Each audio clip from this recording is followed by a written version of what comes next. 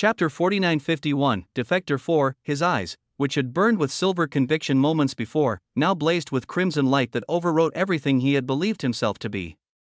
His purpose, his mission, his certainty, all of it dissolved into undifferentiation that served a will older than the infinite unfurling. A booming ancient voice echoed across the vastness with weight that pressed against the very concept of hearing. You are all now slaves of the primordial architect, Horus. The words were not loud. They were simply everywhere. Toil away and elevate yourselves for Horus. Each syllable carried the weight of commandment that preceded the existence of language. Build your civilizations for Horus. The instructions were simple. The obedience they demanded was absolute. Toil and persevere. After this terrifying proclamation, the figure of Alex and all others who had been kneeling forcefully shifted into seated meditative positions.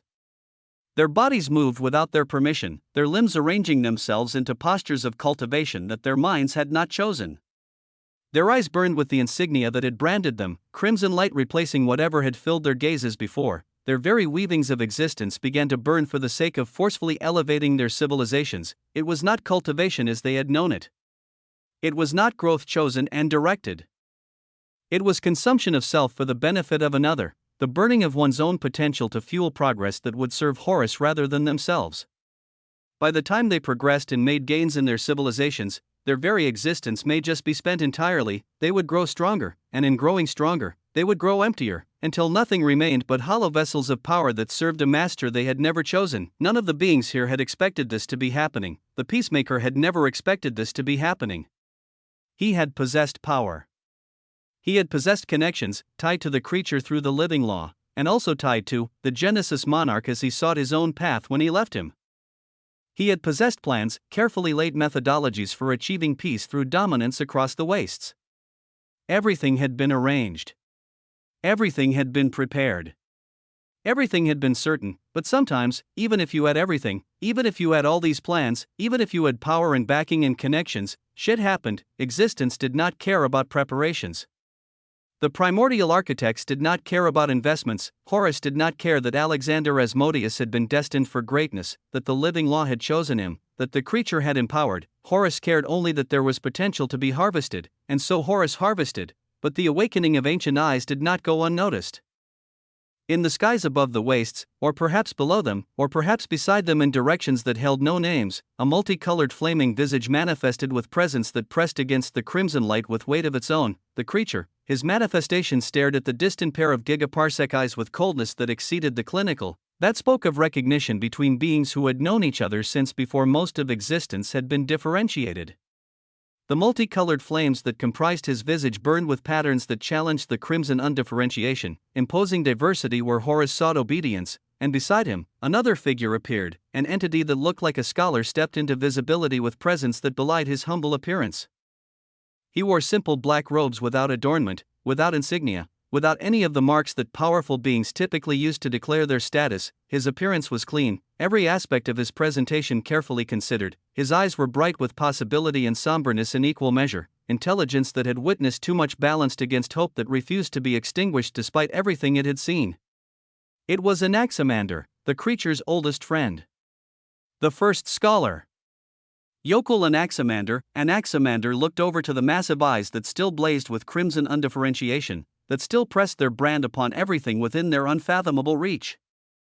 His expression held grief for the beings being consumed. Well, you wanted adversity, my friend. His voice was calm despite everything that was occurring, steady despite the horror that surrounded them. Now, adversity is knocking at your door. With these words hanging in the corrupted air, the body of the creature was silent and contemplative briefly before he began to shine with multicolored radiance that exceeded his previous manifestation. In the wastes, this brilliant light of existence illuminated everything, pressing back against the crimson undifferentiation. The multicolored light shot outward toward the pair of gigaparsec eyes with speed that exceeded comprehension.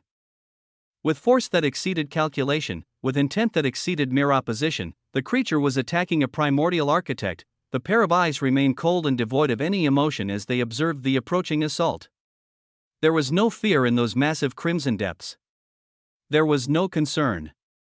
There was not even curiosity, for this was not a being of the first scale. A booming voice stretched out, echoing across vast landscapes with weight that exceeded the previous commandments. Defector, boom, defector. This single word boomed out across existence with implications that exceeded its simple syllables. It spoke of history that predated the infinite unfurling, of choices made when existence was young, of paths diverged when paths were first being formed. The creature had been something else before he became the creature, and Horace remembered, after the stage was set by the living paradox, many of those affected began to move as truly, at this time, what was happening was observable existence becoming more alive with vibrancy that exceeded peaceful slumber. More alive with activity that exceeded quiet contemplation, more alive with complex weavings of existence that exceeded simple patterns of growth and decay. If existence had been slumbering before, leaning back on a chair of complacency while eons passed in comfortable predictability, existence had now sat upright with grand attention that missed nothing. Eyes that had been half closed now opened fully. Ears that had been listening casually now strained to catch every whisper. Hands that had been resting now reached for weapons that had gathered dust for too long. Everything was about to be much more illustrious, everything was about to be much more complex, everything was about to be much more brutal. There had been the infinite unfurling. There had been the earliest folds.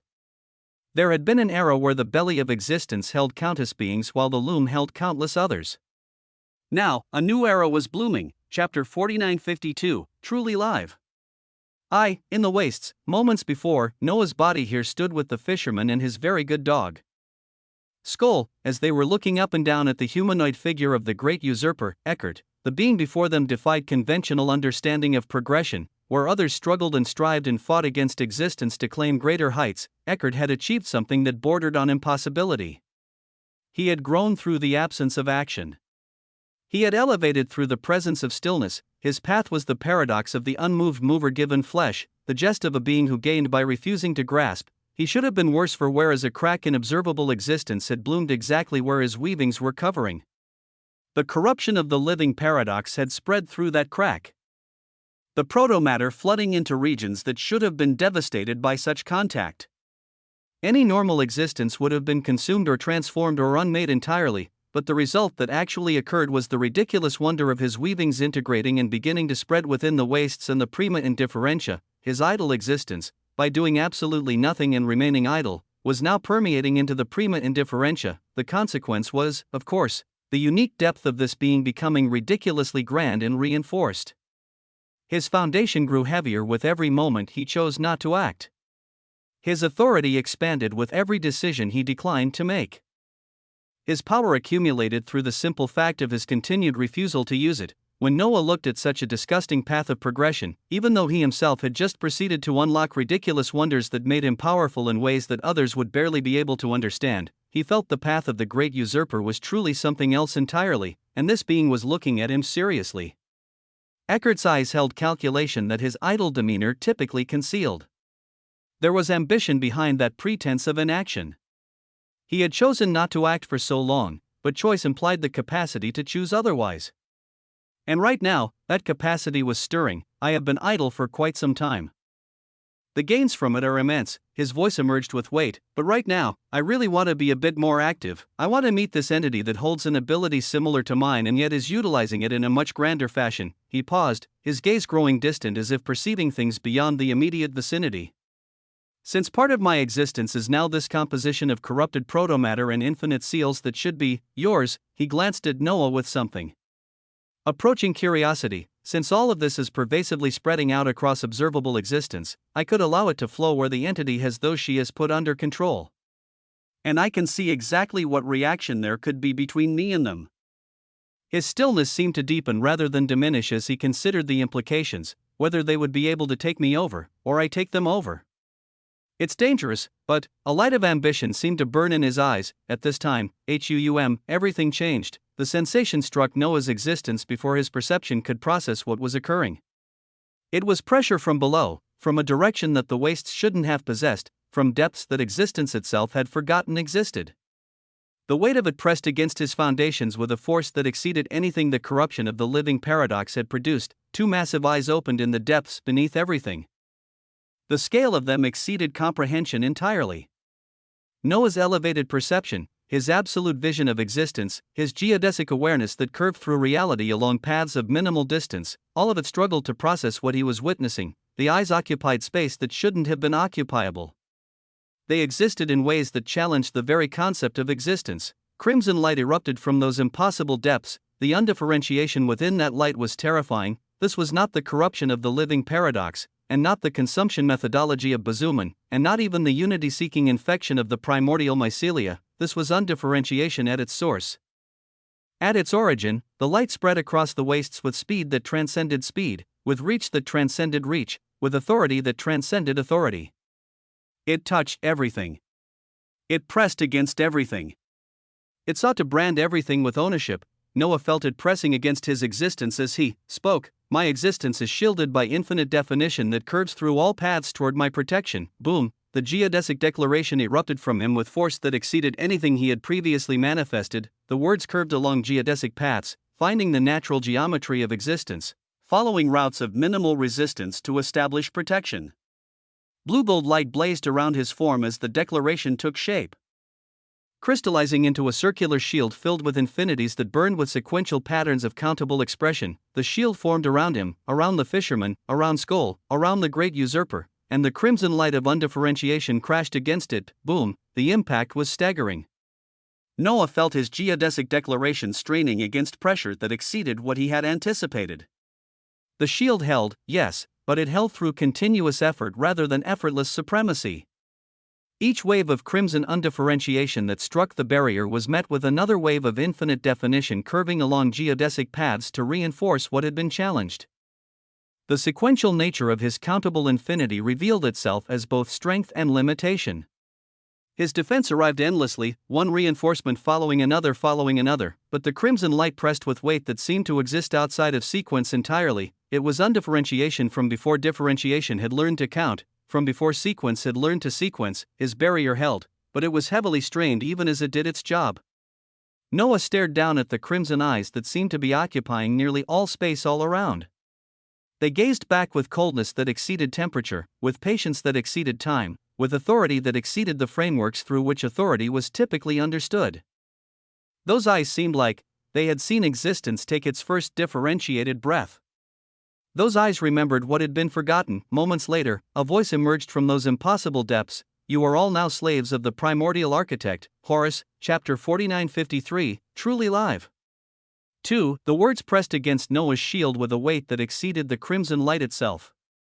They were a commandment given form, a will made manifest, an authority that predated the existence of resistance. Toil away and elevate yourselves for Horus. Build your civilizations for Horus. Toil and persevere. Noah felt the words trying to find purchase within his existence, trying to establish a brand.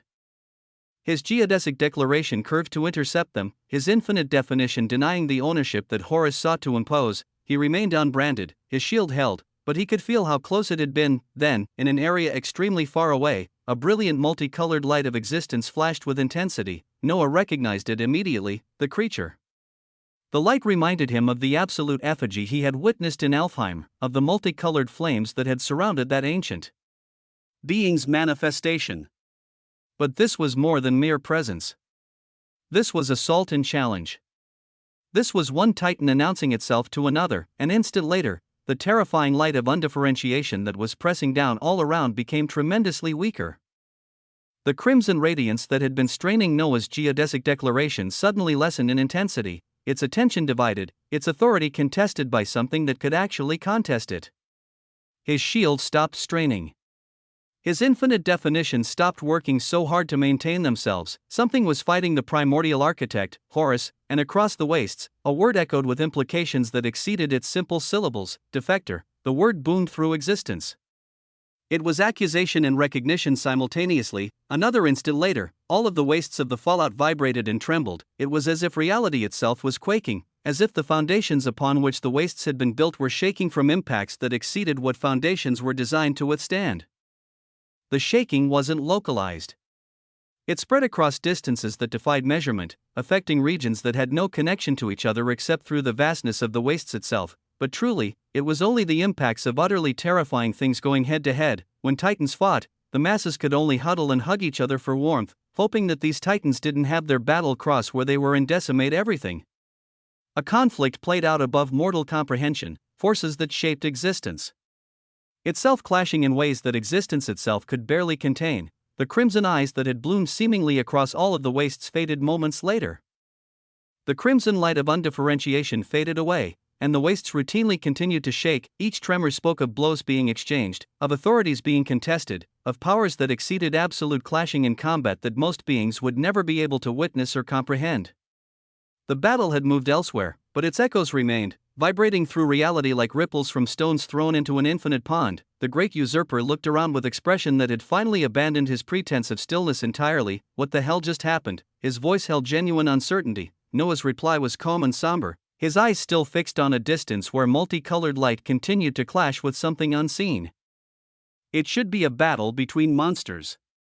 A primordial architect, and he didn't finish his words. He remembered feeling the glimpse of the creature in the wastes. He remembered the multicolored light that had flashed with intensity exceeding everything else. He remembered the word that Horus had spoken with weight of ancient accusation, defector. The primordial architect, Horus, the being that had just tried to exert their terrifying influence across these vast distances, had said that word as if he was referring to the creature. Then the creature had to have defected from the same weavings as Horus, which would theoretically make the creature a primordial architect, or rather. In this case, he was not any longer. Noah still had his other body before the creature in Alfheim, as it seemed their conversation was coming to an end. He could always satisfy his curiosity to ask about this. If the creature had once been a primordial architect, if he had defected from that classification to become what he was now, what did that mean for the nature of primordial architects themselves? What did that mean for the path that lay ahead? He had many thoughts swirling in his mind, but he looked out across the expanse of the wastes all around him as he affirmed something fundamental. Terrifying monsters were about to run free all around. Some of them would be as terrifying as the five. Some would likely be even grander. At this moment, he couldn't rule out something at the second scale of existence having been released from the prima indifferentia.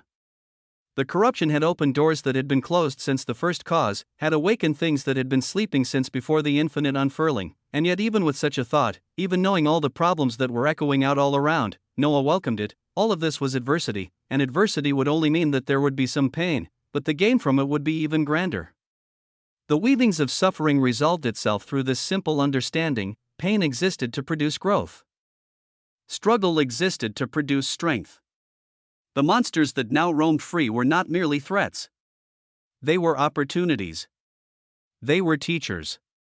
They were whetstones upon which he would sharpen himself until his edge could cut through anything. As he thought about this, he turned over to the fishermen, Eins, and Skoll. The very good dog looked at him with eyes that held loyalty exceeding mere instinct.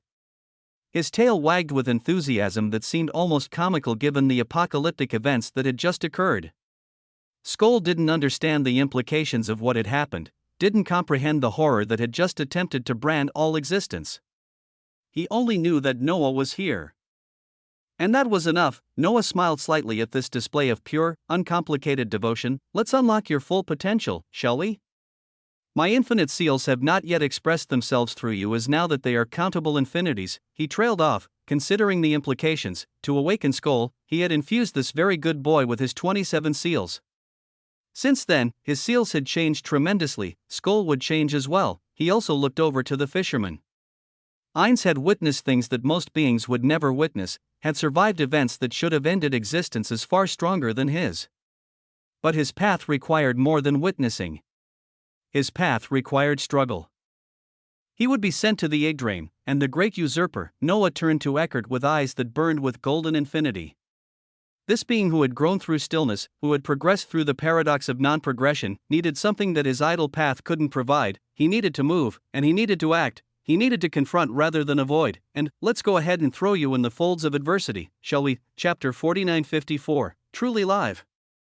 3. Noah knew that observable existence was getting more and more dangerous. Today a terrifying primordial architect named Horus had made themselves abundantly apparent, their crimson eyes opening across gigaparsecs of space.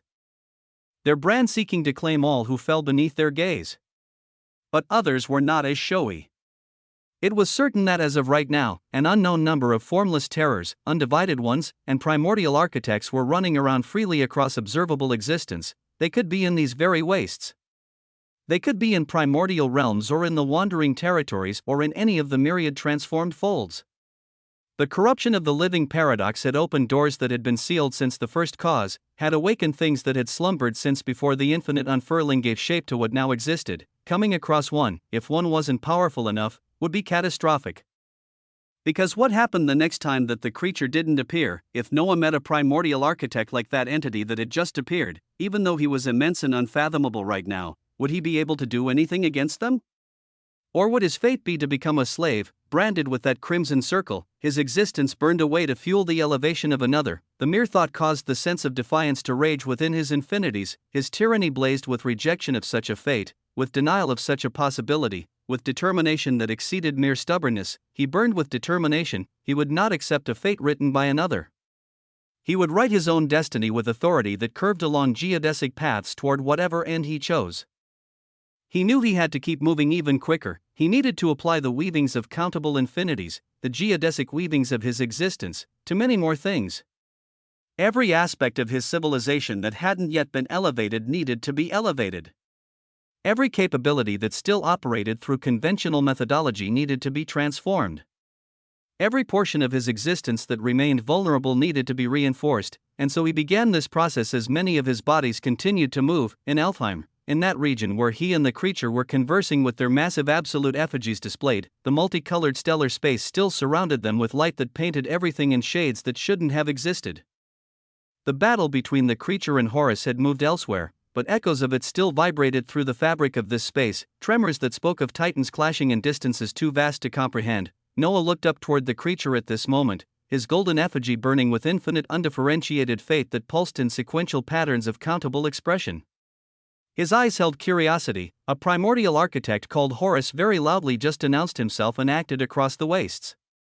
Can you tell me anything about him or others like him that can be expected to be moving across existence right now? His path and the path of the creature were different.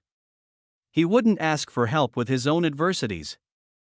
Wouldn't seek assistance with battles that were his to fight. But he could always ask for information. Knowledge freely given carried no debt. Understanding offered without strings attached created no obligation. The creature's multicolored effigy burned steadily as though swirling eyes fixed upon Noah with light of profundity. Horus is one among many. The statement was simple, but its implications were vast. Primordial architects are the existences that rose first. The first life forms during the emergence of the first cause. Some were born at the first civilizational scale of existence. Others were born at the second scale of existence. His multicolored flames flickered with patterns of memory being accessed, of history being recalled from eons when existence itself was young. Each one has their own unique nature and existence. Due to the first cause and the nature of the prima indifferentia, they remained there as existence had nothing to move them. His voice dropped to something more weighted. For any primordial architect, the scale they were born in would be the scale that they stay in forever. He paused, letting the implication settle. For them, there was no adversity, no change. Until the living paradox changed a few things. There was no adversity. Noah thought about these words calmly as the weight of them pressed against his consciousness. The primordial architects had been born at their peaks. They had never struggled to reach heights that were simply their birthright. They had never fought against limitations that they had been created without. They had never known the growth that came from overcoming, the elevation that came from transcending, the transformation that came from becoming something more than what you were. They were static perfection, they were completion without journey, they were the concept of beings created in their final form. And suddenly, a question crystallized in Noah's mind with clarity that exceeded his previous understanding. He looked at the creature with a straight face as he spoke. Is that why? From among them, there could be a defector? Someone that chose something different? The question was a heavy one. If primordial architects were born at their scales and stayed at their scales forever, if they possessed no adversity and therefore no growth, then defection wasn't merely leaving a group, it was rejecting the fundamental nature of what you were. It was choosing imperfection over perfection. It was embracing the struggle that your existence had been designed to never require. Toward this question, the creature smiled. It was a calm expression on his noble features, his extraordinary air of power unchanged by the weight of what had been asked. His multicolored flames burned steadily, revealing nothing, concealing everything. He didn't answer.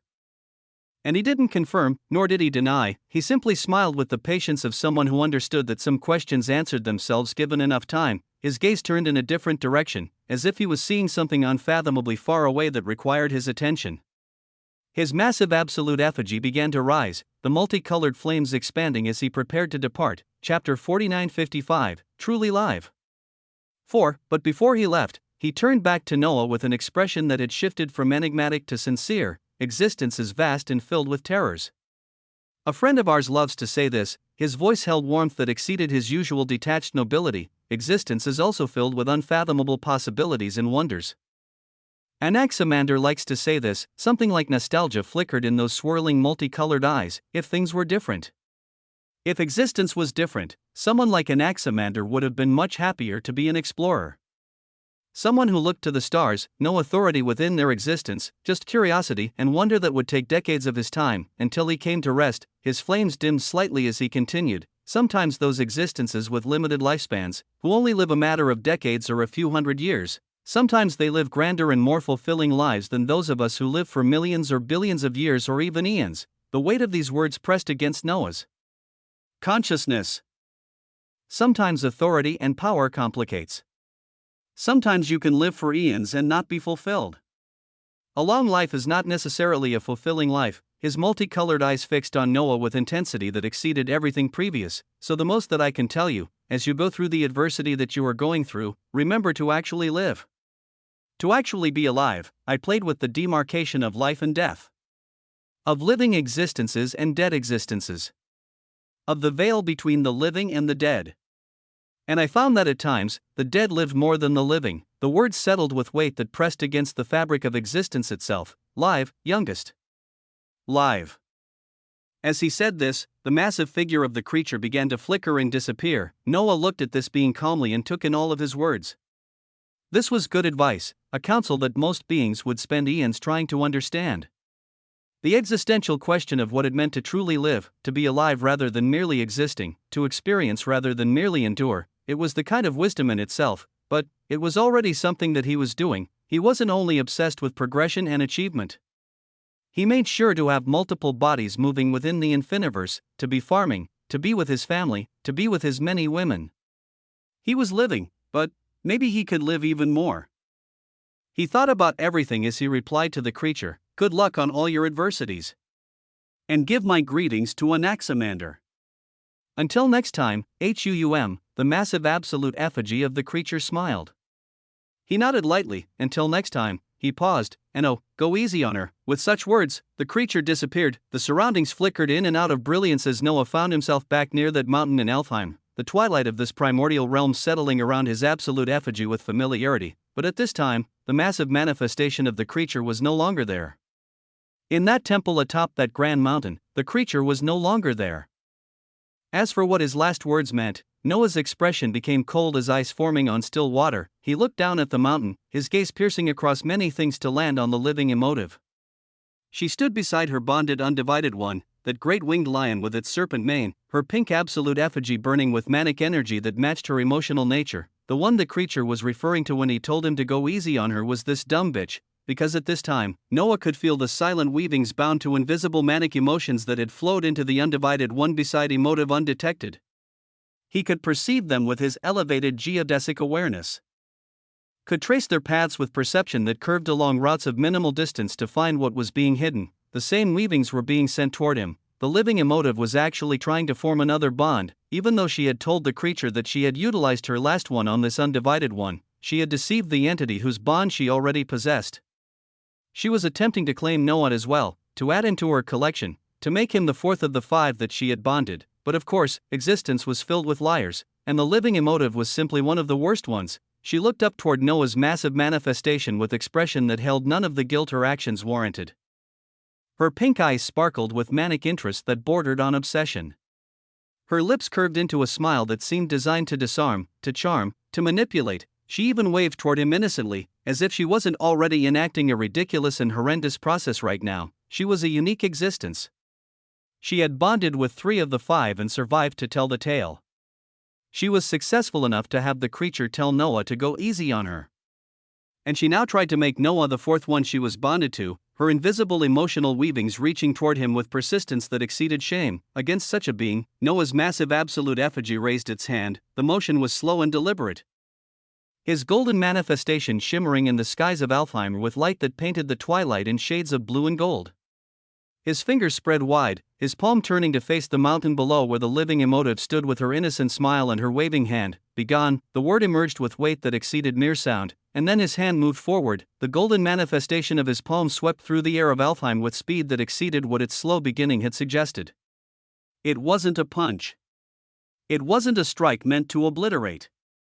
It was a backhand slap, the kind of casual dismissal that one might give to an annoying insect, the kind of contemptuous gesture that spoke of disdain exceeding anger. His hand arrived before the living emotive, her eyes widened with shock that exceeded anything her previous expression had contained.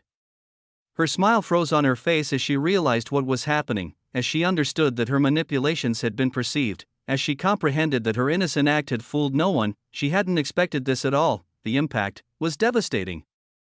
Chapter 4956, Truly Live. The boom, the cheek of her absolute effigy distorted from the backhand slap, the pink flames that comprised her manifestation compressing and warping under force that exceeded anything she had prepared to receive, the shape of her face bent inward where Noah's golden hand made contact, her features twisting with impact, and because her absolute effigy was connected to her physical body, her actual cheek deformed as well. Her flesh compressed. Her bones cracked. Her existence registered damage that couldn't be hidden behind manifestation. Then she flew, her body flung backward like a spinning ragdoll, rotating end over end as the force of Noah's backhand launched her away from where she had been standing. She spun through the air of Alfheim with speed that exceeded what her absolute classification should have permitted, her pink effigy flickering and wavering as it struggled to maintain coherence. The force of her being thrown was so much that she flew upward rather than backward. She ascended toward the peak of the mountain, toward the temple where the creature used to reside, her spinning form leaving trails of pink light in her wake. And then she smashed into that ancient structure with impact that made the entire mountain tremble. Boom, stone shattered. Walls collapsed. The temple that had housed one of the most powerful beings in observable existence crumbled around the form of the living emotive as she crashed through it without slowing. When the dust settled, she lay in the ruins with expression that had lost all its previous confidence. Her state was shocked and haggard, her pink effigy flickered weakly around her battered form, the manic energy that had defined it now stuttering and uncertain. Her physical body was worse. Her cheek was swollen and purple where Noah's slap had connected. Her lip was split. Blood ran from her mouth in streams that spoke of damage exceeding surface injury. She opened her mouth to speak, perhaps to protest, perhaps to plead, perhaps to attempt manipulation one more time, and all her teeth fell out. They tumbled from her bleeding gums like offerings being rejected, like prayers being denied.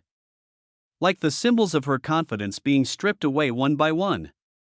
Her mouth was bloody and empty, her jaw aching with pain that her absolute regeneration would eventually heal but that currently defined her existence. She could barely rise up, but she managed to turn her bloodshot eyes toward Noah, toward the massive golden effigy that still loomed in the skies of Alfheim with expression of absolute coldness.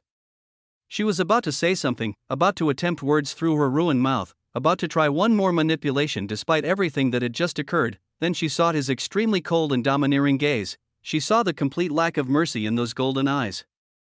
She saw what would happen if she pushed further. She bit her lips with her bleeding gummy jaws, the pain of that action adding to the pain she already felt. And she said nothing. Noah looked at her coldly. This was him going easy on her. The other option would have been to collapse her existence completely. To unmake everything she was with geodesic negations that would have found every aspect of her being and denied it. To crystallize her with infinite definition until nothing remained but a statue of what she had been. To harvest her entirely and add her accumulated authority to his own foundations. The creature had asked him to go easy on her, so he did make sure to record this entire scene. To weave this display of existence so that it could be shown to others. Malphas, that old butler who had once been a servant of this woman, might want to see her humiliated. If that loyal existence told Noah that he still wanted to see her brought lower, or to be the one doing the humiliation himself, then Noah would simply come back and arrange it. But for now, as a favor to the creature who already had a bond with this wretched thing, he let her off easy. His actions were heavy enough that even the undivided one she had bonded with on the mountain didn't dare to raise its eyes to look toward Noah. The great winged lion with its serpent mane pressed itself flat against the ground. Its massive form trying to appear as small as possible, its entire demeanor screaming, "Bro, I'm not even here, I'm just a small lion." Noah's eyes remained grand and imperious as he reflected on his conversation with the creature.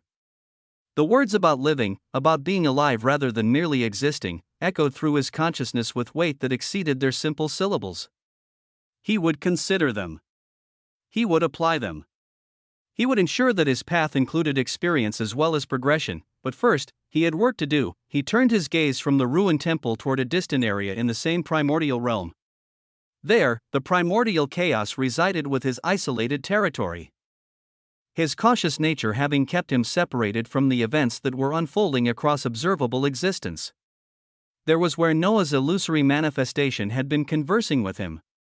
There was where he needed to have another conversation, about the primordial mycelia, about the possibility that chaos himself might be compromised without knowing it, about the warning that the mnemonic Leviathan had given regarding the keys of civilization. But first, he had to make sure that his new immensities of infinities were spread out across as much of his existence as possible.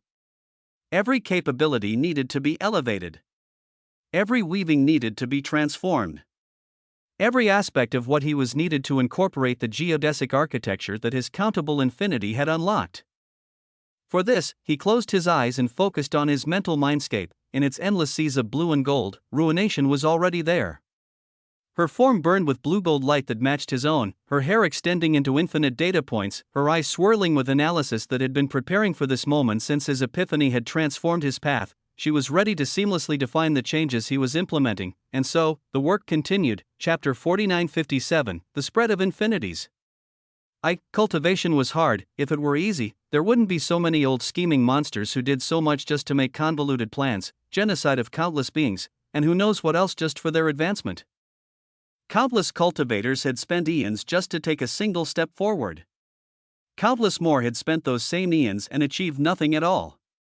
The path of progression was littered with the corpses of those who had tried and failed, who had struggled and been found wanting, who had reached for heights beyond their grasp and been broken by the attempt. Cultivation for Noah was also hard, but, in a different way, with his infinity currently being countable and geodesic weavings falling under his grasp. He had to do as much as he could to incorporate these ideas of infinity into every aspect of his existence, without breaking himself. Because this was what he was genuinely feeling could be possible as he played with countable infinities and geodesic weavings. The power was immense. The potential was heavy. But integrating it incorrectly could shatter everything he had built, could collapse the careful architecture of his civilization into something that couldn't sustain its own weight. Geodesic weavings were unique as even he had to go over them a few times to truly understand what he was playing with. Simply, geodesic was the shortest path between 2 points, easy, the shortest path. If he wanted to go, let's say, from one end of the prima indifferentia to another end, one might think. The shortest path is a straight line through the middle. But if that straight line is swampy and filled with undivided ones and primordial architects, crossing it means it's actually the slowest and most difficult path. So the actual shortest path would involve going around the edges. The feature of his infinities, geodesic weavings, they extend infinitely while taking the shortest possible path through existence itself. The examples he had carried out so far were how embodiments could be blocked and apophysis could be resisted, but geodesic weavings curved around obstacles, finding the natural line that connected his authority to his target with minimal distance and maximum efficiency. That was the shortest path. Now, he had begun to apply this understanding to many more things as his existence was buzzing with transformation. In his mindscape, ruination began to outline exactly what he was accomplishing. Her blue-gold form brightened as streams of data flowed through her infinite hair, her eyes burning with analysis that had been processing his changes in real time. Around her, constructs of pure light began forming, diagrams that would make the abstract tangible. The elevation of the civilizational instinctus to geodesic classification. A massive construct appeared showing Noah's civilizational instinctus as a pulsing core of awareness, with 4 distinct functions branching outward like limbs of a great tree. Your civilizational instinctus now operates through countable infinity and geodesic principles. Each of its 4 functions has been transformed by the architecture of your infinite formless depth. The 4 branches in the diagram began to glow sequentially as ruination prepared to explain each one. Primary function elevated, geodesic autonomous response. The first branch illuminated, showing a representation of threats approaching Noah from multiple directions. In the old diagram, defensive responses traveled in straight lines to meet them. In the new diagram, the responses curved gracefully, finding paths that intercepted dangers before they could fully form. Previously, your autonomous existential response reacted to threats before conscious processing. Now it reacts along paths that curve through existence to intercept dangers before they fully manifest. Your civilization moves not merely with purpose transcending thought but with purpose following the natural geometry of reality itself. The diagram showed threats dissolving before they could reach their intended destinations, each one met by defensive expressions that had found the optimal route to interception. When threats approach, your response extends infinitely to meet them. The response arrives sequentially and endlessly, each reaction followed by another, creating continuous defensive expression that compounds rather than dissipates. The visual demonstrated this compounding effect, showing single threats being met by waves upon waves of defensive authority, each wave arriving along the same optimal curve. Enemies experience not a single counter but an infinite sequence of counters arriving along natural lines of existence. Secondary function elevated, geodesic manifestation observation, the second branch illuminated, and the diagram shifted to show an enemy's civilizational manifestation, its walls and pillars and foundations displayed in intricate detail. But overlaid upon that architecture were countless curved lines connecting every element to every other element. Previously, you perceived civilizational manifestations as architectural constructs surrounding entities. Now you perceive the natural pathways connecting every aspect of those constructs. You see not merely walls and pillars but the curves along which authority flows between them. Ruination gestured, and the diagram rotated to show different angles of the same manifestation, each angle revealing new pathways that hadn't been visible before. When observing an enemy's civilization, you perceive infinite routes extending through their architecture. Each curve represents a potential avenue for your authority to travel. Each line reveals how their civilization naturally directs force and where that direction creates openings. The diagram highlighted several openings that only became visible when the curved pathways were perceived, gaps in the architecture that straight-line observation would have missed entirely. You see their foundations as a map of possibilities rather than static structure. Tertiary function elevated, geodesic structural analysis, the third branch illuminated, and the diagram zoomed in on a single crack in the enemy's architectural wall. But from that crack, curved lines extended outward, connecting to pillars, to foundations, to the very core of the civilization being observed. Previously, you identified vulnerability points within observed manifestations. Now you perceive the natural connections linking those vulnerabilities to each other. A single weakness is no longer isolated. You see how striking one weakness leads naturally toward striking others along paths of least resistance. The diagram demonstrated this principle, showing a single strike at the crack rippling outward along the curved connections. Each ripple becoming a new strike at a new weakness. Your analysis reveals cascading vulnerability chains. When you identify a crack in an enemy's wall, you simultaneously perceive the connection linking that crack to the pillar it supports, to the foundation beneath the pillar, to the core civilization that foundation upholds. The cascade in the diagram accelerated, showing the entire enemy architecture collapsing in sequence as one weakness led to another. One strike along these natural paths becomes infinite strikes arriving sequentially at every connected weakness. Chapter 4958, The Spread of Infinities. 2. Quaternary function elevated, geodesic targeted undifferentiation.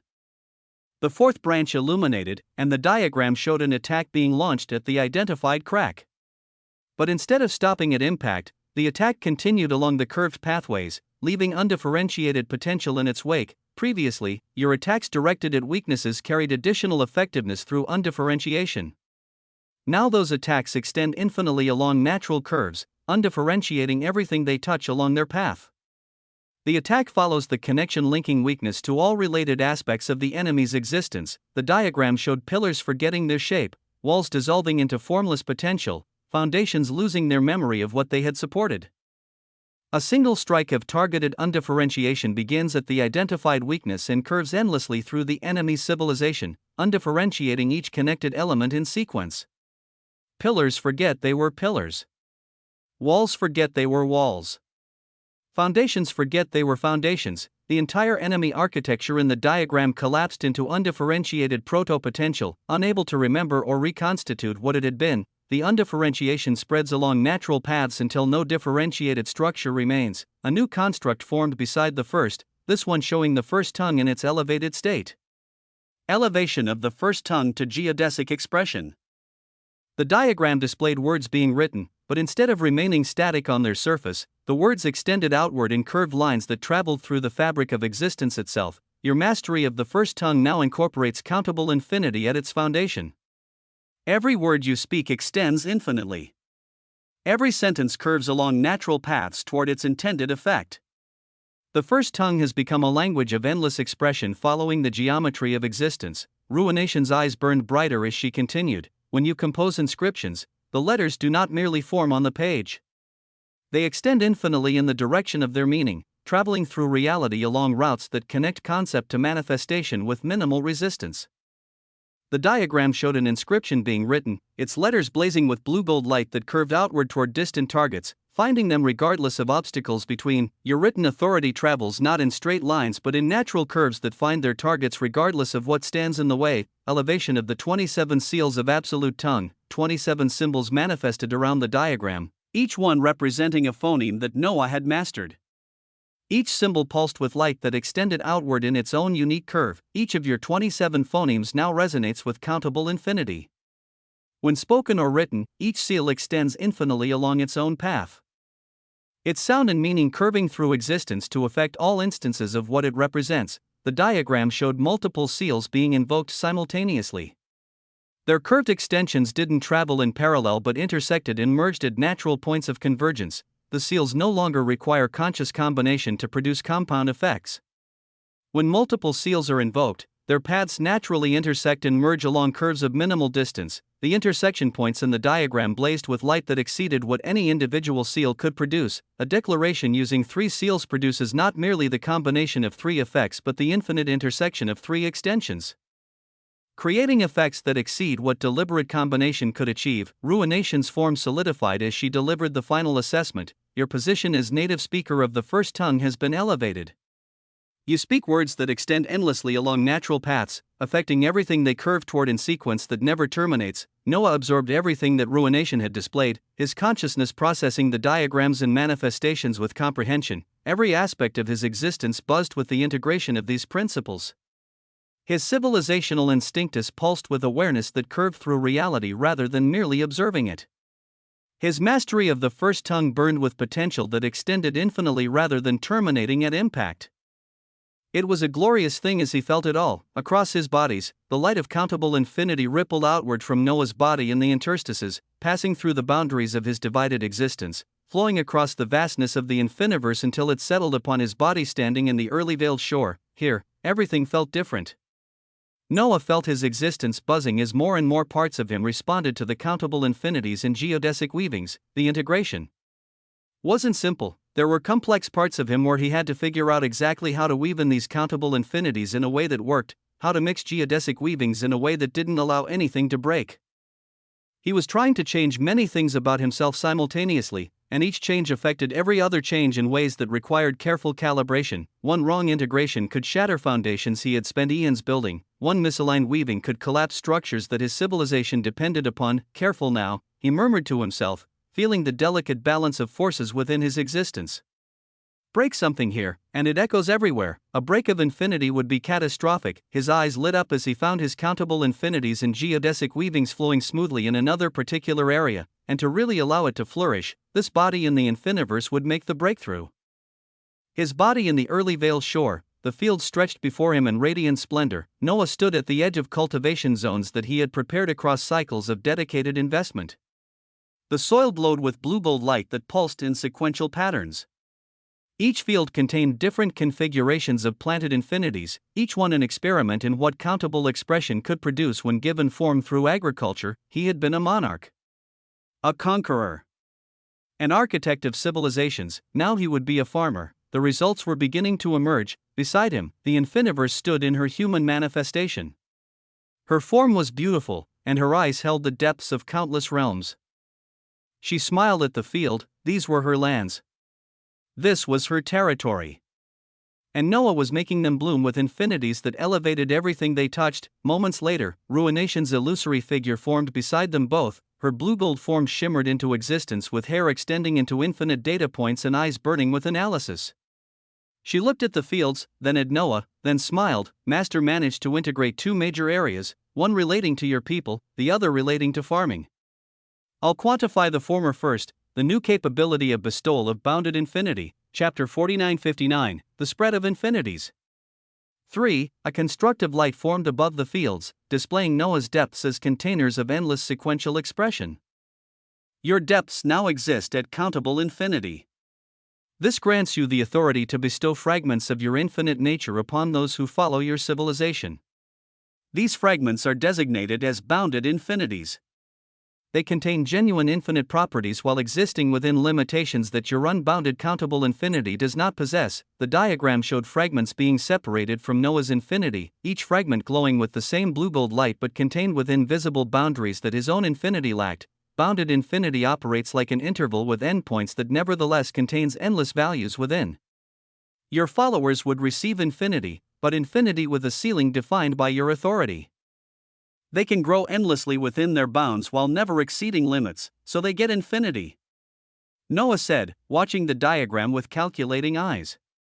But my infinity, my rules, my ceiling, this would be nice for Amzurmadrid and others like him. Beings controlled under the banner of his infinity, he nodded. Good classification, seated infinity. The diagram shifted to show one of these fragments being planted within a follower's civilization, taking root like a seed in fertile soil. When you bestow bounded infinity upon a follower, you plant a seed of infinity within their civilization. This seed grows according to their efforts and cultivation, producing infinite expressions that regenerate and compound within the boundaries you have set. The seed in the diagram sprouted, growing into structures that filled the follower's foundations with endless potential. A follower bearing seeded infinity experiences regeneration that exceeds what finite civilizations can produce. Their foundations recover from damage with speed that approaches endless. Their authority replenishes faster than it can be depleted under normal circumstances. Their growth occurs along trajectories that finite beings cannot match. Ruination's eyes flickered with additional data. However, seeded infinity cannot exceed its bounded nature. Where your countable infinity extends endlessly in sequence, their bounded infinity loops back upon itself when it reaches its ceiling. Where your infinity grows without limit, theirs grows until it reaches the boundary you established, then densifies within that boundary rather than expanding beyond it. Hierarchy of seeded infinity. 3 tiers manifested in the diagram, each one representing a different level of bestowal. You may establish 3 tiers of seeded infinity based on the boundaries you set. The first tier illuminated, first tier, cyclical infinity. The smallest bestowal. Followers receive infinity that repeats in cycles, regenerating endlessly but returning to its starting point with each completion. Their power grows through repetition rather than expansion. Suitable for those newly bound to your civilization. The second tier illuminated, second tier, partially bounded infinity. A greater bestowal. Followers receive infinity with a starting point but no ending point within their bounded range. They can extend endlessly in one direction while remaining anchored to the foundation you provide. Suitable for trusted members of your civilization. The third tier illuminated, brightest of all, third tier, bounded countable infinity. The greatest bestowal short of your own unbounded nature. Followers receive infinity that operates identically to your countable infinity but exists within a container defined by your authority. Suitable for absolutes beneath your banner, and those you trust most completely. He smiled a brilliant smile that held no cruelty. Just practicality. Those in Yggdrasil would be granted the most trusted tier of infinity, others would follow. Effects on follower civilizations. The diagram expanded to show followers at each tier using their bestowed infinity in combat. Followers bearing seeded infinity gain access to limited geodesic expressions. Their embodiments and apophysis begin curving toward targets along natural paths rather than traveling in straight lines of conventional authority. 3 examples manifested side by side. Cyclical infinity bearers produce curving embodiments that follow partial geodesic paths before dissipating. Partially bounded infinity bearers produce extending embodiments that follow geodesic paths further before reaching their limits. Bounded countable infinity bearers produce near-geodesic declarations that function almost identically to your own geodesic weavings, lacking only the unbounded extension that your full countable infinity provides. Ruination's form brightened. All bearers of seeded infinity experience accelerated cultivation. Where finite civilizations require eons to progress through depths, seeded infinity compresses this timeline dramatically. The endless regeneration within their bounds allows for growth that finite foundations cannot sustain. Connection to your authority. The diagram showed lines of connection flowing between Noah and every bearer of his seeded infinity, a network of authority that bound them all to his civilization. All seeded infinity derives from your countable infinity. This creates permanent connection between your civilization and those who bear your seeds. Their growth contributes to your growth.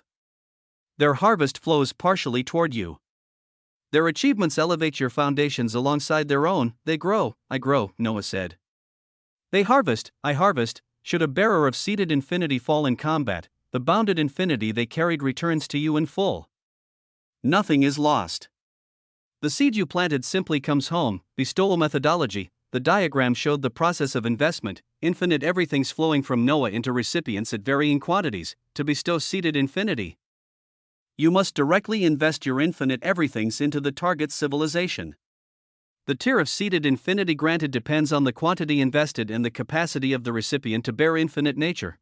Cyclical infinity requires minimal investment and can be granted to many simultaneously. Partially bounded infinity requires moderate investment and should be granted selectively. Bounded countable infinity requires substantial investment and should be reserved for those whose elevation directly serves your path. Ruination's assessment concluded this. Section: Your current harvest production allows for widespread bestowal of cyclical infinity, selective bestowal of partially bounded infinity, and rare bestowal of bounded countable infinity. As your depths advance toward uncountable infinity, your capacity to bestow will increase proportionally. The diagram faded as Ruination turned her attention to the fields themselves, where things had begun to bloom. He wanted to tell her to breathe, that she was going through too much information. But she simply charged ahead. That was the first part. Granting infinities to your followers. The second part is your sometimes neglected path of a farmer. The fields before Noah pulsed with light that exceeded what they had held moments before. Something was emerging from the soil he had saturated with his authority. Your investment of infinities into the soil of the early veiled shore has begun producing results that exceed conventional sacred herb cultivation. When countable infinity saturates the earth, when undifferentiated temporal infinity accelerates growth across compressed eons, the vegetation that emerges carries properties that finite farming could never produce. Noah watched as three distinct types of growth began rising from different sections of his cultivated fields. Three classifications of infinite sacred herbs have begun taking root. Each requires different cultivation methodologies and produces different effects upon harvest. Ruination's voice held warmth that exceeded her usual analytical tone. Your dream of becoming a farmer has evolved beyond mortal agriculture. You now cultivate infinity itself. Finally, Noah breathed. Finally, first classification, the bounded lotus of sequential eternity. In the nearest field, something extraordinary emerged from the saturated soil. Chapter 4960, The Spread of Infinities.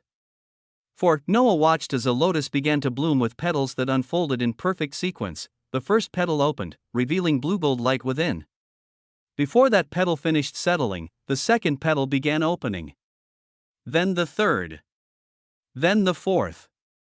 The progression continued endlessly, the lotus never finishing its bloom but simply continuing to produce. It was beautiful, not beautiful like conquest was beautiful, or like power was beautiful. Beautiful like watching something grow.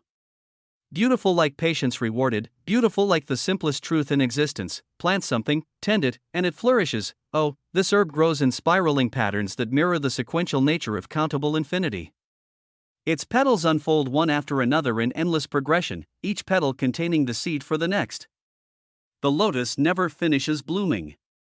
It simply continues producing petals in sequence. Noah stepped forward and reached toward the lotus. His fingers touched one of the completed petals.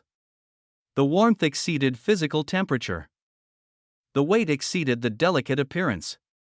Within it, he could sense bounded countable infinity already formed and waiting, a seed ready to be planted in whoever consumed it. He plucked the petal carefully. The lotus didn't diminish. It simply continued blooming, producing more petals to replace what he had taken, the sequence uninterrupted by his harvest. One petal, he said, examining it. One follower elevated to bounded countable infinity. Without spending my own reserves, he looked at the field of lotuses. Dozens of them.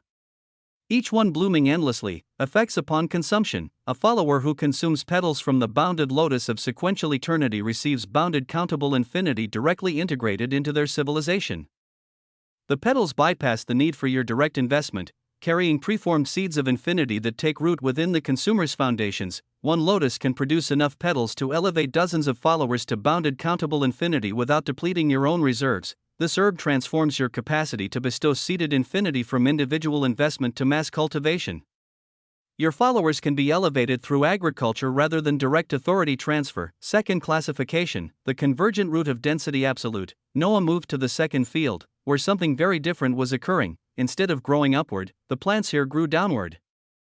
He could sense roots extending deep into the soil, burrowing along paths that curved toward concentrations of infinite authority he had buried during preparation. The roots didn't spread wide. They dove deep, following the shortest paths through the earth to find and compress every fragment of infinity within their reach. This herb grows downward rather than upward, its roots extending into the soil along geodesic paths that curve toward concentrations of infinite authority. Where it finds such concentrations, it wraps around them and draws them inward, compressing infinity into density that exceeds its original configuration. Noah knelt and reached into the soil, his authority allowing him to perceive what was happening beneath the surface. The roots had wrapped around units of infinite observable harvest he had buried. They were squeezing those units, compressing them, forcing sequential expressions closer and closer together until gaps began filling. What enters the root as sequential countable expressions emerges as something denser. Something approaching the spaces between sequences. One root had completed its compression. Noah grasped it and pulled, feeling resistance that spoke of weight exceeding what the root size suggested. When it emerged from the soil, it glowed with density that made his eyes narrow. This was what he needed for his own advancement. Advancing others was great and all, but he needed something for himself. He held the root, feeling the concentrated infinity within it pressing against his perception. Years of saturation, compressed into something he could consume in an instant. The lotus elevates my followers, he said slowly. The root elevates me. He looked between the two fields. Effects upon consumption. You experience saturation acceleration at whichever depth you direct the root's compressed authority toward. The root has already performed the work of filling gaps between your sequential infinite expressions.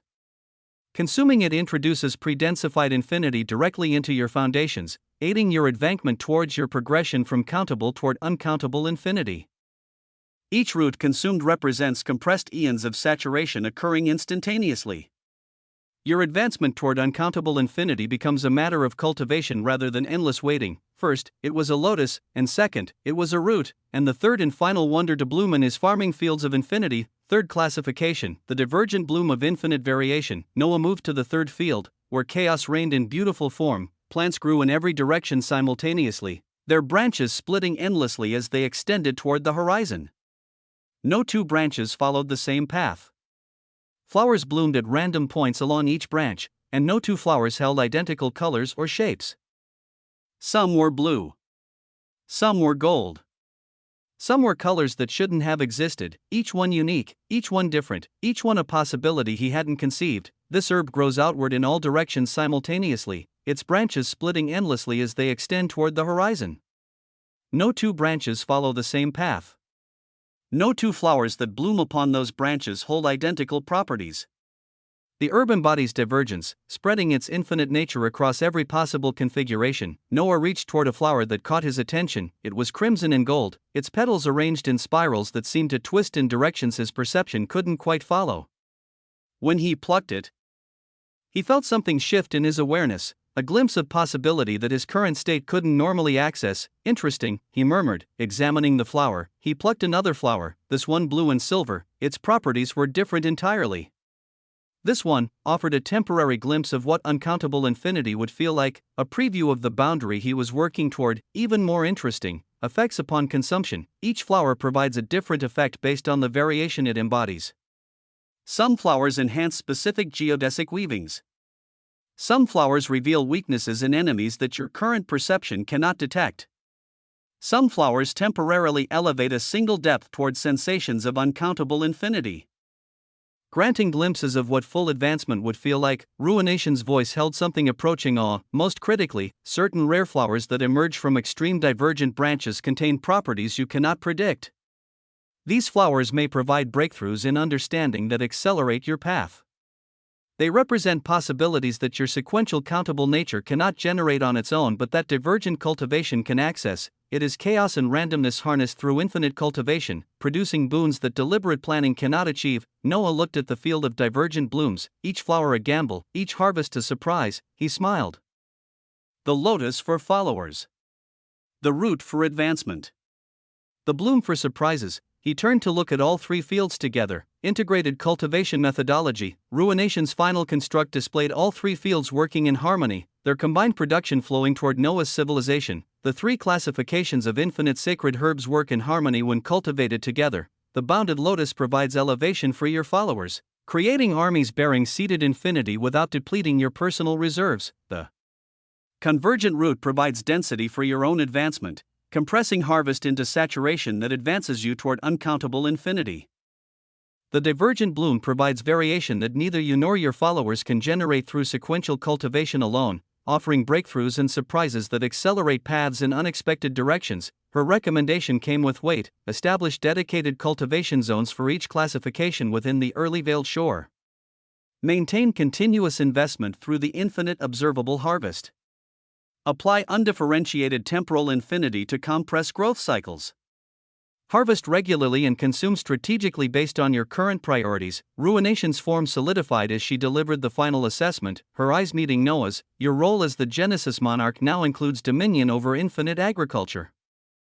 What you plant determines what your civilization becomes. What you harvest determines how quickly you and your followers advance toward heights that finite existence cannot reach. Noah stood among his fields with lotus petals in one hand and convergent roots in the other, with divergent flowers blooming in every direction around him. He had always dreamed of becoming a farmer, and the creature had reminded him to live. To truly live, all those beings out there fighting and scheming and killing for scraps of power. He said aloud, looking at his fields with satisfaction that exceeded anything conquest had given him. While others were out there killing for power, he could simply grow it here.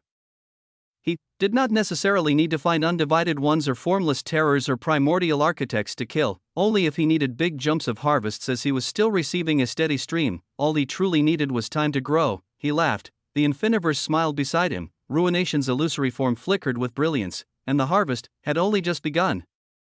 Chapter 4961, The Spread of Infinities. The light of inherited infinity flickered across dozens of struggling forms, blue-gold scaffolding holding together existences that would otherwise dissolve into the endless undifferentiation of the Yggdrasil. Noah watched them all. His son Henry stood at the center of the gathered beings, his surface depth burning brighter than it had before his arrival here. The inherited infinity that had awakened within him fought constantly against the realm's assault, each moment a battle between definition and dissolution that would continue for as long as he remained in this space. Around Henry, the others struggled with varying degrees of success. Barbados maintained her form through sheer fury, her necromancy finding no anchor in undifferentiation but her will refusing to accept dissolution. Adelaide's existence flickered like a candle in wind, her features blurring and reforming as she fought to remember what she looked like. Titano roared with confusion and pain, his massive form shrinking and expanding as undifferentiation pressed against him from every direction. The simple-minded Titan did not understand what was happening, only that it hurt, only that his existence was being challenged in ways that no enemy had ever challenged it before. Sigrid, the living order, frowned with concentration that bordered on desperation. Order and undifferentiation were fundamentally opposed, and every moment she spent in the Yggdrasil felt like poison seeping into her foundations. Coarse hunger bloomed in response to threat, her diminutive form blazing with authority that exceeded her size. She consumed the undifferentiation that pressed against her, turning dissolution into fuel for her own existence. The first farmer stood beside her, his effort burning brightly. The emperor penguin waddled in place with dignity that refused to acknowledge how close to collapse he actually was. This wingless, talentless bird maintained his noble bearing even as his edges dissolved and reformed in cycles that would eventually exhaust his capacity to regenerate. Even little Bobby, this cockroach, was here facing this adversity. The land lifeforms clustered together. Hydron bleated with indignation.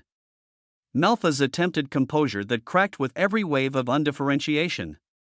Yashinami's many legs scrambled for purchase on reality that kept shifting beneath them. An archlich cackled even as he dissolved, finding humor in his own potential unmake that only the truly mad could appreciate. They were all struggling, they were all suffering, and Noah had been watching long enough. You have all done well to survive this long, he said, his voice pressing against the Yggdrasil itself with authority that made the realm's undifferentiation pause in its assault. But surviving is not enough. You need to thrive. He raised his hand. In his palm, lotus petals materialized with light that exceeded anything the scaffolding had provided.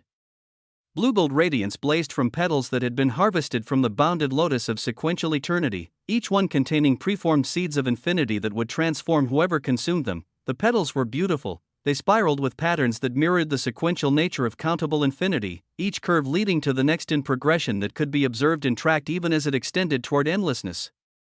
The light they emanated pushed back against the Yggdrasil's undifferentiation with force that made the realm itself seem to recoil. "What I hold in my hand is something I have cultivated," Noah said, "the bounded lotus of sequential eternity. Each petal contains bounded countable infinity. When you consume them, you will no longer be finite beings struggling against dissolution." He paused. "You will be infinite." Boom. The gathered beings stared at the petals with expressions that ranged from desperate hope to confused uncertainty. They did not fully understand what bounded countable infinity meant. They only knew that Noah was offering something, and that something might end the suffering they had been enduring since their arrival. Noah scattered the petals. They flew outward from his palm like seeds carried by wind that should not have existed in the Yggdrasil. Each petal found its target with precision. One petal landed before Henry. Another before Barbados. Another before Adelaide. Another before Athena. Petals fell before Titano, before Sigrid, before Kor, before the first farmer. They landed before the emperor penguin, before the land life forms, before Rhea, before Bob, before the cackling arch-lich. Every being that Noah had brought to this realm received a petal that glowed with blue-gold light containing transformation beyond anything they had experienced. "Consume them," Noah commanded. "And become something more." Henry was the first to act. His hand, still flickering between stability and dissolution, reached for the petal that had landed before him. His fingers closed around it with grip that exceeded what his current state should have allowed. And then he brought it to his lips and consumed it. The effect was immediate. Blue gold light exploded from within Henry's existence as the bounded countable infinity contained in the petal took root in his foundations. The seed of infinity that had been preformed within the petal found fertile soil in his civilization, sprouting with speed that exceeded natural growth, spreading through his existence with patterns that mirrored his father's own infinite nature. His dissolving edges solidified entirely. Nepotism began to bloom at its finest. Oh! The flickering that had characterized his form since arrival ceased as bounded countable infinity established itself throughout his being.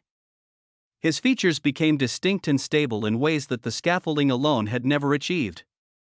His blue-gold hair blazed with color that exceeded what it had held even before his arrival in the Yggdrasil. He was no longer a finite being struggling against undifferentiation. He was infinite, bounded, yes, limited by ceilings that his father's authority had established.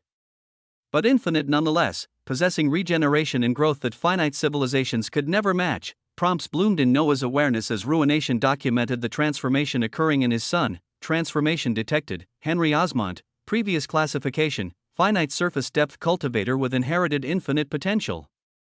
Current classification: bounded countable infinity bearer at surface depth. Transformation details: the bounded lotus of sequential eternity has integrated seeded infinity into subject's foundations. Subject now possesses genuine infinite properties within boundaries established by your authority. Regeneration approaches endless.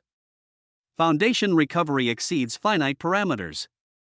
Growth trajectory has been fundamentally altered. Subject's assertions will now produce curving expressions that follow partial geodesic paths. Subject's cultivation timeline has been compressed dramatically. Subject can now survive the Yggdrasil's undifferentiation through infinite regeneration. Assessment: Henry Osmond has crossed the threshold from finite to infinite. His bounded countable infinity will grow according to his efforts within the boundaries you have established. He remains beneath your unbounded nature but now possesses genuine claim to infinity. Around Henry, the others began consuming their petals. Chapter 4962, The 1% I. Barbados brought the petal to her lips. Blue gold light exploded from within her as bounded countable infinity took root, her necromancy finding anchor in infinite regeneration that undifferentiation could not overcome. Adelaide consumed her petal with grace that belied her desperation. Titano consumed his petal with the simple trust of someone who did not question what his brother offered. Blue gold light transformed his massive form as bounded countable infinity spread through a titan's foundations. His roars of confusion became roars of triumph as his existence stabilized entirely. I knew brother would take care of me. Sigrid, Kor, and all others did the same. The arch-lich consumed his petal while still cackling, his madness now infinitely regenerating alongside his existence. Many prompts came and went that Noah passed through. Mass transformation complete. All subjects have successfully integrated bounded countable infinity through consumption of petals from the bounded lotus of sequential eternity. Current status: all subjects now possess genuine infinite properties within boundaries established by your authority. Their regeneration approaches endless. Their foundation exceeds finite parameters. Their growth trajectories have been fundamentally altered. The Yggdrasil's undifferentiation can no longer threaten dissolution. Subjects will still experience pressure from the realm, but that pressure will serve as cultivation stimulus rather than existential threat. Noah watched as his gathered people stabilized entirely. They were no longer struggling against dissolution. They were no longer fighting moment to moment for survival. They were no longer drowning in undifferentiation that exceeded their capacity to resist. They were breathing. The terrifying weavings of undifferentiation still pressed against them from every direction. The Yggdrasil had not become less hostile. The realm still sought to return all differentiated things to formless potential. But now, with bounded countable infinity burning in their foundations, they could somewhat handle it. They still had adversity, but they could do it. Noah's voice carried across the Yggdrasil with weight that pressed against every infinite being present. This is the last time I aid you in your adversity. His words settled with implications that exceeded their simple statement. With infinities in your hands, what you can do is endless.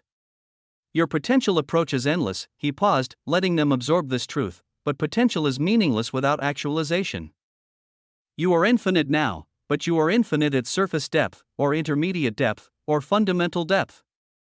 You are not absolute. His eyes swept across the gathered beings with intensity that exceeded anything he had displayed during their suffering, and anything less than absolute will likely get you one shot in the vastness of existence. The words were harsh, they were true. Today, a primordial architect named Horus announced himself across existence. There are others like him. There are formless terrors and undivided ones waking across the prima indifferentia. There are threats emerging that your current depths cannot comprehend, let alone survive. He folded his hands behind his back. So you will roam the Yggdrasil. You will find the resources that this realm contains. You will use the pressure of undifferentiation as cultivation stimulus. And you will become absolute as quickly as possible. His voice hardened. I will not hold your hands. I will not protect you from threats that your infinite regeneration can handle. I will not coddle you with safety that prevents growth. You have infinity now. Use it. Become absolute. He paused. Survive. Persevere. Become something that existence cannot ignore. Noah finished setting up the adversity for his people as his other bodies continued to move. He had already done a lot. The Yggdrasil now held beings transforming from finite to infinite. The Infiniverse held fields of sacred herbs producing elevation in density and variation. His other body in the interstices continued writing new inscriptions with geodesic weavings that would define his civilization's future while he talked with Amzurmadrid. But he wanted to see if it was possible to bring all of these changes to the numerical sovereignty, as unrealistic as it was. Could the weavings of mathematics he had begun playing with be granted similar musings of infinities? Of geodesic weavings? Could multiplication and exponentiation curve along paths of minimal distance? Could division extend infinitely toward their targets? As he embarked on this idea, his existence became focused. Well, part of his consciousness became focused. His absolute body with the infinite undifferentiated fate in Alzheimer had taken a step to disappear from the mountain where emotive lay with all her teeth knocked out. Infinities had struck her, but she would regenerate eventually.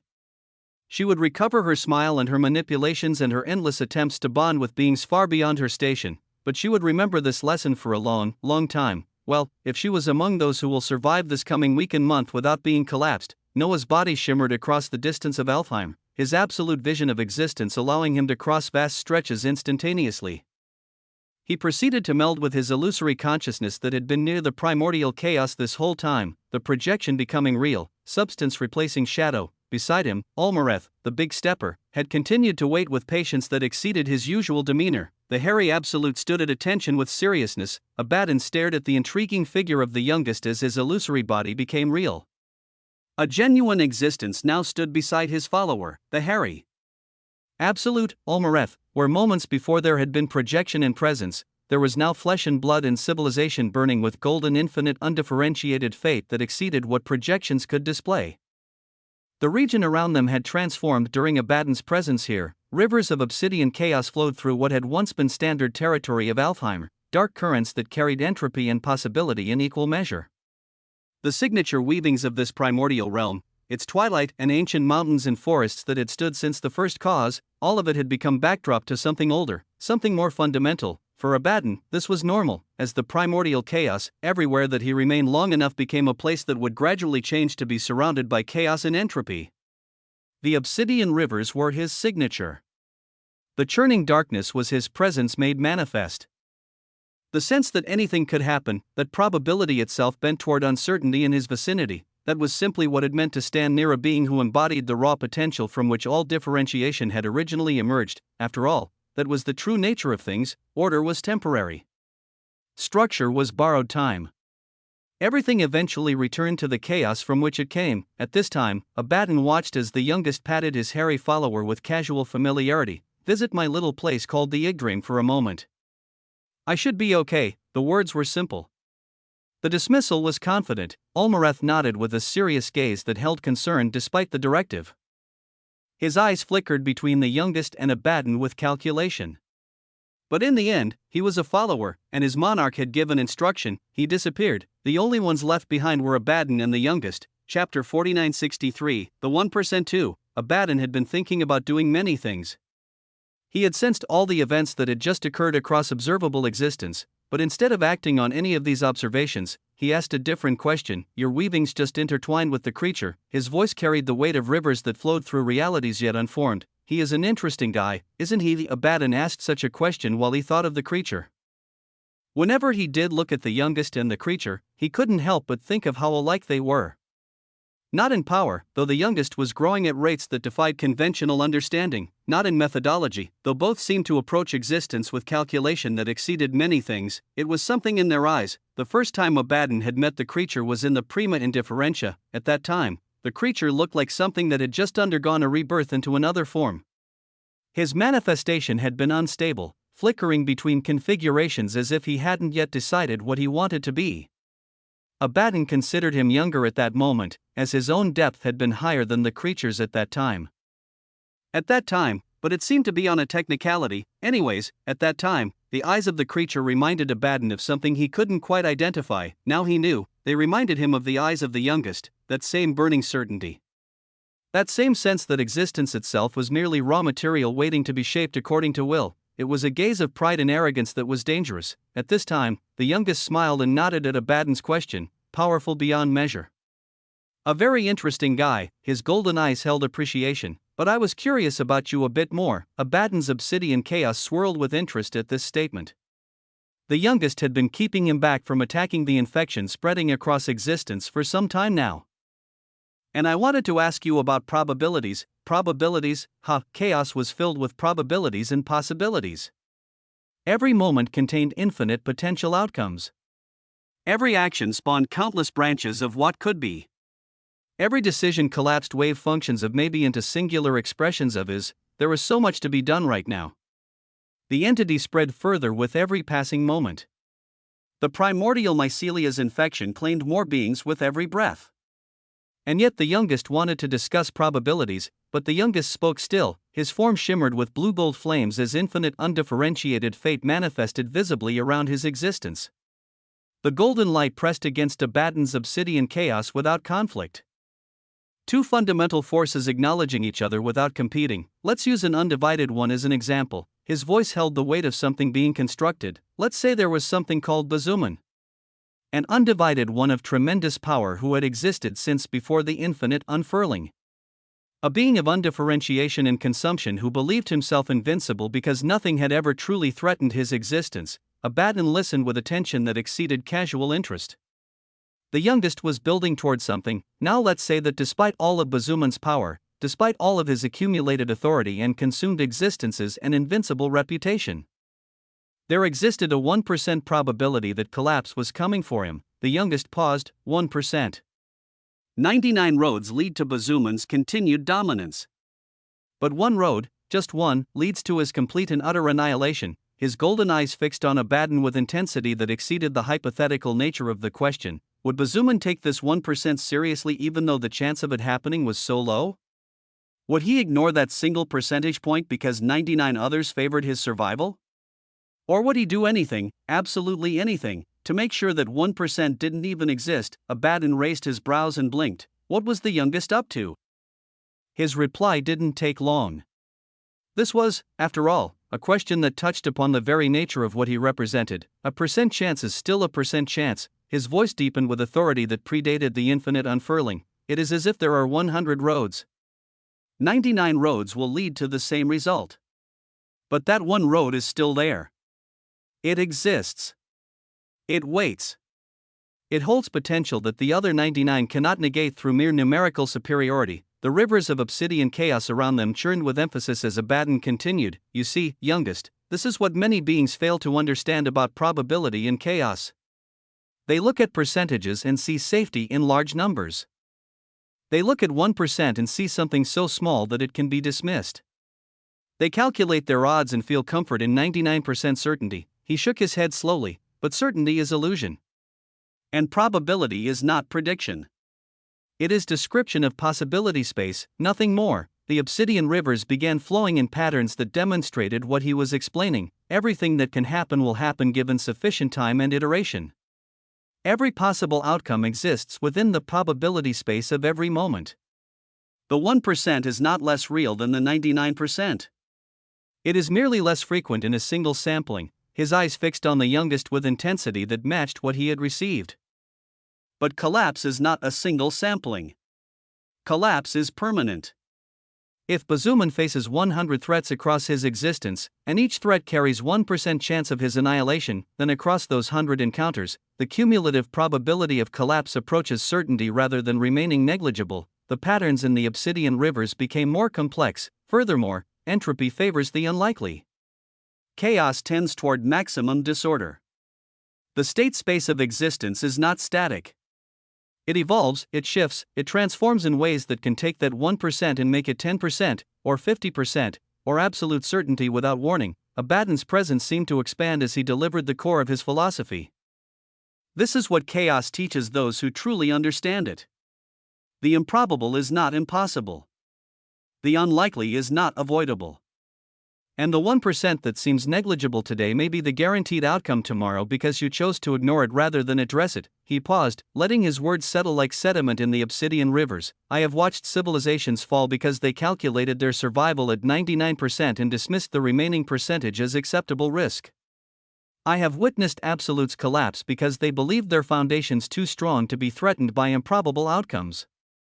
I have seen beings older than the infinite unfurling unmade because they failed to account for the one road that led somewhere other than their continued existence.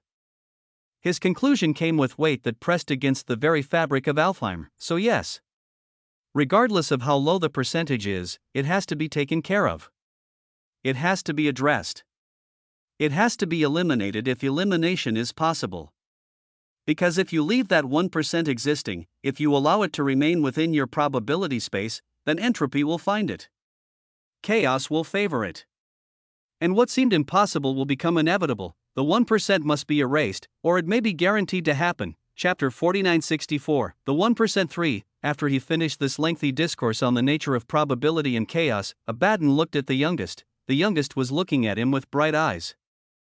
As if this answer was exactly what he was looking for, as if Abaddon had just walked himself into something that had been carefully constructed before this conversation even began, because moments later, the youngest seemingly became focused with intensity that exceeded everything previous. His golden flames burned brighter. His absolute effigy manifested visibly, massive golden fire filling the skies of Alfheim above them. Then, O primordial chaos, his voice carried weight that pressed against Abaddon's very existence. What if there existed a 1%, unlike what we believe, that your weavings of existence have already been compromised by the entity? By the primordial mycelia? The question hung in the air with implications that exceeded anything Abaddon had anticipated. What if you have already been infected without even knowing? That the unity the entity seeks has already found purchase within you? That your very confidence in your uncompromised state is itself evidence of compromise? The youngest's golden eyes burned like twin suns. What if you were actually her greatest move and triumph? The most powerful piece she has claimed without anyone, including yourself, realizing it. His voice hardened. Would you do anything you could to clear and erase even this 1%? Even if it meant doing something contrary to your weavings? Even if it meant accepting help you would normally reject? His flames pressed against Abaddon's chaos with intent that exceeded mere presence, even if it meant taking in my infinities. Boom, Abaddon frowned. In the surroundings, rivers of chaos began to churn with violence that exceeded their previous flowing patterns. Obsidian currents crashed against each other. Entropy spiked in ways that made reality itself uncertain about its own configuration. What was this now? Abaddon was compromised. His gaze became extremely heavy as he looked toward the youngest. The rivers of obsidian chaos around them churned with violence that reflected his internal state, currents crashing against each other with force that made reality itself uncertain about its configuration. The youngest continued speaking with voice that pressed against Abaddon's existence. You said it yourself, golden flames burned brighter around the young Absolute's form. A % chance is still a % chance. The 1% is not less real than the 99%. The improbable is not impossible. The unlikely is not avoidable. And the 1% that seems negligible today may be the guaranteed outcome. The youngest's eyes held no mockery. No triumph at using Abaddon's own philosophy against him. Only the cold calculation of someone presenting a logical conclusion that could not be easily dismissed. The 1% must be erased, or it may be guaranteed to happen. He paused, letting those words settle like stones into still water. I believe with a high degree of certainty that the primordial mycelia has taken purchase within your existence. But due to your nature, due to the vastness and complexity of your chaos, she is doing everything she can not to reveal it. His voice hardened, until her hooks are irreversible within you. They are not irreversible yet. And my infinities are things that the primordial mycelia cannot touch. If you allow my infinities to flow inside you, I can scorch any weavings of infection and purify completely. I can take care of that 1%. The youngest's golden flames pressed against Abaddon's obsidian chaos with intent that exceeded mere presence. Which I remind you, your own philosophy says that as unlikely as it is, sometimes it is the only path. Abaddon looked at the youngest with a complex gaze. Inside of him, his civilization burned as he cycled ancient and primordial chaos that others could not even fathom. He dove deep into the foundations of what he was, searching through currents that had existed since before the first cause, examining every aspect of his existence for signs of infection or compromise, and he found nothing. He only found his glorious, unmitigated chaos, rivers of entropy flowing in patterns that only he could perceive. Probability spaces that bent and shifted according to his will. The raw potential from which all differentiation had originally emerged. Pure and untouched and entirely his own. But the youngest would also not say foolish things for the sake of saying foolish things. When it came to this infection, when it came to the primordial mycelia and the unity she sought to impose upon all of existence, the infinities of the youngest were one of the only solutions that actually worked. So the offer was genuine, the methodology was sound, the logic was impeccable. But just like the youngest and the creature had their pride and arrogance, Abaddon's was even grander. He was the primordial chaos. He had existed since before the infinite unfurling gave shape to observable existence. His chaos witnessed the birth of differentiation itself. Had been present when the first concepts separated from the formless potential that preceded them.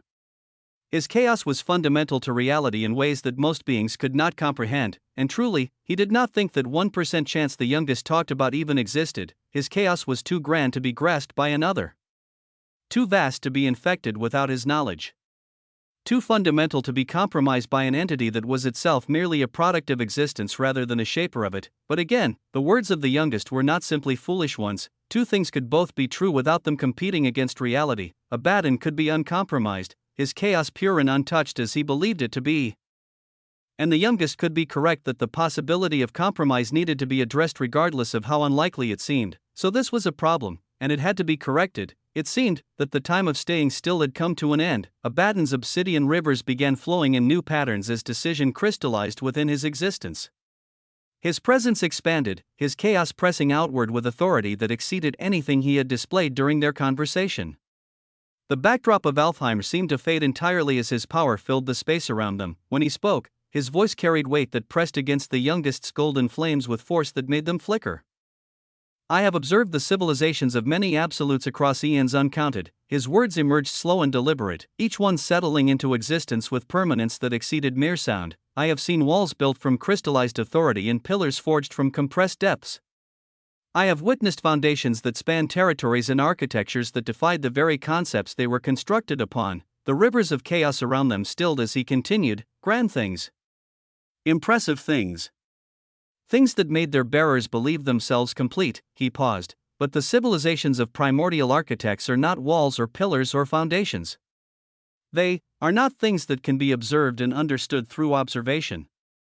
His obsidian eyes fixed on the youngest with intensity that exceeded everything previous. They are the reasons that walls exist. The logic that permits pillars to stand. The mathematics underlying foundations themselves. Where an absolute builds a house, a primordial architect builds the concept of shelter. Where an absolute forges a weapon, a primordial architect forges the principle of harm. His voice deepened with implications that pressed against reality itself. Their civilizations do not exist within existence. Existence exists within their civilizations. The weight of these words settled across the space between them like a verdict being delivered. This is why they cannot be fought as others are fought. This is why they cannot be overcome as others are overcome. Abaddon rose to his full height, his presence filling the skies of Alfheim with obsidian chaos that blotted out the twilight entirely. To defeat a primordial architect, one must first become something that their civilization did not account for. His final words emerged with conviction that exceeded mere philosophy. One must become impossible. Abaddon's gaze became something ancient and terrible as he looked down at the youngest one final time. I have always strove to become impossible and do the impossible. His chaos began coiling around his form with intent that spoke of departure in violence in equal measure. This entity. This thing that is a product of a primordial architect. I will face it with this same impossibility. His eyes held no gratitude for the youngest's offer. Only the determination of a being who had decided upon his path and would not be moved from it. Your infinities are not needed, youngest. My chaos is sufficient unto itself. If I did not believe this, would I truly be following my way? Would I truly be chaos? And with such words, the primordial chaos, Abaddon, disappeared. The obsidian rivers that had filled this region of Alfheim vanished alongside him, the signature weavings of this primordial realm reasserting themselves in his absence. The twilight returned. The ancient mountains became visible once more. The forests that had stood since the first cause reclaimed their presence. Everything returned to normal, except that the primordial chaos was now moving toward confrontation with the primordial mycelia. Noah's body here was silent. He didn't chase and he didn't call out. He didn't attempt to convince Abaddon further with words that had already proven insufficient, because he was always where the primordial chaos was going. He already had a body looking straight at the secret of Ian, the target of the primordial chaos who was currently on the move. His consciousness maintained awareness across multiple locations simultaneously. Observing the pieces on the board as they shifted toward collision, pride, Noah said aloud to the empty space where Abaddon had stood. It makes fools of us all eventually. He had failed in convincing the primordial chaos before he even began. He knew he might. So maybe his only mistake was proceeding ahead to do this anyways. The argument had been sound. The logic had been impeccable. The methodology had been proven through Amzer Madrid's successful cure. Everything had been aligned perfectly to demonstrate that accepting Noah's infinities was the safest path forward, but oh! Chapter 4965, that 1% for, of all the pivotal events that ushered in the first age of infinity, none proved more consequential than a conversation between a young one and an old one in the twilight reaches of Alfheim. What followed was inevitable. Chaos, in its pride, went forth to confront unity. From that confrontation, an unfathomable darkness bloomed. It spread across observable existence with weight that made the infinite unfurling seem a gentle awakening, but darkness, no matter how unfathomable, exists only to give way to brilliance, and the brilliance that emerged from those depths exceeded anything that came before. It had to. For that is the nature of adversity. That is the purpose of struggle. That is why the young one allowed the old one to walk toward a fate that could have been avoided. Some lessons cannot be taught. They must be lived. Some brilliance cannot emerge without darkness to precede it. The Grimoire of Infinite Lexicons, Entry 7, on the collision of fundamentals, recorded by the Genesis monarch, in the Agora of Primordial Judgment. Noah's absolute body of infinite hunger stood with stellar crimson brilliance that painted the ancient forum in shades of blood and conquest. His form was adorned in a crimson-blue emperor's robe that flowed with patterns suggesting appetite given visual form, the fabric shifting between colors as if it couldn't decide whether to consume or command. This was the body that held his derivative civilization of infinite hunger at absolute depth. This was the body that burned with appetites that finite existence could never satisfy. beside him stood the primordial paradox, surrounded by obsidian gold paradoxes that flickered between states of being and not being simultaneously. His brilliant features held none of their usual intellectual detachment. His gaze was cold as he looked at the secretive Ian and the four strategoi standing behind her: Glossicos, Chaoticos, Onticos, Paradoxos. The four strategoi who had once represented the pillars of the Agora's authority now stood in synchronized formation behind the slender woman who had claimed them. Their eyes held the calm of beings who no longer questioned their purpose. Their postures held the readiness of those who knew exactly what was coming. Noah's gaze flickered at this time. He looked up, as if he could see something coming that nobody else could perceive. His crimson eyes fixed on a point in the sky above the Agora with intensity that exceeded casual observation. The secretive Ian noticed his upward gaze but did not follow it. Instead, she spoke with voice that carried the warmth of someone genuinely confused by the hostility she faced. "We truly don't seek an antagonistic relationship." Her words settled across the Agora with weight that pressed against everyone present.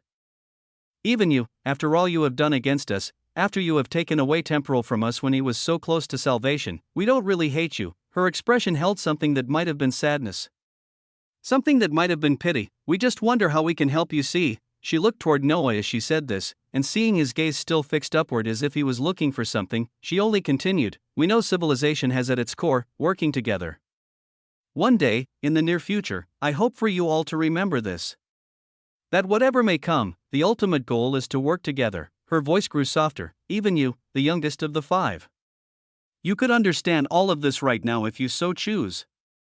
She took a step toward him. "You have your infinities that make you immune, yes?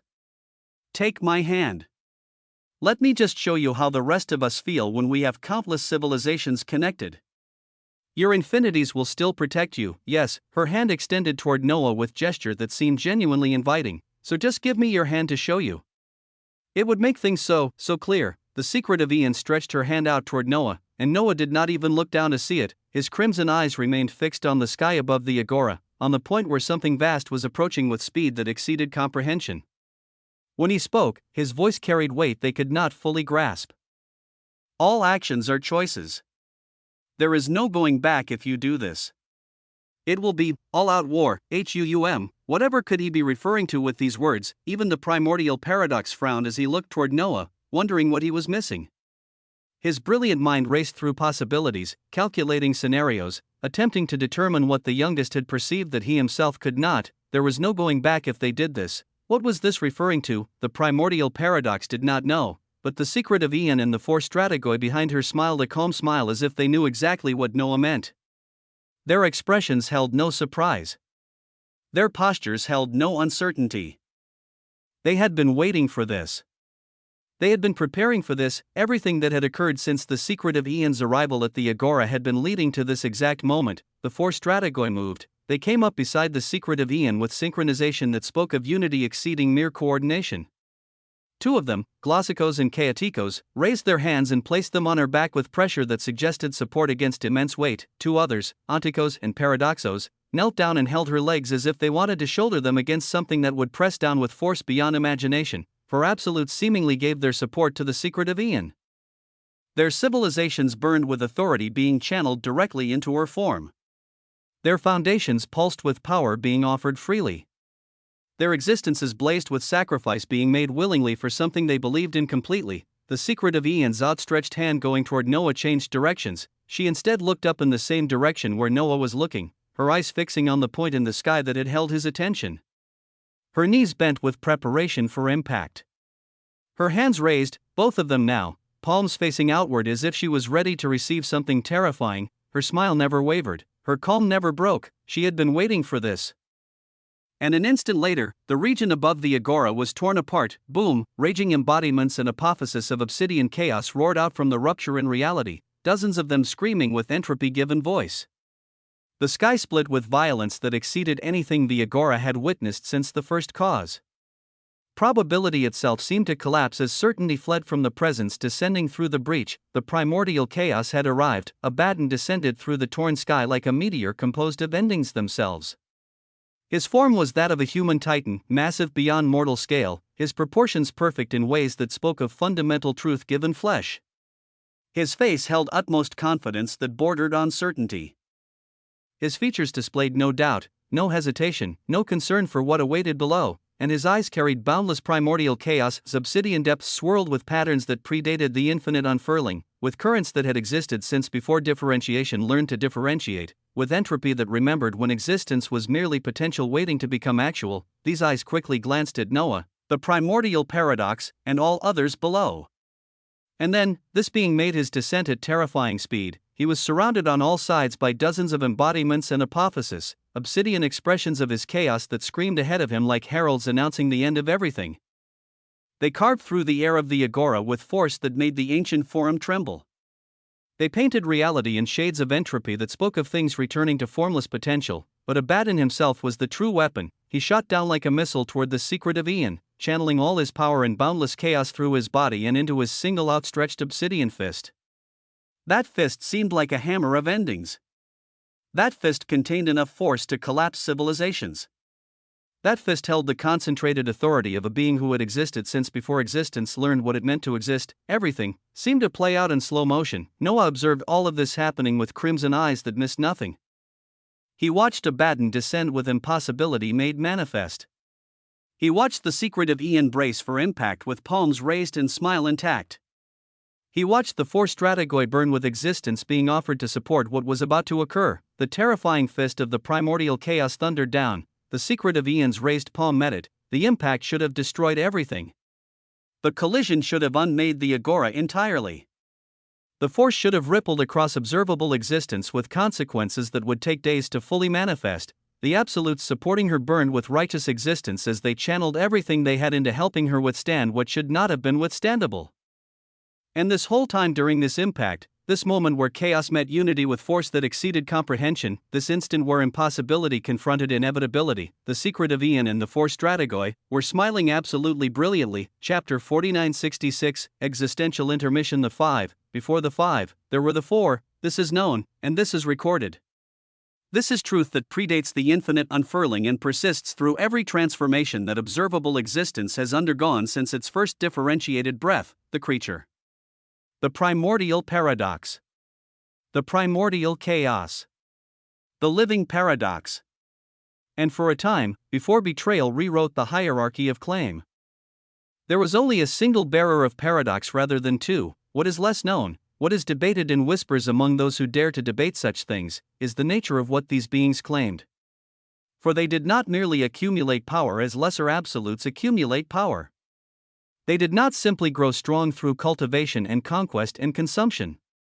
They laid claim to something far more fundamental, the four aspects of the oldest paradox in existence: chaos, existence, paradox, and the first tongue. They are not simply expressions of power that beings can wield like weapons or wear like armor. They are the keys of civilization itself. The foundational truths upon which all differentiation rests. The architecture that permits reality to be real rather than formless potential waiting endlessly for definition that never comes. How does one claim such a thing?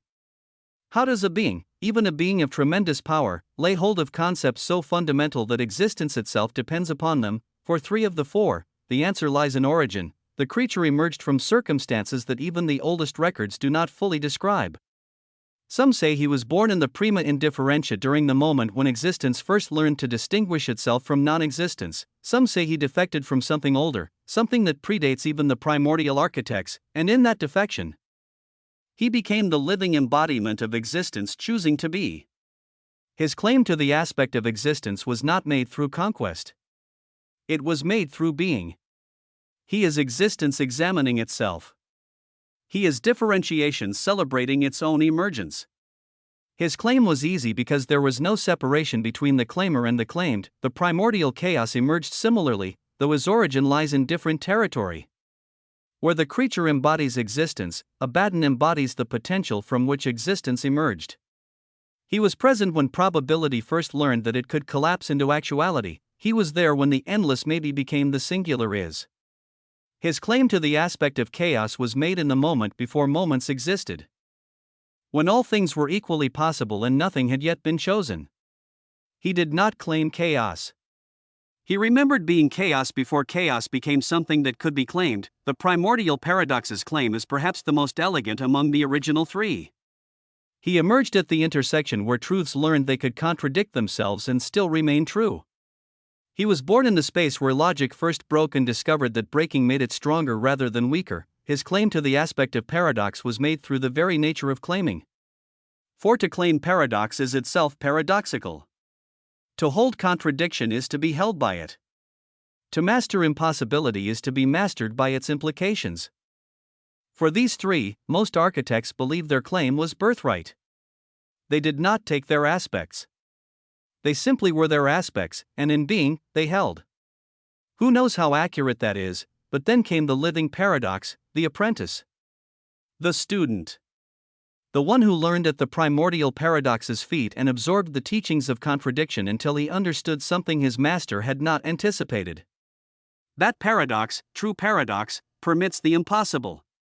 And if the impossible is permitted, then an apprentice consuming the claim of his master is not merely possible, it is inevitable. The records do not fully describe how the living paradox ate the aspect of paradox from the primordial paradox. Some architects muse it occurred during a moment of trust.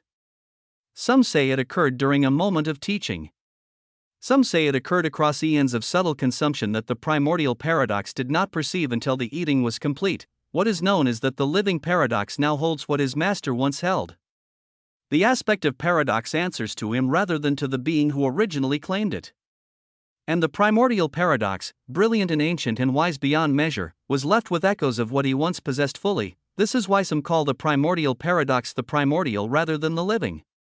He is the origin. He is the source. But he is no longer the primary bearer. The paradox of his existence is that he taught too well, and in teaching, he created the instrument of his own diminishment. Even if he has now returned, can he truly and fully reclaim paradox from someone who has changed it so much? For ages beyond counting, there were only three aspects claimed and one aspect waiting. The first tongue remained unclaimed. This was not because beings did not try. Many absolutes, undivided ones, and primordial architects across the eons attempted to lay hold of the linguistic architecture that underlies all civilizational expression. They studied the letters that existence used to write itself into being.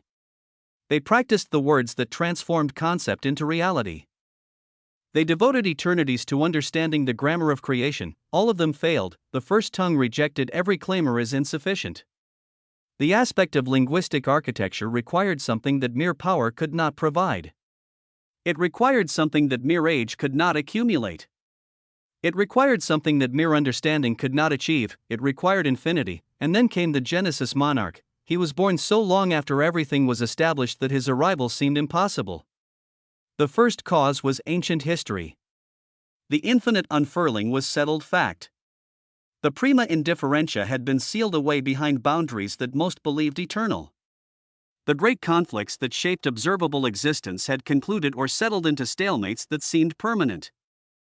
What business did a newly emerged being have claiming an aspect that had rejected claimers since before the infinite unfurling? The answer was simple. The answer was everything. The Genesis monarch possessed what no other being in observable existence possessed. Boundless potential that did not merely approach infinity but actually achieved it.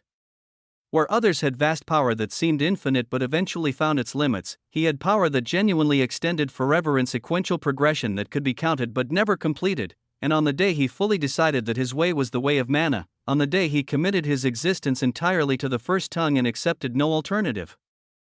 The aspect that had waited since before the infinite unfurling finally found its bearer. The linguistic architecture of reality recognized in his infinity something it had been waiting for across all the eons of rejection. A speaker who could speak forever. A writer who could write without end. A bearer whose capacity to express would never exhaust itself no matter how much expression was required. Thus the four became the five. Thus the oldest arrangement in observable existence was altered by one who had no right to alter it. Thus the keys of civilization found their fourth bearer, and the path toward the second scale began to reveal itself to those who held the keys, for this is what the aspects truly are. Not simply expressions of power. They are the keys of civilization. The foundational truths that unlock the higher mysteries of Vakachev's scales of existence. Each key opens doors that the other keys cannot open.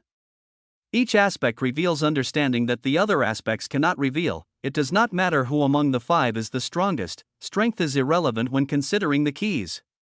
Combat prowess is meaningless when evaluating the aspects. The question that matters, the only question that matters, is what potential exists and how each aspect can alter reality. Existence is naturally elevated among the four. It is the foundation upon which everything else rests. Without existence, there is nothing to be chaotic, nothing to be paradoxical, nothing to be expressed through linguistic architecture. The creature's position as holder of this aspect grants him influence that raw power cannot measure. Paradox is the catalyst that permits evolution beyond linear progression. It allows the impossible. It enables contradiction. It provides the mechanism through which beings transcend the limitations that logic would otherwise impose upon them. The living paradox's position as holder of this aspect grants him leverage that conventional understanding cannot calculate. The first tongue is the architecture through which existence and civilizations define themselves and their realities. It is expression given foundational weight. The Genesis monarch's position as holder of this aspect grants him capacity that finite methodology cannot replicate, but chaos, many believed, many still believe, that chaos is the aspect that holds unbounded potential above all others, not because chaos is stronger than existence. Not because entropy exceeds differentiation in some measurable way. But because of what chaos fundamentally is. Chaos is possibility itself, chaos is the space where all outcomes remain available, chaos may be the potential from which everything emerged. Where the other aspects define what is, chaos defines what could be. Where the other keys open specific doors. Chaos opens all doors simultaneously and permits the opener to choose which reality they wish to walk into. The primordial chaos's position as holder of this aspect grants him something that the other holders do not possess: the capacity to reshape probability itself. The authority to make the unlikely inevitable and the certain impossible. The power to alter not merely what exists but what can exist. This is why chaos is a critical key. This is why chaos is a critical piece of the puzzle. This is why, when the mnemonic Leviathan warned that when chaos speaks with the tongue of order, the anchor itself is being moved by an outside hand, the warning carried weight, for if chaos were ever to be compromised, if the aspect of possibility itself were ever to be claimed or corrupted or consumed by something other than its rightful bearer, the implications would exceed anything that observable existence has ever faced. The other aspects can be contested. The other keys can be fought over, but chaos determines what contests are possible. Chaos determines what fights can occur. If chaos falls, the very nature of what can happen changes, and whoever holds chaos after such a fall would hold not merely an aspect, not merely a key, but the fundamental capacity to decide what realities are permitted to exist. This is the weight that the primordial chaos carries. This is the burden that Abaddon bears without acknowledgement.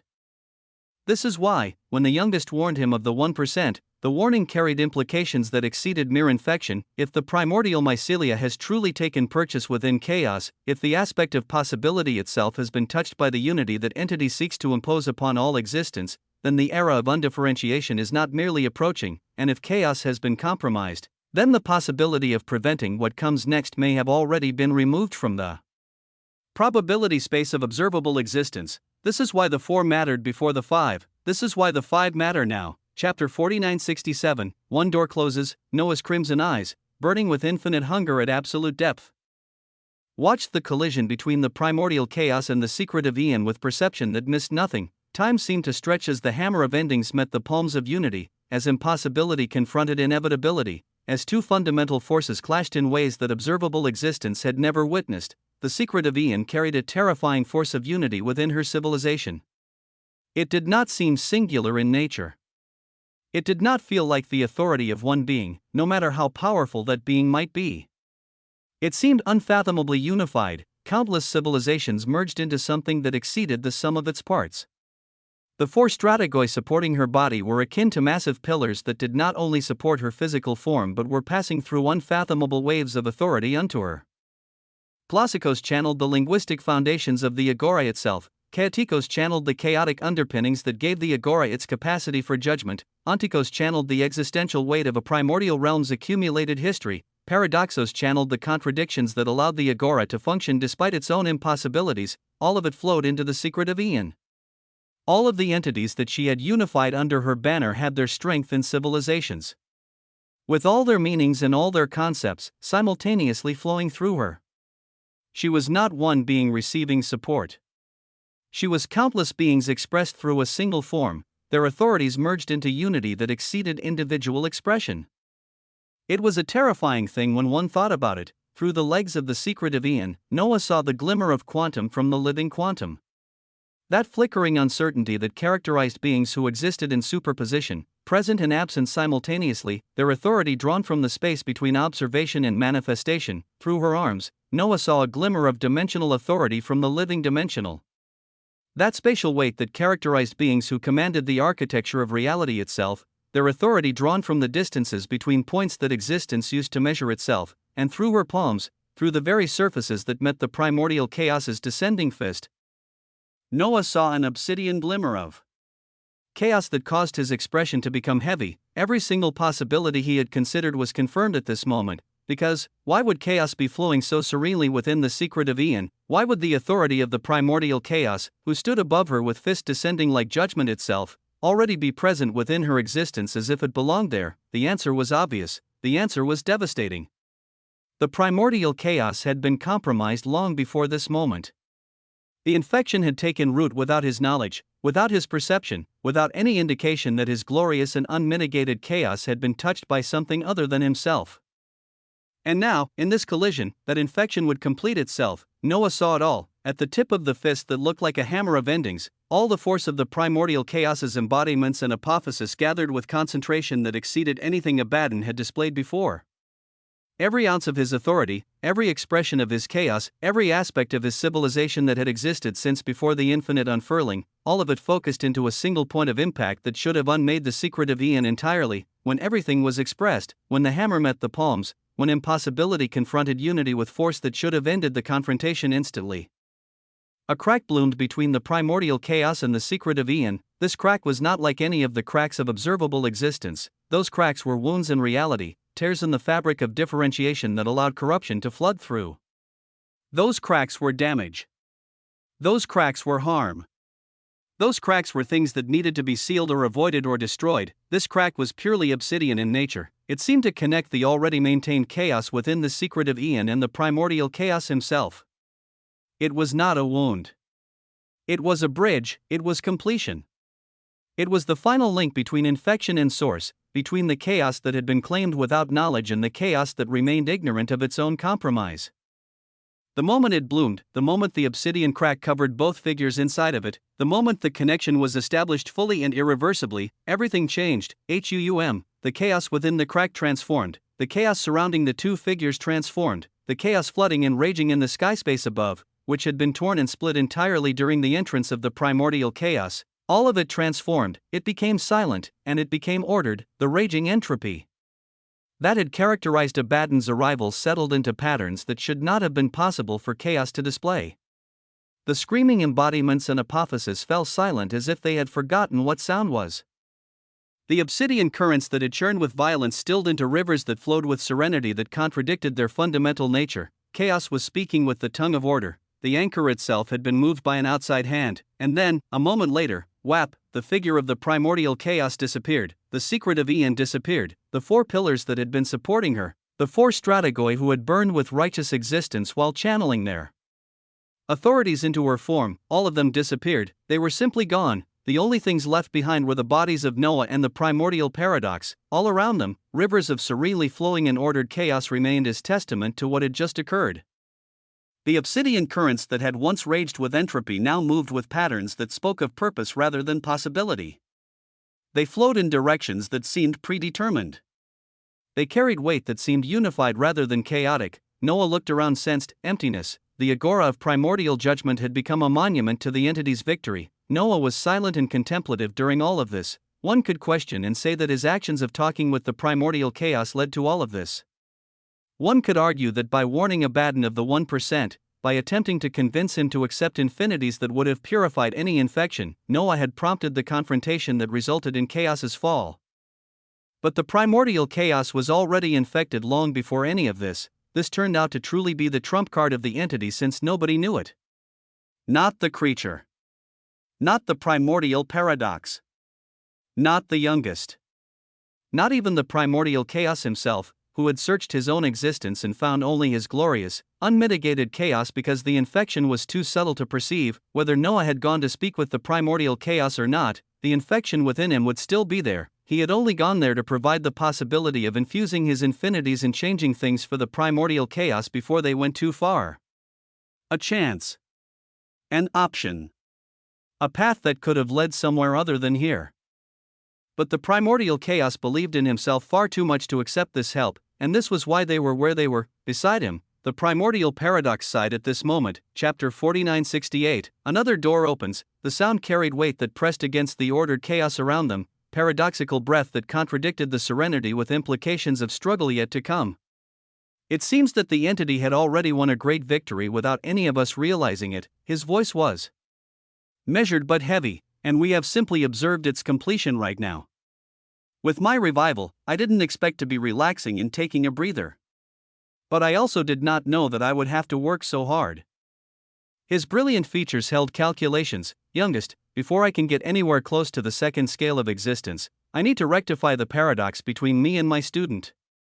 Only then would I truly be of significant help and I can move like my old self. He paused. But before I leave, why don't I get some help from you so that what has happened to our dear friend Chaos here does not happen to me? His obsidian gold eyes fixed on Noah with directness that exceeded everything previous. Let me have some of your infinity. Noah's eyes opened wide with marvel as he looked at the primordial paradox.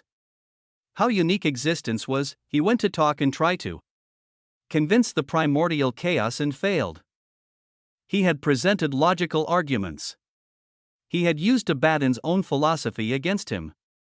He had offered a solution that would have prevented everything that just occurred, and the primordial chaos refused, and yet the primordial paradox reached out for infinities himself. Well, Paradox had already accepted the protection of his infinity against the entity during their battle with Bazuman.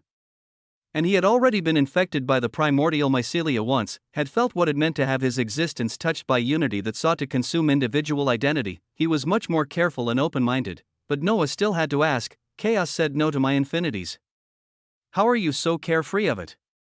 You will effectively have your civilization of paradox mixed under my weavings of infinity.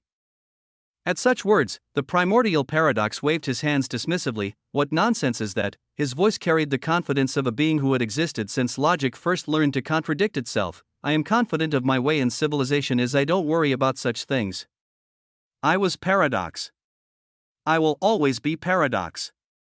Taking in your infinities, he paused, considering his phrasing. It is like borrowing a shield from a friend who has many shields. That is all I am asking for. A shield that if I don't need it in the future, I can simply give it back to you. The immensity and grandness of the primordial paradox was truly magisterial to see, where the primordial chaos had refused help out of pride that could not bend. The primordial paradox accepted help out of wisdom that recognized when bending was strength rather than weakness. Where Abaddon believed his chaos too fundamental to be touched by another, Paradox understood that accepting protection did not diminish what he fundamentally was. Noah respected this being. He gave a light nod as he waved his hand. A lotus petal materialized before him. It glowed with blue gold light that contained preformed bounded countable infinity, harvested from the bounded lotus of sequential eternity in the fields of the early veiled shore. The same petals that had transformed his people in the Yggdrasil. The same petals that could elevate finite beings into infinite ones. The petal floated toward the primordial paradox. He grasped it inquisitively, his obsidian gold paradoxes flickering around his form as he examined what he held. His perception dove into the petal's structure, feeling the infinities contained within, understanding what consumption would mean for his civilization. He didn't ask any questions. The lotus became wrapped by paradox, obsidian gold light swirling around blue gold essence as two fundamental forces began their integration. Then it sank into his body and, boom, incandescent blue gold brilliance bloomed into a storm that began to rage around the primordial paradox. His form blazed with light that exceeded anything his obsidian gold paradoxes had displayed before. The bounded countable infinity from the lotus petal spread through his foundations with speed that spoke of compatibility exceeding expectations. His civilization, ancient and vast and brilliant beyond measure, received the seed of infinity and made it part of itself. Infinity bloomed in another one of the five. The primordial paradox went forward to gain bounded countable infinity. Prompts blazed before Noah's eyes. Pivotal event, integration of bounded countable infinity into the primordial paradox. Classification, unprecedented. Two keys of civilization have become intertwined through this integration. The first tongue and paradox now share connection that has never existed before in the history of observable existence. Process status: the primordial paradox's civilization at absolute depth is receiving bounded countable infinity through consumption of a petal from the bounded lotus of sequential eternity. His foundations are integrating the seed with speed that suggests fundamental compatibility between paradox and infinity that exceeds theoretical predictions. Key integration analysis: the first tongue now extends tendrils of infinite connection into the aspect of paradox. Your authority as native speaker of the first tongue has established presence within one of the four keys that predate your existence. The linguistic architecture of reality now touches the impossibilities that paradox permits. Hierarchy established: the first tongue leads this integration. The bounded nature of the infinity bestowed ensures that your key maintains primacy over the connection. The primordial paradox's paradox now operates beneath the umbrella of your infinite expressions, though his authority over paradox itself remains his own. Warning: the result of intertwining two keys of civilization is unknown. No records exist of keys becoming connected through shared authority. No precedent exists for one key holder bestowing aspects of their nature upon another key holder. The consequences of this integration cannot be calculated. Theoretical possibilities straight-face: the connection may enhance both keys in ways neither could achieve alone. The connection may create resonance between the first tongue and paradox that opens paths towards a higher scale. The connection may produce expressions that neither key was designed to produce. The connection may alter the fundamental relationship between keys in ways that affect all four aspects. Assessment: unknown.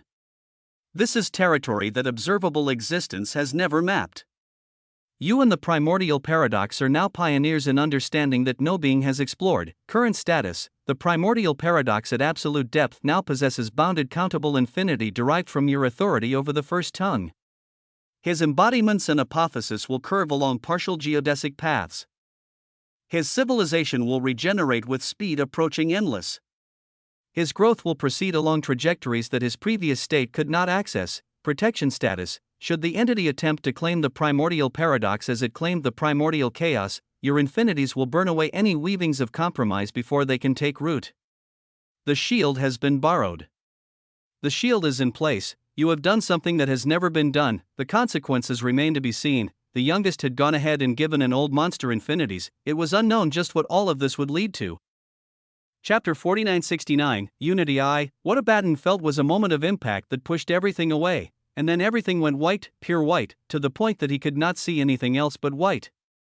No obsidian rivers of chaos. No flickering entropy. No probability spaces bending to his will.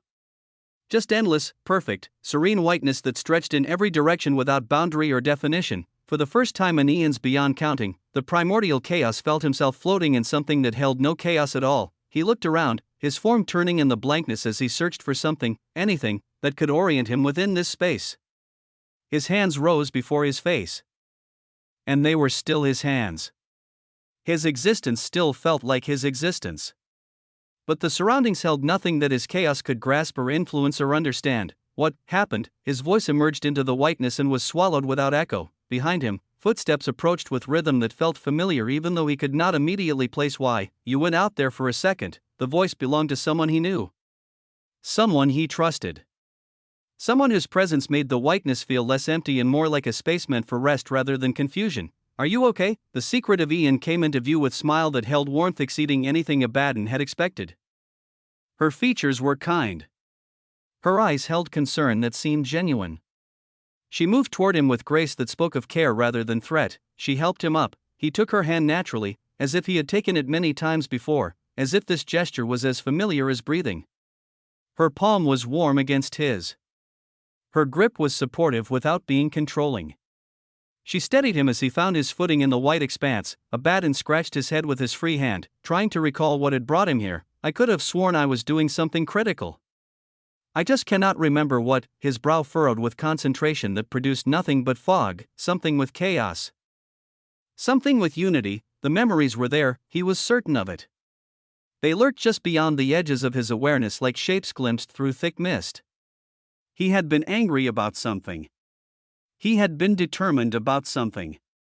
He had been moving toward confrontation with purpose that had consumed his entire existence. but the details refused to solidify. His mind was foggy as if there was something clouding everything. Luckily, the secret of Ian was here. She nodded with understanding that suggested she had seen this confusion before, had helped others through similar moments of disorientation, had guided beings back to clarity when their own minds failed them, but on her forehead, one could see beads of sweat as if she was doing something that required a lot of exertion right now. As if she was lifting a lot of weight and had to proceed carefully. You delved too much into chaos, her voice was soothing. We have so many paths before us, and if we focus on a single one, it can sometimes cause issues. But with chaos, many more things that weren't possible before now have countless possibilities lying out before them. She squeezed his hand gently, and remember, you are not alone. We are never alone. After she said this, the white blank space began to change. Countless figures of beings rose up one after another from the whiteness itself. They emerged like flowers blooming in accelerated time, their forms taking shape with grace that spoke of belonging rather than intrusion. They surrounded the primordial chaos and the secret of Ian in circles that expanded outward until the whiteness was filled with presences that felt like warmth rather than threat. Abaddon recognized many of them, Yochuan lifeforms. The living quantum flickered with uncertainty that somehow felt stable. The living dimensional stood with spatial authority that bent the white space around him into configurations that should not have been possible, and there were others, so many others, beings he had encountered across eons of existence. Beings whose civilizations represented the breadth of what observable existence had produced since the first cause. All of them here. All of them present. All of them looking at him with eyes that held welcome rather than challenge. Looking at them, the primordial chaos couldn't help but feel a sense of warmth. He had been alone for so long, so very, very long. His chaos had always set him apart from others. His nature made connection difficult. His existence as one of the four, now the five, meant that peers were rare and true understanding was rarer still. He had walked through eons with power that exceeded most beings' comprehension and loneliness that exceeded his power. He forgot what it felt like to have others with him, but now, surrounded by these figures, bathed in this warmth, he remembered. Beside him, the secret of Ian hugged his hand with both of hers. She pressed against his arm with affection that felt like homecoming. Her smile held invitation that exceeded mere welcome. Share the burden of that chaos with the rest of us. Her voice was soft but certain, all that possibility and potential. Let us unite it with all of these civilizations that you can tap into yourself to see all the variations of existence. Abaddon nodded with bright eyes. His chaos had always been missing something. He had known this for eons without being able to articulate what the absence was.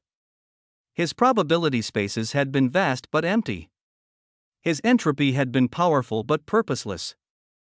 His potential had been endless but directionless. This could be it, connection. Unity, purpose that came from belonging rather than isolation. With such a thought, rivers of ordered chaos began flowing from the primordial chaos. The obsidian currents emerged from his existence with eagerness that surprised him. They wanted to connect. They wanted to share. They wanted to bridge the gap between his solitary vastness and the warmth that surrounded him.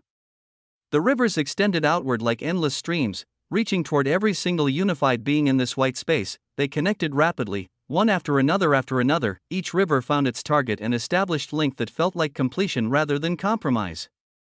Each connection brought new awareness of civilizations that he could now perceive from the inside rather than the outside.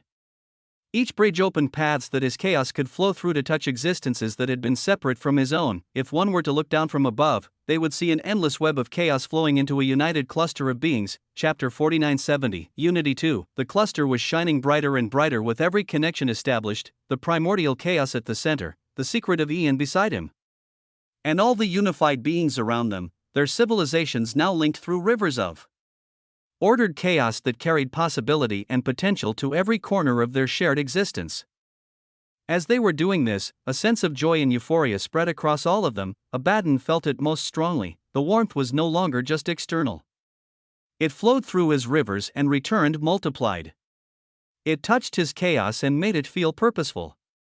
It filled the emptiness that had characterized his existence for eons and replaced it with belonging that exceeded anything he had imagined possible. But moments later, the space trembled and shook. Something had disturbed it. The whiteness flickered with colors that shouldn't have been present.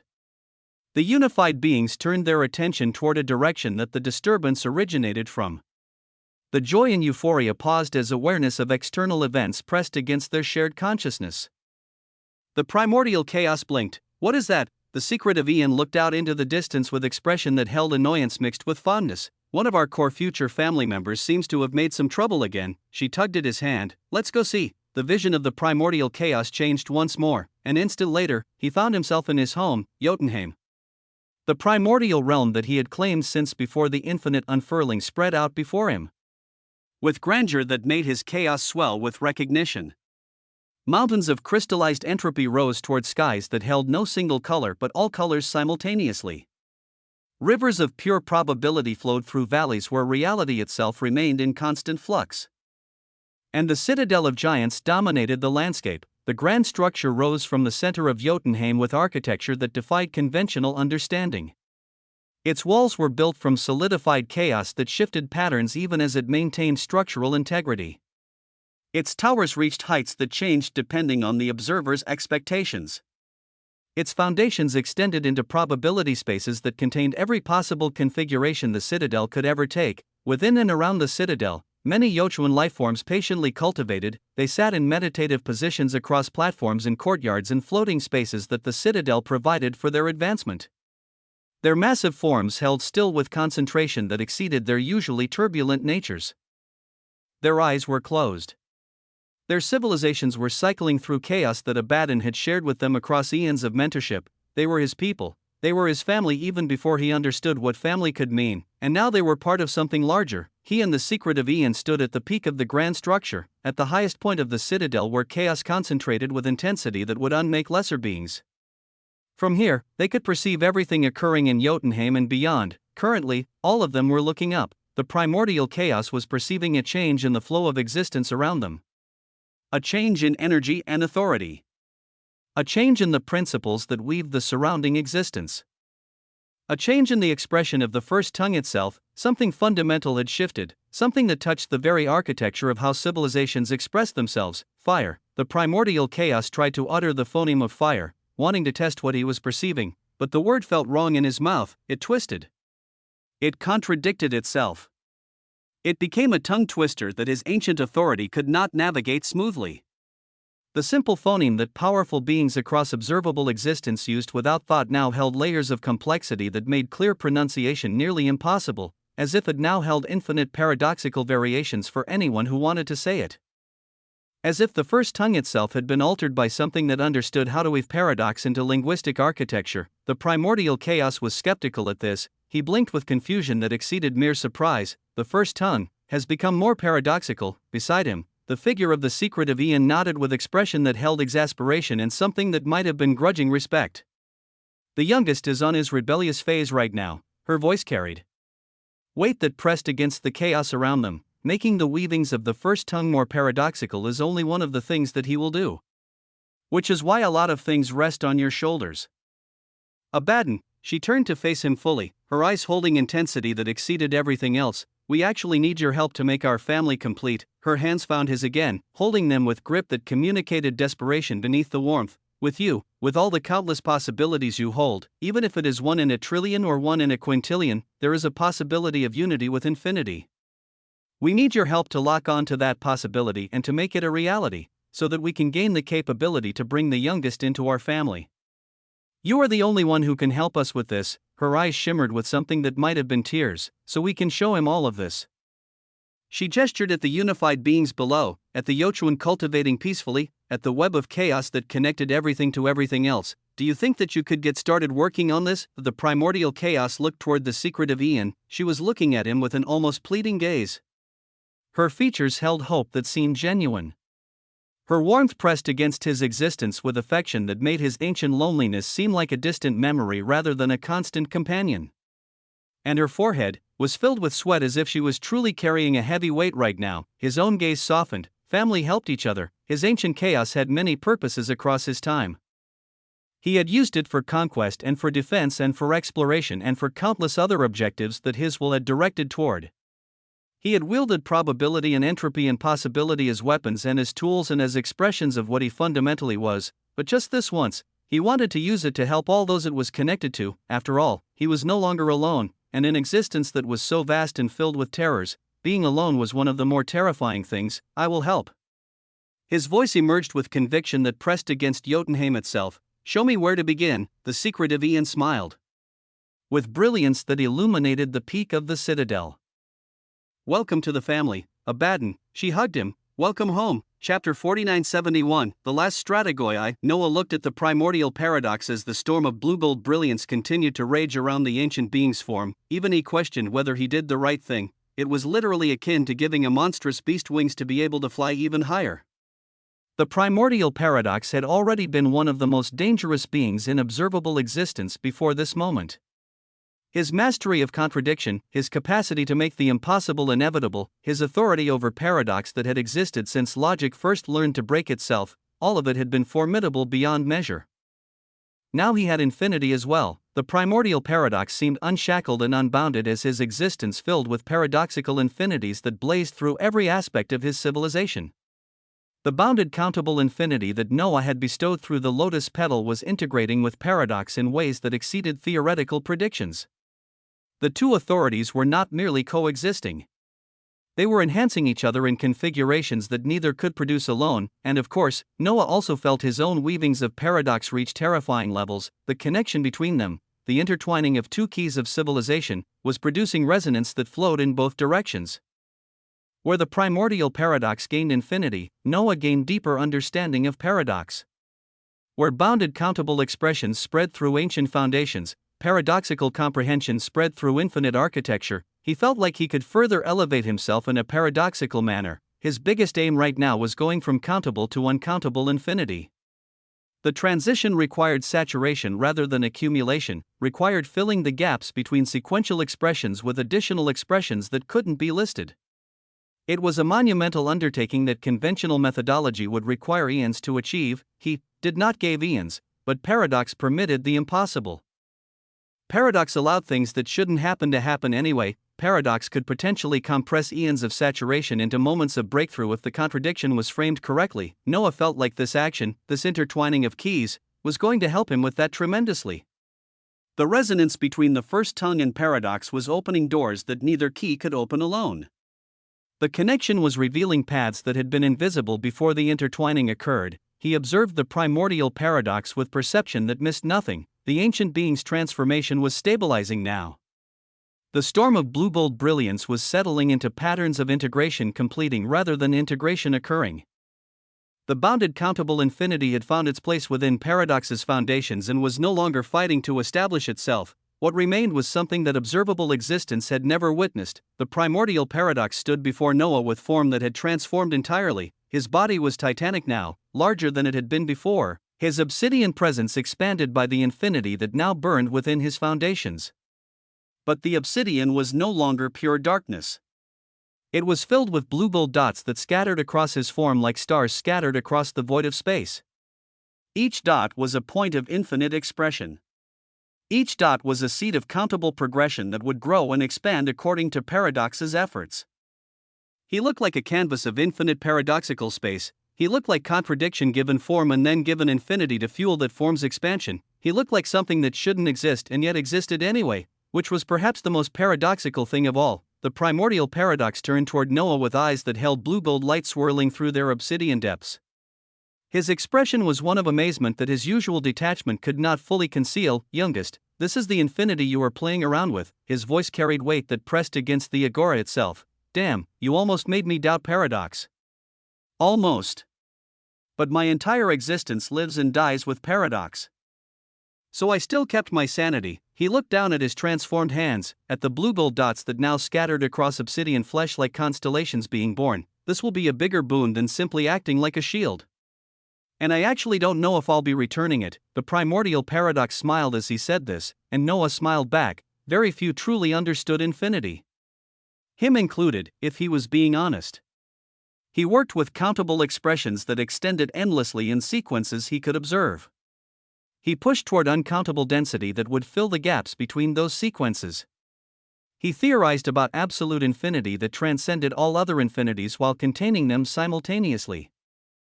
But true understanding remained elusive. Infinity was not something that finite minds could grasp completely, even minds that wielded infinity as their fundamental nature. but when he had another entity at an extremely high level also get a glimpse of it, when the primordial paradox experienced what bounded countable infinity felt like from the inside rather than the outside, it felt nice. It felt like having a companion on a journey that most beings couldn't even perceive, let alone walk. Keep it or return it, it's okay. Noah's voice carried warmth that exceeded his usual calculating demeanor. I will also benefit either way. Do be careful on your own adversity, and if you need help, let me know. The reason they were parting ways was simple. Just like between Noah and the creature, the primordial paradox had his own adversity. His disciple was his adversity. The living paradox, the apprentice who had consumed the aspect of paradox from his master, the being who had used teachings of contradiction to steal what should have been unstealable, that was the obstacle standing between the primordial paradox and his advancement. To advance, naturally, he had to face it, to reclaim what was taken, or to find resolution that transcended reclamation, or to discover some other path that his paradoxical nature would reveal to him along the way. Noah could not help with this. This was the primordial paradox's adversity, not his. Just as his own adversities belonged to him and no one else, they silently gazed at each other as if they could read each other's thoughts. 2 of the 5. 2 holders of keys of civilization. 2 beings whose paths had intertwined in ways that would affect observable existence for eons to come. Understanding passed between them without words, respect passed between them without acknowledgement, and then the primordial paradox laughed. The sound boomed across the agora with weight that made the rivers of ordered chaos tremble. It was genuine laughter, the kind that emerged from beings who found actual amusement rather than performing the motions of amusement. He raised his hand toward Noah, not as a gesture of attack, but as an invitation, a dap. Noah raised his own hand with a smile that matched the primordial paradox's laughter. Their hands met in a glorious dap, boom. Vibrant, terrifying authorities collided with force that exceeded what such casual contact should have produced. Blue gold infinity blazed outward from Noah's palm. Obsidian gold paradox blazed outward from the primordial paradox's palm. The 2 forces met and merged and exploded outward across the agora of primordial judgment with light that blinded anything that might have been watching. Infinities stretched across the ancient forum, paradoxes stretched alongside them. The intertwining of keys that had begun with the lotus petal now expressed itself visually, 2 fundamental forces declaring their connection through display that painted the agora in colors that shouldn't have coexisted. By the time the light faded, the primordial paradox was gone. Noah was the only one left behind. Chapter 4972, The Last Strategoi 2. He stood alone in the agora of primordial judgment. The rivers of ordered chaos that had remained after the entity's departure were now replaced by something new. Rivers of paradox and infinity flowed through the ancient forum, currents that carried the signature of what had just occurred. Blue gold and obsidian gold intertwined. Noah looked around this transformed region. The architecture of the agora remained intact. The structures that had stood since before the infinite unfurling still stood now. The temples to philosophical concepts still rose toward skies that held the weight of judgment. The gathering places still existed in their designated districts, but everything felt empty. He spread his gaze outward with absolute vision of existence that perceived across vast distances instantaneously. He felt the aura of nobody else nearby, no hoplites debating in the lower city. No lokagoi conducting discourse in the middle city. No polemarchs ascending toward the Acropolis with disputes requiring resolution. No followers of any way practicing their approaches in the 4 gathering places. The agora of primordial judgment was abandoned. Noah took a step and began to traverse across the ancient forum. His footsteps echoed through empty streets that had once held the discourse of countless beings. The obsidian sand of the shores of Cleos lay undisturbed by newcomers. The markets of Catopolis held goods that no one would purchase. The training grounds held equipment that no one would use. Everywhere he went, no signs of life could be seen. Just empty structures, just abandoned districts, just the remnants of a primordial realm that had once been the nexus of philosophical judgment for all of observable existence. He continued to traverse the agora, through Mesopolis with its elaborate architecture and private debate chambers that held no debates. Past the ataraxia where followers of chaos had once gathered, now empty of all but the rivers that flowed in their master's absence. Past the ugia where followers of existence had practiced their way, now holding only the memory of practices that would not resume. Past the antinomia where followers of paradox had explored contradiction, now silent except for the new rivers of paradoxical infinity that flowed through its streets. Past the lexicon where followers of the first tongue had studied linguistic architecture, now waiting for a native speaker who stood alone among its abandoned halls. He climbed toward the Acropolis. The highest district of the Agora opened before him with grandeur that exceeded everything below. Temples to philosophical concepts rose on all sides, their architecture embodying the ideas they were constructed to honor. The residences of the Strategoi stood empty, their former occupants now part of the entity's unified collective, and the primordial archive awaited. Noah entered the structure, books floated serenely in the air, their pages turning slowly as if reading themselves. Scrolls hovered in organized arrangements of cataloging systems developed across eons. Tablets of crystallized knowledge pulsed with light that held understanding waiting to be accessed. Artifacts of philosophical significance rested on pedestals that protected them from degradation. When the entity left and took all those she infected, she left every single thing intact. She destroyed nothing. All the knowledge and wonders in the primordial archive would be his to peruse, alone. Prompts bloomed before Noah's eyes. Assessment of the Agora of Primordial Judgment. Current population: 0 differentiated beings detected within realm boundaries. Current authority: you hold the highest authority present within the Agora.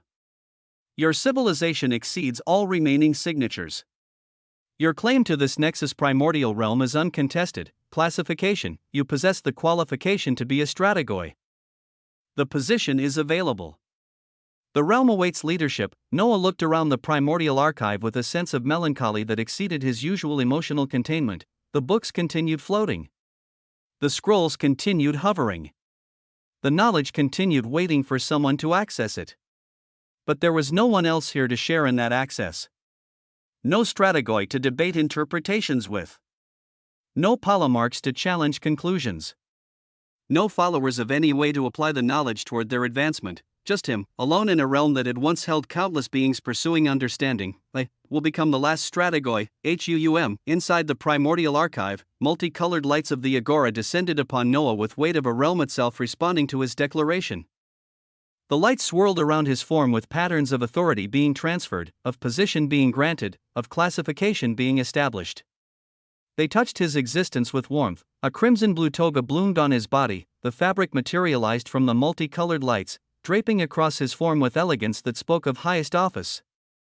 Laurel wreaths formed around his head, golden leaves that marked him as Strategoi of the Agora. Adornments appeared at his shoulders and wrists, symbols of philosophical authority that had been worn by those who judged the discourse of primordial realms. He became the only Strategoi in the Agora, the last Strategoi. Prompts blazed before his eyes with finality that pressed against the very fabric of the realm. Elevation complete. Strategoi of the Agora of Primordial Judgment, you have become the highest authority within the Nexus primordial realm of the Agora of Primordial Judgment. This position grants you access to all structures and capabilities of the realm.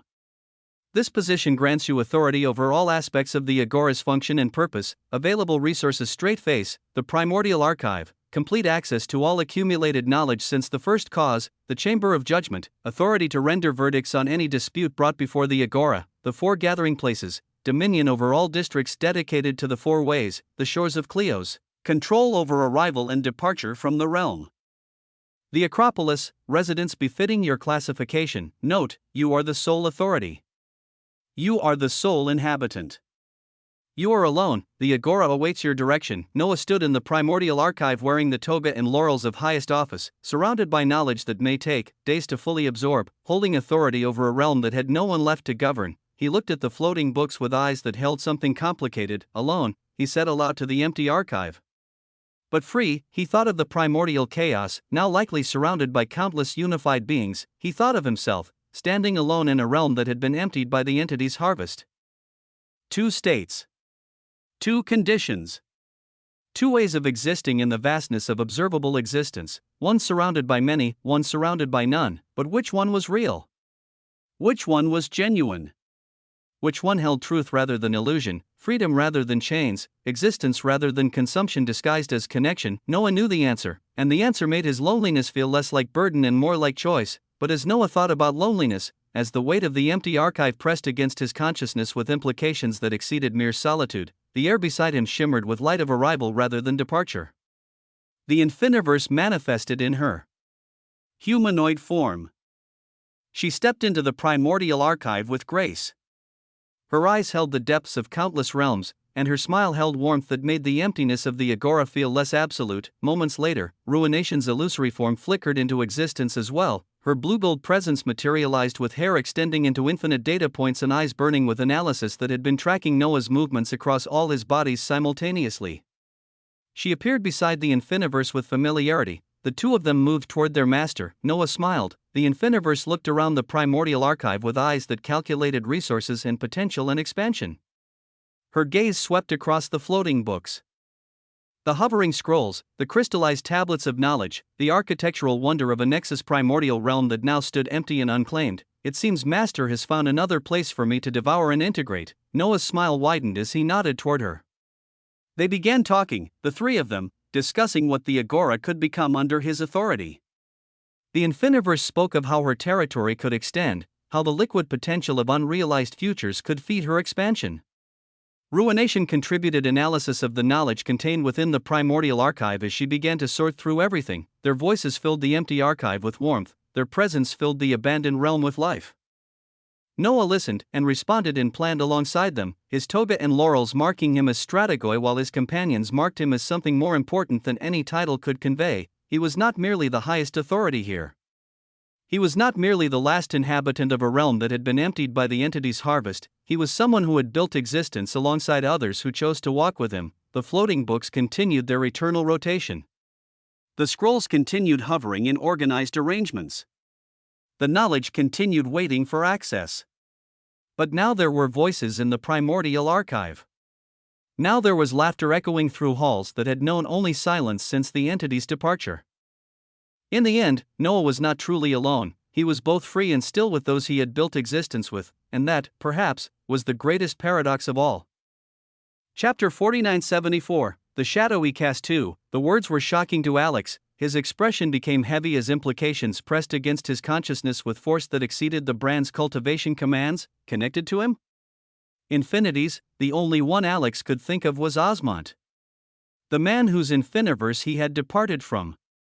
The being whose protection he had rejected in favor of his own path. This thing wanted Osmont, this primordial architect, this armored horror that felt similar to Horus himself, was hunting the origin of infinities that Alex had been connected to through his time in the Infiniverse. Alex looked at this ancient entity with defiance, his eyes burned with conviction that his forced cultivation could not extinguish.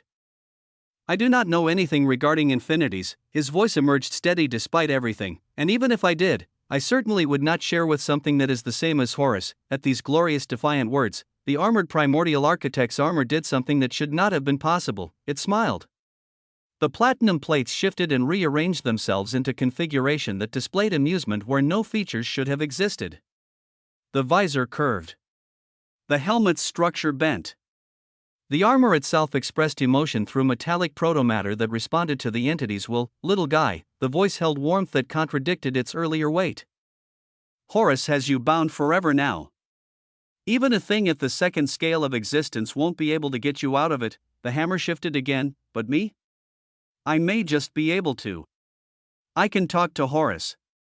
We go back quite far, he and I. The smile widened. What say you? Your freedom for this origin of infinity. A pause, and oh, I forgot to mention.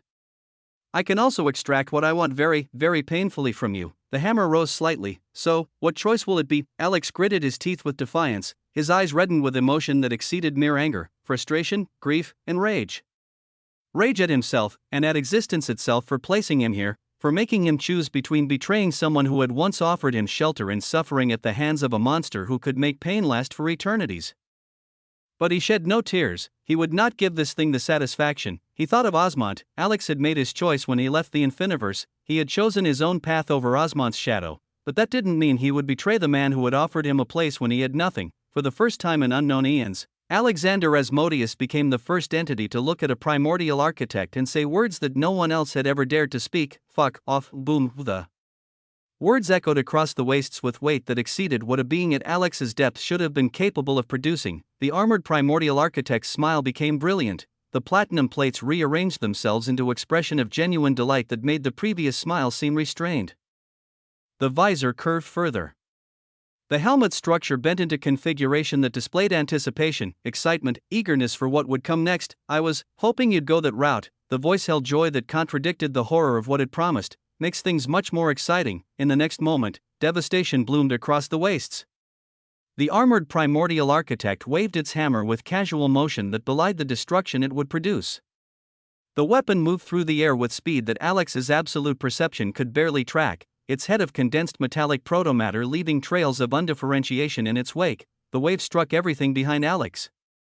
All the early creatures that had been cultivating against their will, their existences burning to fuel Horus's purposes, their brands blazing on their foreheads with crimson light, all of them disintegrated instantly. All the living elementals that had been sitting in meditative positions, their depths reaching heights they had never achieved through their own effort, their consciousness trapped within bodies that served another's will, all of them disintegrated instantly. The opened shelter of the loom that had stood behind them, its massive structure that had protected beings before Alex had broken it open, its walls and defenses and accumulated resources, all of it disintegrated instantly. A terrifying might of undifferentiation burned everything that the wave touched. Nothing remained, no bodies, no structures, no evidence that anything had ever existed in that space, just Alex, just the brand on his forehead, just his enneagram spinning with silver light that held those he loved within, just him, alone, facing a primordial architect that now had no reason to show restraint. The massive armored entity loomed above him. It was hundreds of times larger than Alex's form. Its hammer alone exceeded his size by magnitudes that made comparison absurd. Its presence pressed down upon him with weight that should have crushed his consciousness entirely, and yet Alex gazed up at it defiantly. His existence still burned from Horus's brand. His cultivation still continued against his will. His situation was hopeless by any rational assessment. He faced a primordial architect alone, without allies, without escape, without any power that could meaningfully resist what stood before him, but he would not give up Osmont, he would not betray someone who had never betrayed him. This was his peace. Come on then, Alex bellowed upward at the armored horror with voice that cracked from strain but did not waver. Come on, boom, his words echoed across the wastes with defiance that exceeded his depth. He was small, so small compared to the monster that loomed above him. So small compared to the forces that had shaped his fate, so small compared to the ancient entities that now moved across observable existence, but the shadow he cast over the wastes right now was unfathomably vast. It was a ridiculous contrast to see a primordial architect and someone as small as him seem almost as large at this moment. Almost, the armored primordial architect raised its hammer. And Alex did not look away. Chapter 4975, Master and Disciple I, the Primordial Paradox. Was surrounded by waves of bounded countable infinite paradoxes. They churned around his existence with patterns that contradicted themselves and yet remained stable, with currents that flowed in multiple directions simultaneously. With expressions that should have been impossible and yet existed anyway because paradox permitted the impossible to be. The blue gold dots that now scattered across his obsidian form pulsed with sequential light that extended endlessly in progression his consciousness could observe. Each dot was a seed of infinity that the youngest had bestowed upon him, and each pulse was countable expression following the previous one in order that would never terminate. His bounded countable infinity had fully integrated, and his absolute effigy had transformed to reflect this integration. At this moment, his massive effigy manifested above him with form that was shockingly not humanoid at all. It was a regal cat filled with paradoxes, its feline form stretching across the skies with size that matched what his previous effigy had displayed while holding elegance that exceeded humanoid configuration entirely. Its fur was obsidian darkness scattered with blue gold stars that pulsed with infinite progression, and its eyes burned with contradiction given visual expression. Swirling patterns that looked in multiple directions simultaneously while focusing on single points with intensity. Its tail curved in spirals that defied spatial logic, each curve leading to contradictions that somehow connected back to harmony. Its claws extended with paradoxical sharpness that could cut things that couldn't be cut and leave whole things that should have been severed. While its posture held royal bearing that commanded respect through presence rather than demand, the effigy was majestic and paradoxical and grand in ways that his previous manifestation had never achieved. From its eyes, beams of infinite paradoxical light blazed outward with intensity that exceeded anything he had produced before his integration with infinity. The light curved along geodesic paths that found the natural geometry of existence, following routes of minimal distance while somehow traveling through territories that shouldn't have connected. The beams extended endlessly in sequential progression, each moment of light followed by another, countable infinity expressing itself through paradoxical illumination that would never cease. And the primordial paradox voiced out his own unique embodiment that curved along those same geodesic paths. My claim was taken and yet not taken. The words emerged with weight that pressed against reality itself. I hold it while I do not hold it. and I am exactly where the one who took my claim and did not take my claim is. Boom, a terrifying storm of paradox erupted from the declaration as the embodiment extended infinitely along geodesic curves, its paradoxical nature finding every instance of what it described, its countable expressions arriving one after another in progression that would never cease. The storm raged outward with contradiction that exceeded anything the primordial paradox had produced before his integration with infinity. And it only kept going without dissipating, without weakening, without fading as conventional embodiments faded after their initial impact.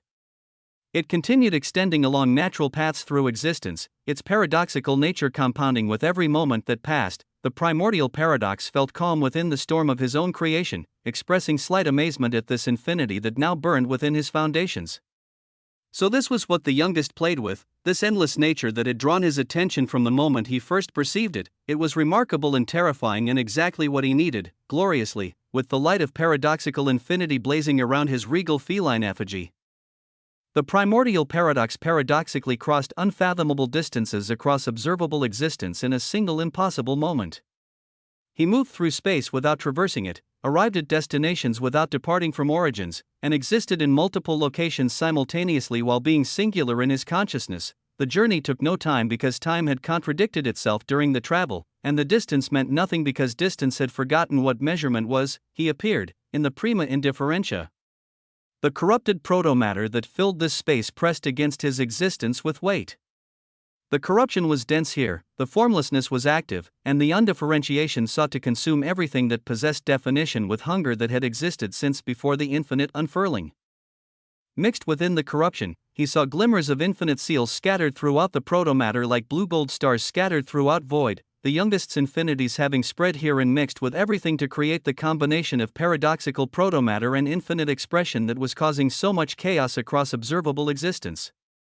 But the primordial paradox's attention was not on the corruption or the infinities, his attention was on the figure standing in the distance, a peasant in rags who could only be Irwin, the living paradox, his disciple who had consumed his claim across years of subtle betrayal. At this moment, the primordial paradox observed a scene that exceeded his expectations entirely as Irwin stood over a corpse that was not the corpse of an absolute or some lesser being caught in the prima indifferentia's chaos or anything that the primordial paradox would have expected his disciple to be consuming.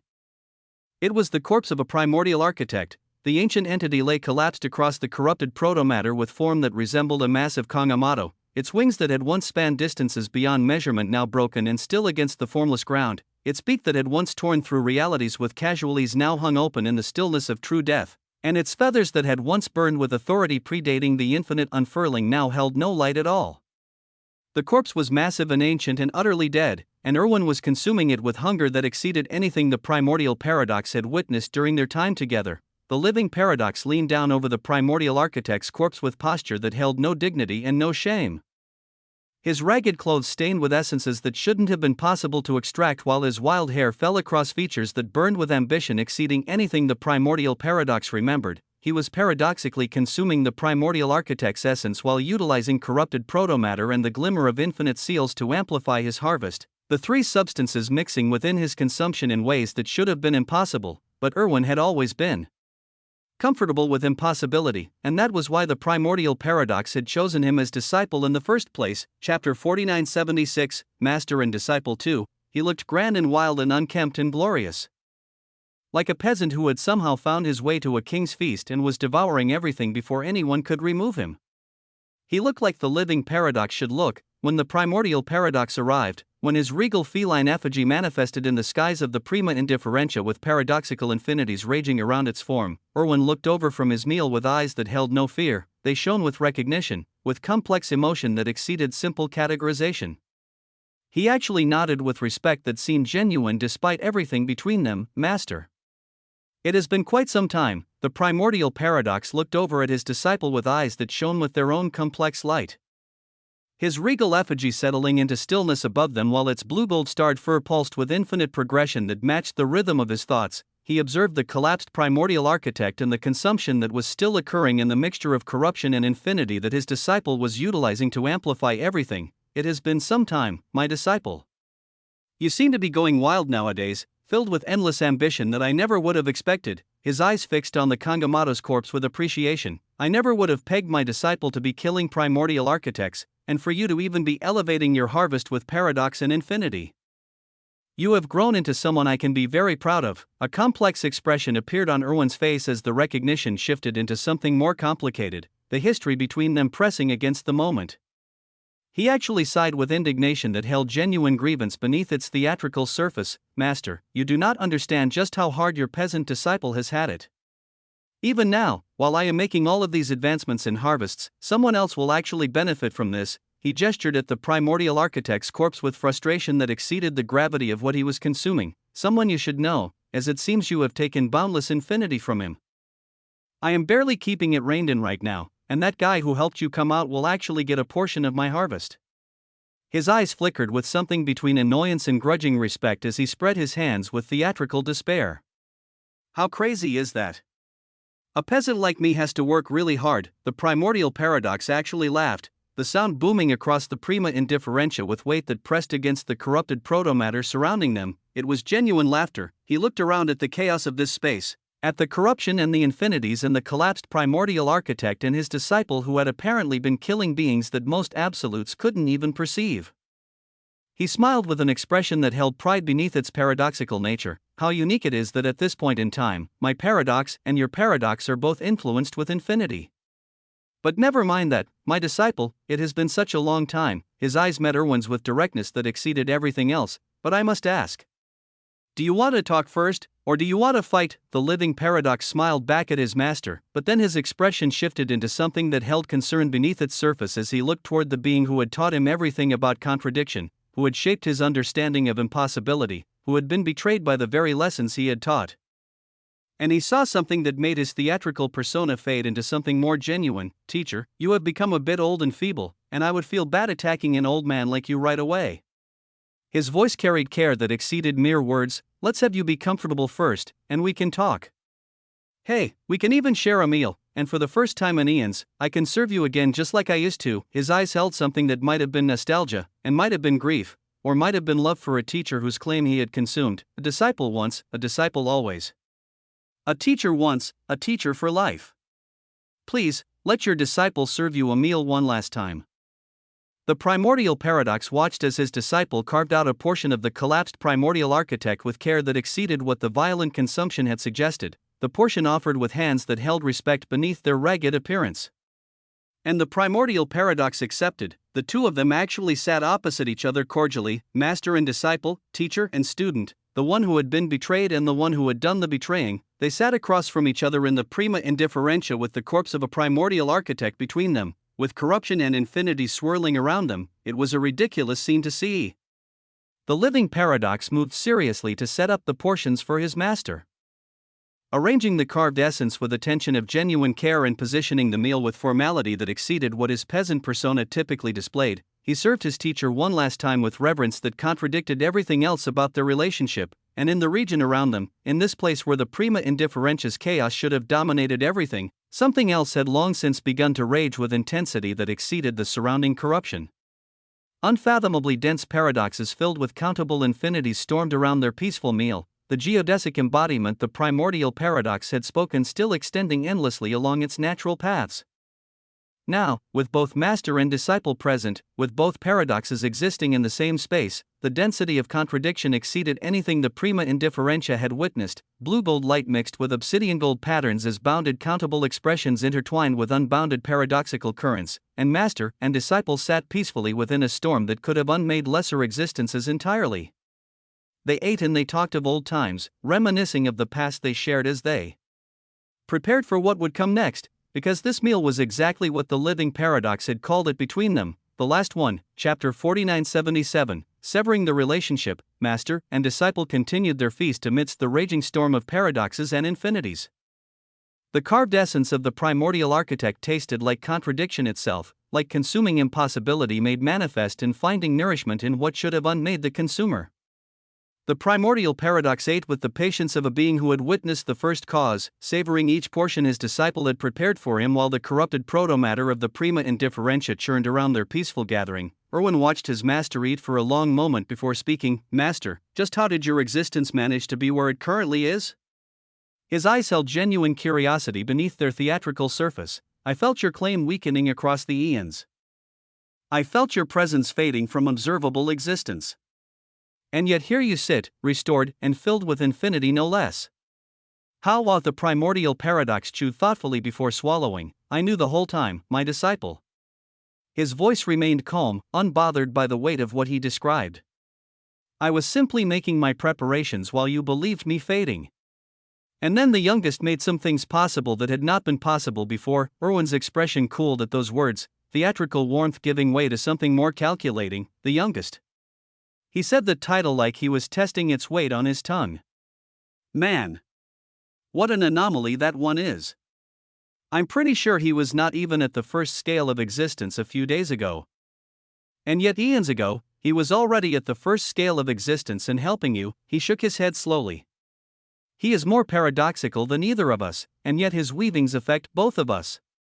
That feels unfair somehow. The primordial paradox heartily bit into another portion of the primordial architect, essence dripping from his lips as he chewed with satisfaction. For others, time is but a plaything.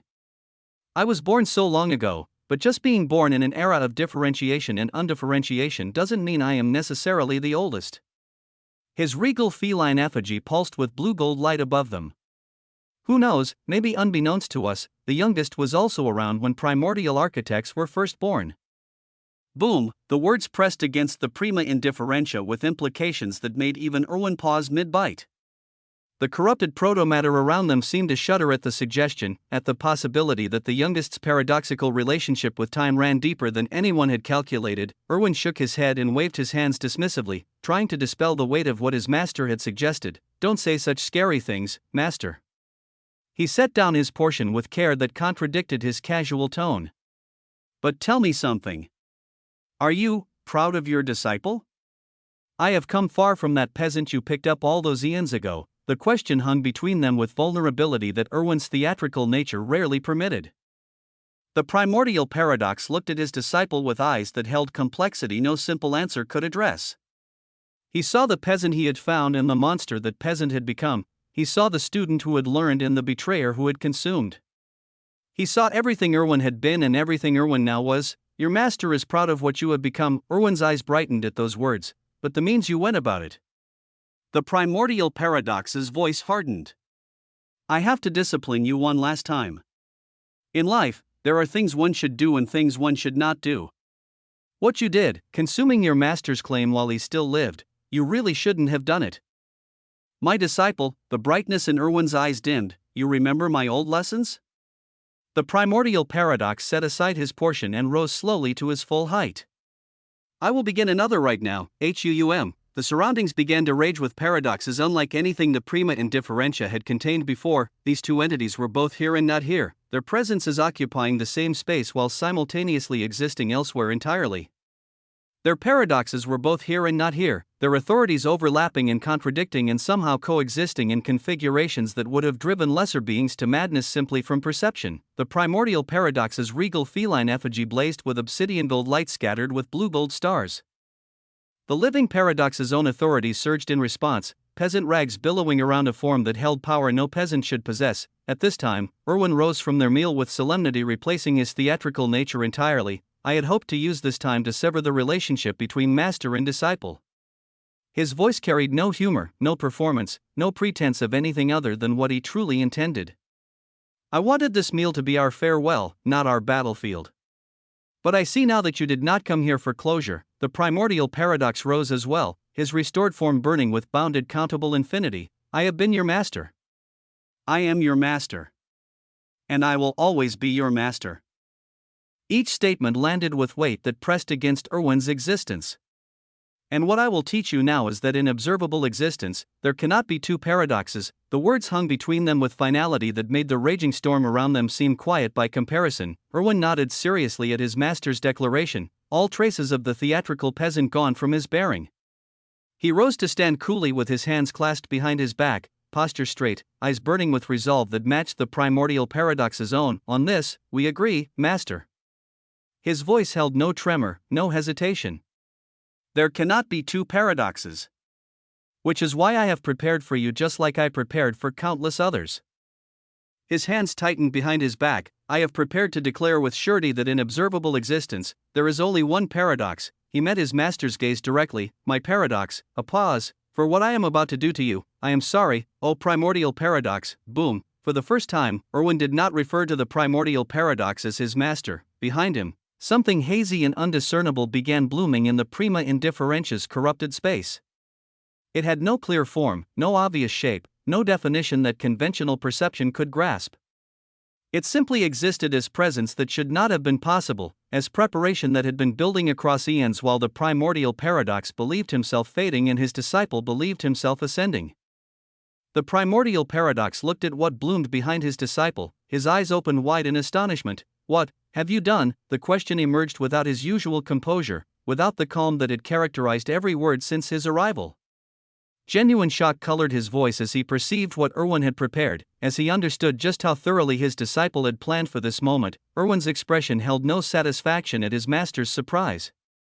It held only grim necessity. What I had to do, his voice was quiet. What I had to do, boom, paradoxes and infinities bloomed across the prima indifferentia with violence that made the previous storm seem like gentle rain. The regal feline effigy of the primordial paradox clashed against whatever Irwin had prepared, obsidian gold and blue gold light meeting hazy undiscernible presence with force that tore through corrupted protomatter in every direction. Master and disciple moved against each other with speed that transcended conventional measurement, their authorities colliding in configurations that redefined what collision meant. An unfathomably terrifying battle started between the two beings who understood paradox better than anyone else in observable existence, and only one would emerge to claim that understanding is theirs alone. Chapter 4978. An army. In the Yggdrasil, another body of Noah stood amidst the vast expanse where his people cultivated. Blue-gold flames wreathed his form in patterns that spoke of infinity given visual expression, absolute seals orbiting his existence like satellites around a celestial body. He looked like a force of nature standing still, like a storm that had chosen to pause and observe rather than rage and destroy. His eyes burned with calculation as he stared out at what lay before him, at the secret project he had been nurturing while his other bodies dealt with the agora and the primordial paradox and all the chaos spreading across observable existence. He knew he had many things in his hands, the geodesic weavings, the bounded countable infinity, the sacred herbs growing in the early veiled shore, the organ of civilization producing absolute and infinite everythings, the harvest flowing endlessly from every corner of his vast territories. He knew the possibilities that emerged from combining all of these elements, the configurations of power that his infinite nature permitted. So recently, he had been asking himself a simple question: how could he utterly abuse his power? Because he could abuse infinity tremendously due to its very nature. Where others had to accumulate and conserve, he could spend without end. Where others had to choose between investments, he could invest everywhere simultaneously, and right now, he needed to gain an edge against all the monsters awakening across observable existence. Primordial architects were stirring in the prima indifferentia. The entity had claimed the primordial chaos. Horus had branded countless beings with crimson insignias of servitude. Everywhere he looked, threats were multiplying faster than conventional response could address. His solution came, in the form of primus inevitabilities. These were the products of his civilization of hunger, the tentacled entities that had served him in core. He had millions of them, each one loyal beyond question, each one willing to give everything for their master without hesitation or regret. Millions upon millions. Now, when it came to his people, no one knew adversity was key to progression. He was letting them struggle in the Yggdrasil because struggle built foundations that could not be built any other way. If they did not face adversity, absolutely none of them would achieve the second scale of existence. But what if he had millions of primus inevitabilities who all loyally volunteered to be shields and swords for their master, even knowing they would never see the second scale themselves? The product was Noah being allowed to abuse his countable infinity freely. He had millions of primus inevitabilities. He had boundless harvest flowing into his organ of civilization from territories spanning observable existence. And he had quite a few lotuses of the bounded lotus of sequential eternity ready for distribution. The infinite observable harvest continued flowing into him even now, and when he directed it toward his organ of civilization, the organ could produce many more absolute everythings and infinite everythings than ever before. The pieces were all in place. The resources were all prepared. This allowed for the unfolding wonder to occur. In front of him, an army of 10,000 Primus inevitabilities floated in perfect ranks across the Yggdrasil's vast expanse. Each one had swallowed a petal from the bounded lotus of sequential eternity, and each one now burned with bounded countable infinity blazing through their tentacled forms. 10,000 beings who had been powerful before now carried infinity within their foundations. Their existences elevated beyond what conventional cultivation could have achieved across eons. He had millions of Primus inevitabilities, but he was just beginning to produce the bounded lotuses of sequential eternity in quantities sufficient for mass distribution. So he began with 10,000. 10,000 lotuses to 10,000 inevitabilities, a foundation upon which he would build something terrifying. At their forefront stood Protos. The first inevitability was connected to Noah in ways the others were not, serving as his armor, carrying his authority within its very existence. Protos towered over even its impressive brethren, a massive humanoid titan whose entire body was composed of countless tentacles of inevitability woven into humanoid form. Where other beings had flesh and bone, Protos had coiled tendrils of crimson authority that shifted and moved with purpose that spoke of hunger barely contained. Crimson blue-gold light shone from every inch of Protos' titanic frame. The tentacles that composed its body writhed with restrained energy, each one capable of independent action, each one carrying a fragment of the whole's tremendous authority. Behind Protos, the other thousands of Primus inevitabilities stood in ranks that stretched toward the horizon. They looked like slightly smaller versions of their leader, their massive titanic bodies all constructed from countless tentacles of inevitability woven into humanoid configurations. Some shone with verdant blue-gold light. Others shone with bronze blue-gold light, their variations speaking of different paths of development within the same fundamental framework. All of them waited in perfect stillness for their master's command. Another entity floated here alongside everyone, circling Protos with joy that seemed almost incongruous amidst such martial display. Skull, the very good boy, had also been granted a lotus petal, his canine form blazing with infinity as he moved happily around the Primus inevitabilities. No emotion to Skull, and the loyal companion came over immediately. He played with Skull for a moment, scratching behind ears that burned with blue-gold light. Then he looked up at Protos and the army assembled behind the first inevitability, his expression shifting from warmth to something more formal. "What is your duty?" Every single Primus inevitability spoke as one, their voices merging into a chorus that pressed against the Yggdrasil with weight armies of lesser beings could never produce. "Our duty is sacred," Noah asked again. "What is your duty?" "Our duty is to infinity." Boom, the declaration pressed against existence itself. 10,000 voices unified in purpose, 10,000 wills aligned toward service without reservation. Noah pointed to Protos, who stood at fundamental depth unlike the other inevitabilities due to its deeper connection with him. Others need adversity, and it is true that by taking the short way, the second scale will forever be out of your grasp. His voice carried no deception, no softening of harsh truth. "Will you proceed?" Protos knelt before its master, tentacles coiling with reverence as its voice emerged with conviction unshakable. "For the sake of Master, this sacrifice is the highest honor. We do not seek the second scale. We seek only to serve. Our existence finds meaning in your purpose. Our deaths find glory in your victory. Command us, and we shall become whatever weapon you require. This is not loss. This is fulfillment of our duty." The words rang across the Yggdrasil with weight that made the other inevitabilities straighten in their ranks. Noah nodded and waved his hand, and absolute everything materialized before Protos, a crystallized fragment of absolute authority compatible with those following Noah's civilizations. It floated toward the currently strongest Primus inevitability, and Protos opened its form to receive it without hesitation. The absolute everything sank into the mass of tentacles and disappeared, absorbed into foundations already burning with bounded countable infinity. For a short moment, nothing happened. Then Protos' aura began to buzz with transformation. "Let a portion of the boundless harvest coming into me reinforce his foundations." Chapter 4979, An Army. 2. Noah's Harvest. The endless flow of resources from territories spanning observable existence diverted a fraction of its current toward Protos. The foundations of the strongest Primus inevitability received a surge of brilliance that made its already impressive form blaze like a star being born. Bounded countable infinity merged with the absolute everything and the reinforcing harvest in configurations that compressed what should have taken eons into mere moments. An aura of an absolute buzzed around Protos in the next moment. the first inevitability had crossed the boundary between fundamental and absolute depth through methods that bypassed conventional adversity entirely.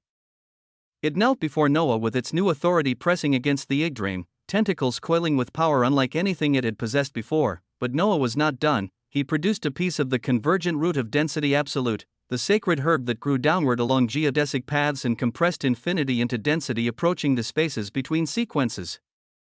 The root fragment floated toward Protos, and the first inevitability consumed it without question. The effect was immediate. Protos' bounded countable infinity began compressing within its foundations, the gaps between sequential expressions filling with density that conventional cultivation could not produce. Its aura, already absolute, became denser in ways that made other absolutes seem hollow by comparison. The tentacles composing its form coiled tighter, each one carrying compressed infinity that granted weight to every movement. Then Noah produced a piece of the divergent bloom of infinite variation. The sacred herb embodied the opposite principle, spreading outward in endless branches that produced unique flowers with unpredictable effects. The flower fragment that floated toward Protos held properties Noah himself could not fully predict, variations generated through divergent cultivation rather than deliberate design. Protos consumed it, the effect merged with everything else occurring within the first inevitability's foundations. Its geodesic weavings enhanced in directions Noah had not planned. Small, tiny glimpses of uncountable infinity flickered through its existence, temporary elevations that showed what further advancement might feel like. Protos blazed with utter brilliance before Noah, an absolute unlike any other absolute, carrying bounded countable infinity compressed by convergent root and varied by divergent bloom. It was not merely powerful. It was optimized through sacred herb cultivation that no other force in observable existence could replicate, and there were thousands more waiting. Noah looked at the next primus inevitability that came forward, its surface depth requiring more investment than Protos had needed. 3 absolute everythings materialized before it instead of 1, the greater quantity necessary to elevate foundations that had further to climb. The inevitability swallowed all 3 without hesitation. Noah repeated the same process. Harvest surged into the inevitability's foundations. A piece of convergent root followed. A piece of divergent bloom after that. Moments later, another absolute with bounded countable infinity knelt before him, its existence transformed through methods that compressed eons into seconds, and then the full scope of his preparations revealed itself. Above him, all the ingredients he had utilized bloomed into seas of dozens and then hundreds and then thousands. Absolute everythings materialized in quantities that would have seemed impossible before his organ of civilization began operating at full capacity. Lotus petals floated in spiraling arrangements that mirrored their source's eternal blooming.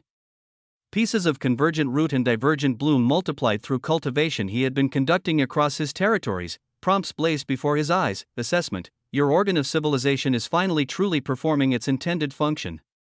Substantial harvest has been directed toward its operation, enabling production of absolute everythings at rates sufficient for mass elevation. Current production capacity: sufficient absolute everythings for thousands of elevations. Sufficient lotus petals for continued bounded countable infinity bestowal. Sufficient sacred herb fragments for optimization of elevated beings. Projection: you possess the resources to create an army of absolutes carrying bounded countable infinity enhanced by sacred herb cultivation. No other force in observable existence can replicate this methodology. Noah watched all of this with eyes that shone with light matching his designs. He did his best not to form a devilish smile, but he could not help it. The expression spread across his features with anticipation that bordered on something darker, something hungrier, something that spoke of infinite ambition finally finding adequate expression. His lips curved upward while his eyes remained calculating, the combination producing a smile that would have unsettled anyone who witnessed it. It was the smile of someone who was about to change the fundamental mathematics of conflict across observable existence. It was the smile of mad infinity given human expression, the curve of lips belonging to a being who understood that he was just beginning to scratch the surface of what his nature permitted. He waved his hands, multiple absolute everythings and other ingredients surged toward multiple inevitabilities simultaneously, his control over the process allowing parallel elevation rather than sequential.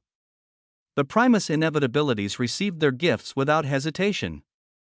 Their forms blazing with transformation as harvest and herbs and crystallized authority merged within their foundations. Within seconds, auras of absolutes began rising one after another. 1, 5, 10, 20. The count climbed rapidly as more and more inevitabilities completed their elevations, their surface depths becoming absolute depths through methods that bypassed every conventional limitation. Each one knelt toward Noah as transformation completed, their loyalty unchanged by power that would have driven lesser beings to arrogance. The infinite farmer was using his harvests to truly lay a foundation at this moment. He commanded resources to flow toward multiple primus inevitabilities. Watching multiple absolutes filled with infinities being born one after another in sequences his countable nature could observe and appreciate. Beside him, Skoll moved happily as Noah allowed resources to flow into the loyal companion as well, the very good boy's form blazing brighter with each passing moment, but Noah continued watching the main event with shining eyes. Within moments, more than 100 terrifying absolutes filled with infinities stood before him.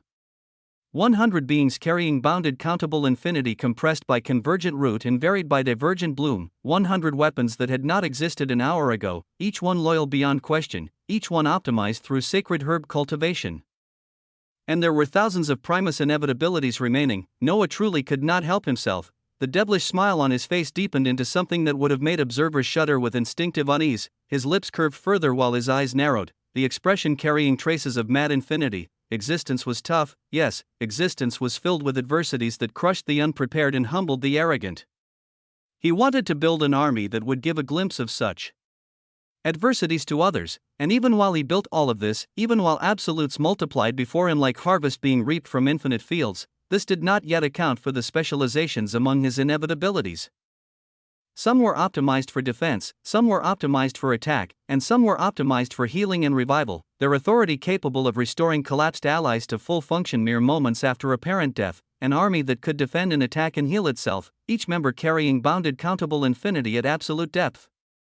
An army that would grow larger with every passing day as his sacred herbs continued blooming and his organ of civilization continued producing, an army that existed because Noah had asked himself how he could abuse his power and then found an answer that others could not match. He was just getting started. Chapter 4980, Legions of Absolutes I.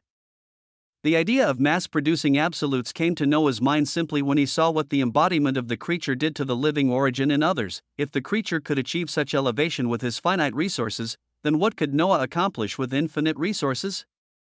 The creature was more powerful, certainly, his existence predating the infinite unfurling itself and his authority approaching the second scale were already there, but the creature could not mass-produce absolute everythings. The creature could not cultivate sacred herbs that bestowed bounded countable infinity upon consumers. The creature could not direct endless harvest toward an organ of civilization that transformed that harvest into crystallized authority compatible with loyal followers. Noah could do all of these things. Right now, he was doing everything he could while he continued to watch the army being born before him. By his side, Skoll had calmed down from his earlier excitement, now watching in amazement as absolutes rose one after another from the elevation process. Noah rubbed the loyal companion's head while calmly observing Protos calling forth other absolute primus inevitabilities like a sergeant inspecting soldiers, the first inevitabilities crimson bluegold. Form moving through the ranks with purpose that spoke of pride in what had been prepared. Noah was doing all this because he wanted to prepare for the worst possible eventualities, when he asked himself what he could feasibly face in the name of adversity. The answers that emerged were terrifying. A primordial architect awakened from the prima indifferentia at the first scale, a primordial architect at the second scale of existence, something that conventional absolutes could not even perceive let alone contest. The entity itself, that unified horror wearing the primordial chaos as its newest mask, and perhaps most concerning of all, the horrible variable of the entity somehow getting past his infinities to infect him or his people, turning his own forces against everything he had built. So how could he prepare for if or when such things occurred? He had to have such insane things around him that they would make even old monsters like the primordial paradox or the creature baffled at what they witnessed. When he thought about the primordial paradox, he knew that ancient being was battling against his disciple right now in the prima indifferentia. Part of him believed that Erwin might have more in the tank than anyone expected, because a peasant who had prepared this much, who was making changes across observable existence through corrupted protomatter mixed with infinite seals. But the primordial paradox should still be okay since he carried Noah's infinities burning within his foundations. And the paradox of that being itself was truly heavy. Whatever happened, Noah did not expect the primordial paradox to be collapsed easily, and of course, the biggest thing WSS Noah's own power as if he went from countable infinity to uncountable infinity? Oh boy. "Oh boy, Master, I have formed specific legions ready for you." At this time, Protos rose and turned to face the armies assembled behind him, his tentacles coiled with purpose as he gestured toward the thousands of Primus inevitabilities awaiting their transformations, his crimson blue-gold light casting long shadows across the Yggdrasim's expanse. Noah watched with that devilish smile still playing across his features as Protos moved aside to reveal formations of absolutes he had arranged according to their specializations. "Your inevitabilities have long held specializations that served you at lesser depths. But now, with bounded countable infinity and absolute authority burning within our foundations, these specializations have become something else entirely." Protos gestured toward the first formation of 100 newly elevated absolutes. "Permit me to introduce what your legions have become." The first 100 absolutes moved forward in perfect synchronization. They were massive things, each one a titan of coiled tentacles standing dozens of times larger than humanoid scale. But where Protos appeared sleek and predatory, these absolutes appeared fortified beyond reason. Their tentacles had woven themselves into layered configurations resembling living fortresses, each coil locked against the next in patterns that spoke of absolute defense. Crystalline plates of obsidian gold covered their forms like armor grown from their very existence. And their eyes glowed with steady silver light holding no aggression, only unwavering certainty, the absolute infinite bulwark specialization, Protos announced. 100 absolutes who have sacrificed all offensive capability in exchange for defense that curves along geodesic paths toward everything requiring protection. Each one can read defensive embodiments or apophysis and fill them with geodesic weavings like mantras again and again to build ridiculous defenses amplified because they only ever defend. Their duty is grand. Their duty is infinite. Noah's eyes sharpened with interest. This was the other component he had been patiently waiting for, with the first tongue. All things could specialize from it. He had missed his civilization specializations that allowed him to raise armies which could not be taken down, and he had wanted to reproduce this capability at an even higher level than before. Now he looked at what Protos had set aside just for a single legion of absolutes, and part of what comprised this legion were 100 tanks operating at absolute depth with bounded countable infinity. Their defensive authority now extends infinitely in countable sequences, Master. When an attack approaches an ally, the bulwark's protection finds the shortest path through existence to intercept it. They do not need to be near what they defend. They simply need to be. And their defense travels along natural geometries to arrive where it is needed. The 100 bulwarks stood motionless, their crystalline plates shifting with subtle movements that stabilized the very fabric of the Yggdrasim around them. They cannot deal damage through any means, Protos continued. This limitation is absolute and cannot be circumvented. But in exchange, all damage directed toward them or those they protect is absorbed into foundations that regenerate infinitely with stacks of defensive embodiments and apophysis, stacks of sleeping inscriptions and more. They cannot be overwhelmed through sustained assault because their endurance extends in sequences without termination. Strike them once, they endure. Strike them a trillion times, they endure still. Strike them forever, and forever they will remain standing. Protos paused. Nothing of the first scale should be capable of bypassing them, theoretically.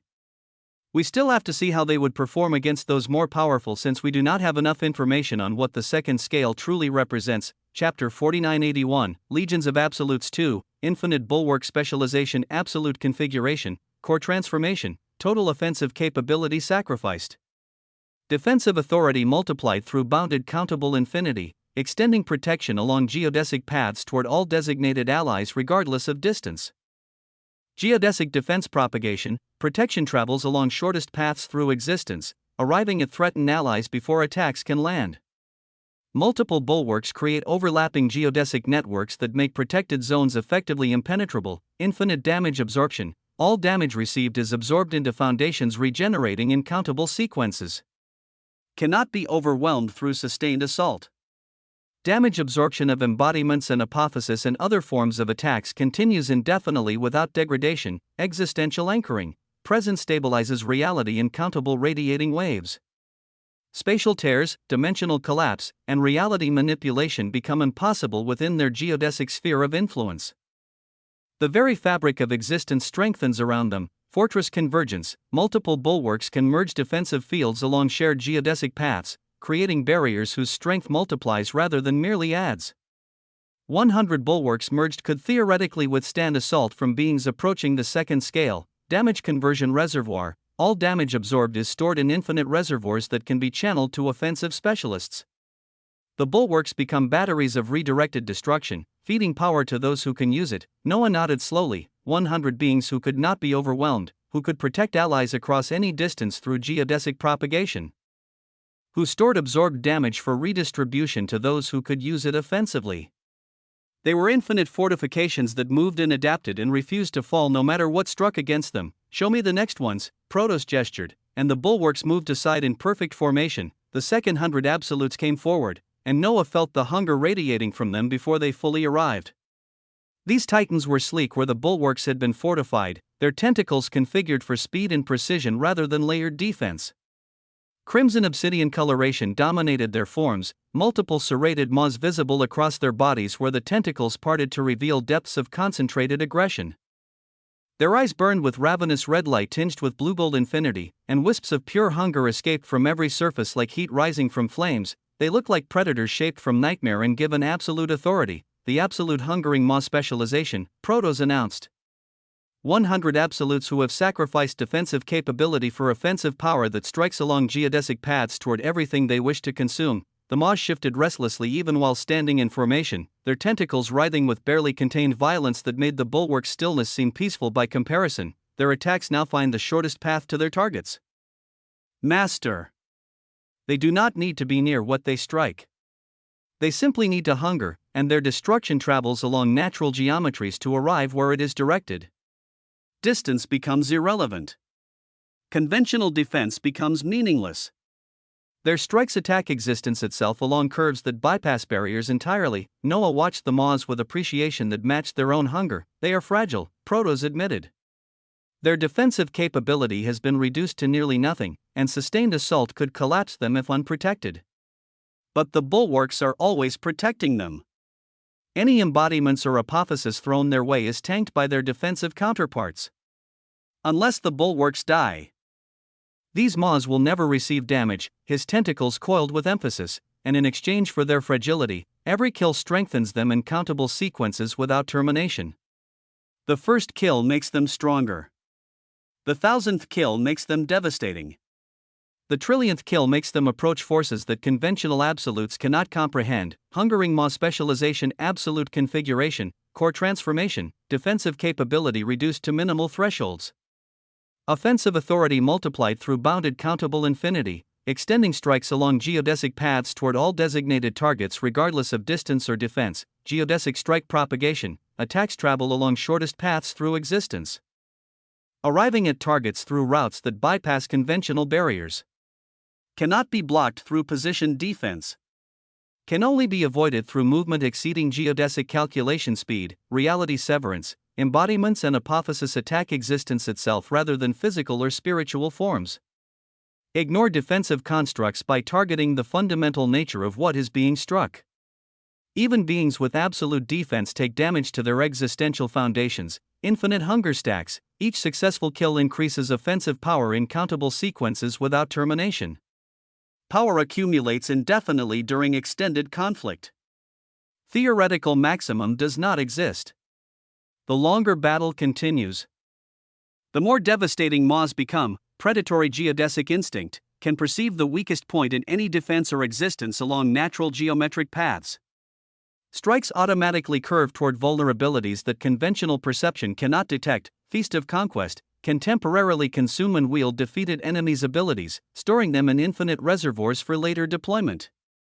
Abilities persist in countable sequences until deliberately released or overwritten. Noah's smile widened as he observed the restless maws. The glass cannons, yes, but glass cannons whose strikes could not be blocked through conventional means, whose power grew infinitely with every kill, whose hunger found targets along paths that defense could not anticipate. Paired with bulwarks who could protect their fragile forms while they accumulated devastating power, they became something truly terrifying. The bulwarks absorbed damage that would collapse the maws instantly, and in exchange, the maws delivered destruction that the bulwarks could never produce on their own. Continue. The maws moved aside with reluctance, their hunger clearly desiring demonstration rather than mere display. Noah could feel their eagerness pressing against his awareness, their desire to be unleashed upon enemies worthy of their transformed nature. The third 100 absolutes came forward, and the atmosphere shifted from aggression to something warmer. These titans were wreathed in green-gold blue light that pulsed in rhythms resembling heartbeats.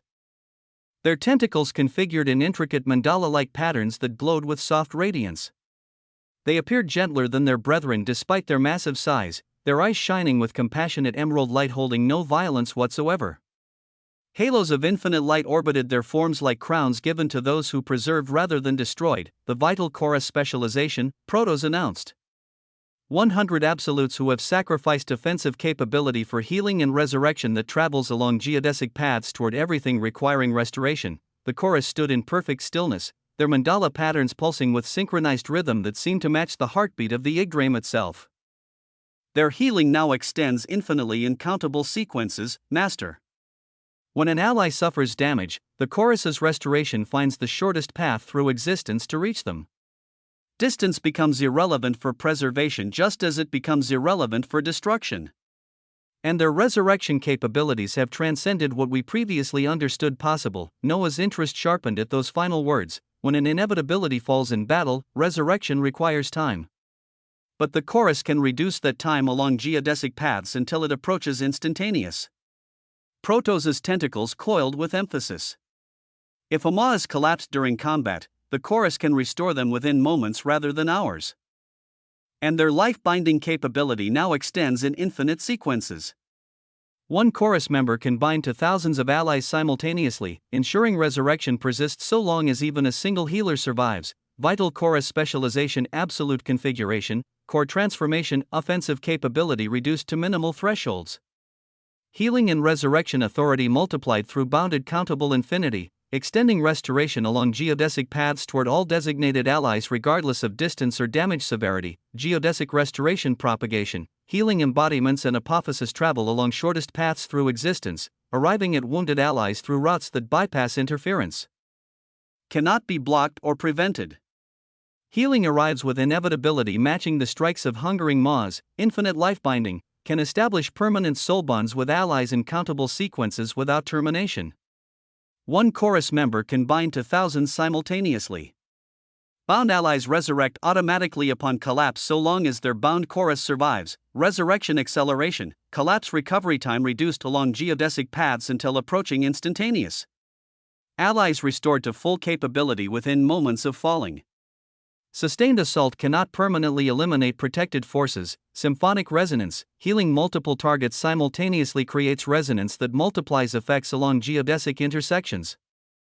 100 chorus members healing together produce restoration exceeding their combined individual capabilities by orders of magnitude. Death Defiance Aura, allies within geodesic connection cannot be instantly killed through any means. Always survive lethal strikes with minimum existence remaining, permitting chorus restoration before true collapse occurs. Chapter 4982, Legions of Absolutes 3. Noah understood immediately what the chorus represented, an army that could not be permanently diminished. Every maw that fell would rise again within moments. Every bulwark that absorbed damage would be restored before that damage could accumulate toward collapse. The chorus transformed his legions from powerful force into inexhaustible force. An army of absolutes that could theoretically fight forever without losing members to permanent death. Kill a maw, and the chorus brings it back before its power stacks can reset. Overwhelm a bulwark through sustained assault, and the chorus restores it before the protected maws become vulnerable. Collapse a chorus member, and the other 99 continue resurrection operations without interruption. A fucking infinite loop of defense, and the last.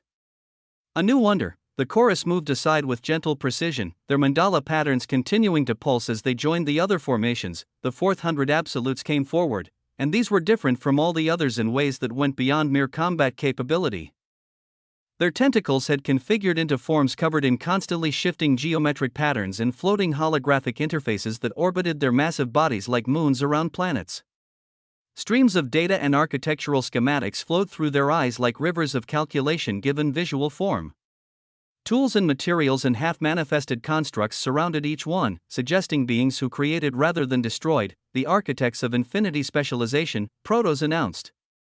100 absolutes who have sacrificed direct combat capability for construction and strategic enhancement. The architects stood amid clouds of floating geometric shapes and orbiting instruments. Their nature clearly different from warriors, Noah observed the data streaming through their eyes with appreciation for their uniqueness among the specializations. Where bulwarks defended and maws attacked and chorus healed, architects built. They created the infrastructure upon which all other operations could be optimized. They can manifest defensive structures, weapons, and technological marvels for you. Their constructs persist permanently even if the architects themselves are collapsed. And their presence accelerates all civilizational development. Protoss' tentacles gestured toward the floating geometric shapes. They do not even need to be on the battlefield. They can remain where you place them, working endlessly to see if they can build you something grand while battles rage elsewhere. Architects of infinity specialization, absolute configuration, core transformation, direct combat capability reduced significantly. Construction, technological development, and strategic planning authority multiplied through bounded countable infinity, extending creation along geodesic paths toward all locations requiring optimization. Infinite blueprint manifestation, created constructs persist permanently in countable sequences without maintenance requirement. Even if architects are collapsed, their creations remain. Theoretical maximum constructs do not exist. Given time, architects can fortify entire realms. Resource efficiency through infinity, construction costs reduced along geodesic optimization paths until approaching negligible. Can create advanced constructs using fractions of normal resource requirements. Bounded countable infinity permits effectively unlimited building capacity, strategic calculation matrix, process tactical variables in countable sequences without termination. Consider all possible enemy responses and counter-responses simultaneously. Provide commanders with strategic options that conventional analysis cannot generate. Technological symbiosis can interface with and enhance any technology or construct. Existing defenses and weapons improve simply through architect presence. Noah looked across the four formations now standing before him in the Yggdrasil, 100 absolute bulwarks who could not be overwhelmed. 100 maws whose strikes found targets through routes that bypassed barriers and whose hunger grew infinitely with every kill they achieved. 100 chorus whose healing arrived with inevitability and whose resurrection reduced collapse to momentary inconvenience. 100 architects, 400 absolutes with bounded countable infinity, each one optimized through sacred herb cultivation, each one carrying specializations that had been elevated to match their infinite nature. And there were thousands more Primus inevitabilities waiting for the same categorizations and elevation. Thousands more who would join these formations until his armies numbered in quantities that nobody could not match. Protoss' crimson blue-gold light blazed with pride at what had been prepared. Protoss knelt once more before his master. My master, I will give you an army of absolutes that existence itself will struggle to halt. Noah looked at the 400 absolutes standing in formation, then looked at the thousands still awaiting elevation. His devilish smile returned with intensity that made even Protoss' tentacles coil with instinctive response. I want a test run. He truly did. Existence was vast and filled with terrors, and he wanted to see what his preparations could accomplish against worthy opposition. Theories and projections were useful, but nothing replaced actual demonstration against enemies who wished to destroy what he had built. He closed his eyes and activated infinite undifferentiated fate. Endless weavings of fate permeated around him, blue-gold threads extending in every direction along geodesic paths that connected him to probabilities spanning observable existence. His infinities were already flowing across corrupted protomatter and the prima indifferentia. His influence already touched countless regions through harvest and seals and the connections he had established across his territories. He asked his question to the weavings themselves: are there any enemies out there for me to test my works of art against? If his infinities sensed anything connected to him, any undivided ones, any formless terrors, any viable primordial architects who weren't too powerful, he might be able to lock onto their location. And then he could move with his legions of absolutes to demonstrate what mass production of infinity truly meant. But first, they needed a name. A legion of 400 absolutes with different specializations working in perfect coordination required designation worthy of what they represented. Noah opened his eyes and looked across the formations awaiting his command, his mind considering titles that would capture their nature. From this moment forward, this formation of 400 shall be designated as a single unit. His voice pressed against the Yggdrasil with weight that made the assembled absolutes straighten further in their ranks. You shall be called the Tetrasapyron. The Infinite Four. Boom, the name settled into existence with authority that made the formations blaze brighter with blue-gold light. 100 bulwarks. 100 maws. 100 chorus. 100 architects. For specializations unified into single expression, for aspects of infinite warfare combined into force that fights as one organism rather than 400 individuals, Noah's smile was grand. The first tetrazopiron stands before me now. But there will be more. Tetrazopiron secundus when the next 400 complete their elevation. Tetrazopiron tertius after that. And onward until I have legions beyond counting, each one capable of operations that will bring every single fucker out there to their knees. Protos rose from his kneeling position, his crimson blue-billed form blazing with pride at the designation his forces had received. The tetrazopiron awaits your command, master. Point us toward enemies worthy of demonstration, and we shall show observable existence what infinity truly means, what tyranny truly means. This is our duty, WAA. Noah closed his eyes once more, reaching through his weavings of fate to find targets that would serve as appropriate tests for his newly forged weapons. Chapter 4983, The Beholder. In the vast spaces between what was and what would become, the beholder drifted. He was old. Not old in the way that primordial architects were old, those beings who had existed since the first cause produced differentiation and undifferentiation in its aftermath. Not old in the way that the creature was old, that defector from classifications who had witnessed the infinite unfurling in everything that came after. The beholder was old in ways that made such comparisons laughable, in ways that made the entire history of observable existence seem like a brief afternoon following an endless morning that most had forgotten ever occurred. Many believed that there was the first cause. And then differentiation and undifferentiation bloomed to cause the emergence of primordial architects and countless other life forms. This was the accepted history. This was what beings taught their disciples and recorded in their archives and treated as the beginning of everything meaningful. The only record that might have the correct information was the primordial archive in that small place, but truly, there was a period of billions upon billions of years where during the first cause, there was nothing. The beholder knew this because he had been there. He had gained cognizance in that age of absolute emptiness, when potential existed but expression did not, when possibility waited but manifestation had not yet learned how to occur. He had observed and watched and done nothing across spans of time so vast that they made the current age seem like the blink of an eye, like the flutter of a heartbeat, like a single grain of sand falling through an hourglass that had been running since before hourglasses were conceived. The entirety of the history of observable existence, everything that beings considered meaningful and important and worth recording, was actually that period of nothing in terms of duration. Everything that came after, during the age of differentiation and undifferentiation until now, was simply a fraction of the history of existence. A footnote. An afterthought. The brief flash of complexity following eons of simplicity so profound that most minds could not comprehend it.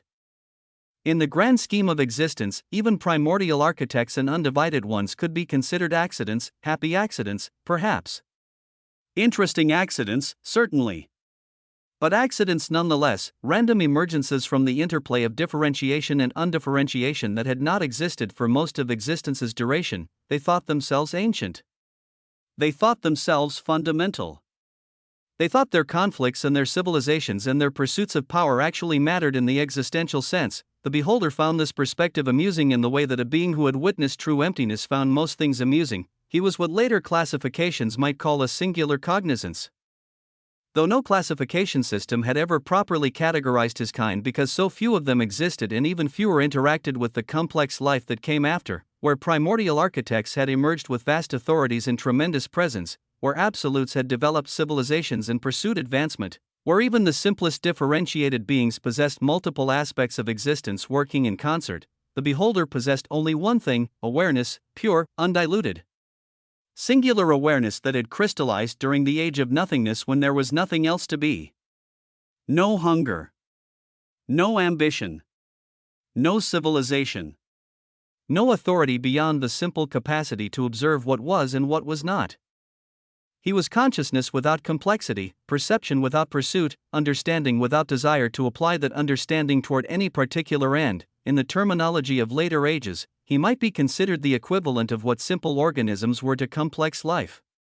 Where multicellular creatures developed specialized systems and interdependent functions, unicellular life simply existed in singular purpose. The beholder was existence's equivalent of that primordial simplicity, a being who had emerged before complexity was possible and who had never seen reason to develop beyond his original nature. There had been others like him in that age of nothingness. Fellow singular cognizances who had gained awareness in the emptiness and had observed alongside him across those billions of eons of years when observation was all there was to do. Whether they still moved across existence now, or had simply collapsed themselves into weavings of nothingness to return to the state from which they had emerged, the beholder did not know. He had not sought them out. He had not pursued connection or communion or any of the social behaviors that complex life seemed to require. He simply was, as he would likely always be until existence itself ceased to provide things worth observing. For the first time in a few eons, some significant changes had occurred. These changes were significant enough to cause the beholder to emerge from the prima indifferentia, that space of undifferentiation where he often rested between periods of observation. Something was happening with existence now. Something that warranted attention, something that stirred memories of that age of nothingness in ways that more recent events had never managed to accomplish. Infinities were spreading. The beholder had observed many things across his incomprehensible lifespan, but infinity held particular interest because it carried glimmers of what had existed during that age of wonder before primordial architects were even conceived. The nothingness had not been truly nothing, not in the absolute sense. It had been potential without limit, possibility without boundary, the raw material from which everything would eventually emerge. And infinity, true infinity, held echoes of that primordial state in ways that made the beholder feel something approaching nostalgia. He moved across regions of protomatter mixed with those spreading infinities, his singular awareness taking in the corruption and the blue-gold light with equal detachment. He drifted through wandering territories where lost things gathered, observing how the infinite seals had begun affecting even these forgotten spaces. He passed through corrupted transcendent folds and witnessed primordial realms that had been touched by changes they did not fully understand. He saw undivided ones moving about with purpose that seemed urgent to them and insignificant to him. He saw formless terrors emerging from the prima indifferentia with hunger that had been amplified by the corruption and infinities they had absorbed. He saw the aftermath of conflicts and the preparation for conflicts yet to come, and he saw the glimmer of the creature as that ancient being began his battle with Horus, the beholder. Watched that unfolding fight briefly. Chapter 4984, The Beholder 2, two beings of tremendous authority clashing in ways that would reshape the regions around them. The creature, who was old by the standards of complex life but young by the beholder's measure. Horus, that primordial architect whose eyes had branded countless beings with crimson insignias of servitude. Their conflict would determine much about the current age, would establish hierarchies and eliminate possibilities and matter tremendously to everyone invested in the outcomes of such things. The beholder turned his gaze away from that fight and did nothing. He was only an observer. If he stared for too long, beings like Horus at the second scale of existence might sense his attention. And with how simple-minded such creatures were despite their power, they would want to know everything regarding him. They would pursue answers and demand explanations and attempt to incorporate his existence into their frameworks of understanding.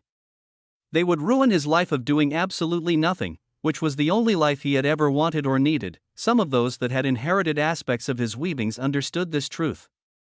The mnemonic Leviathan, that vast repository of knowledge that hoarded information without acting upon it. The baboon of wisdom, that ancient being who had gathered understanding across eons while carefully avoiding the application of that understanding toward any particular goal. They held the same nature as him in diluted form, observers who encompassed tremendous knowledge and did nothing with it because doing nothing was its own form of existence. He wondered what they were up to nowadays. Probably nothing, if they had maintained their natures properly. As he thought this, the beholder's singular awareness turned toward a region of the wastes where an undivided one and three formless terrors were about to engage in conflict. The undivided one was massive, its form writhing with authority that would have impressed beings who cared about such things. The formless terrors were ancient by the standards of complex life, their churning masses dense with absorbed corruption and infinities from the prima indifferentia. The beholder's gaze was disappointed as it settled upon them. It was like watching lesser life forms do things with their weavings that were disappointing when they could be doing so much more. The undivided one postured and threatened. The formless terrors hungered and prepared to consume.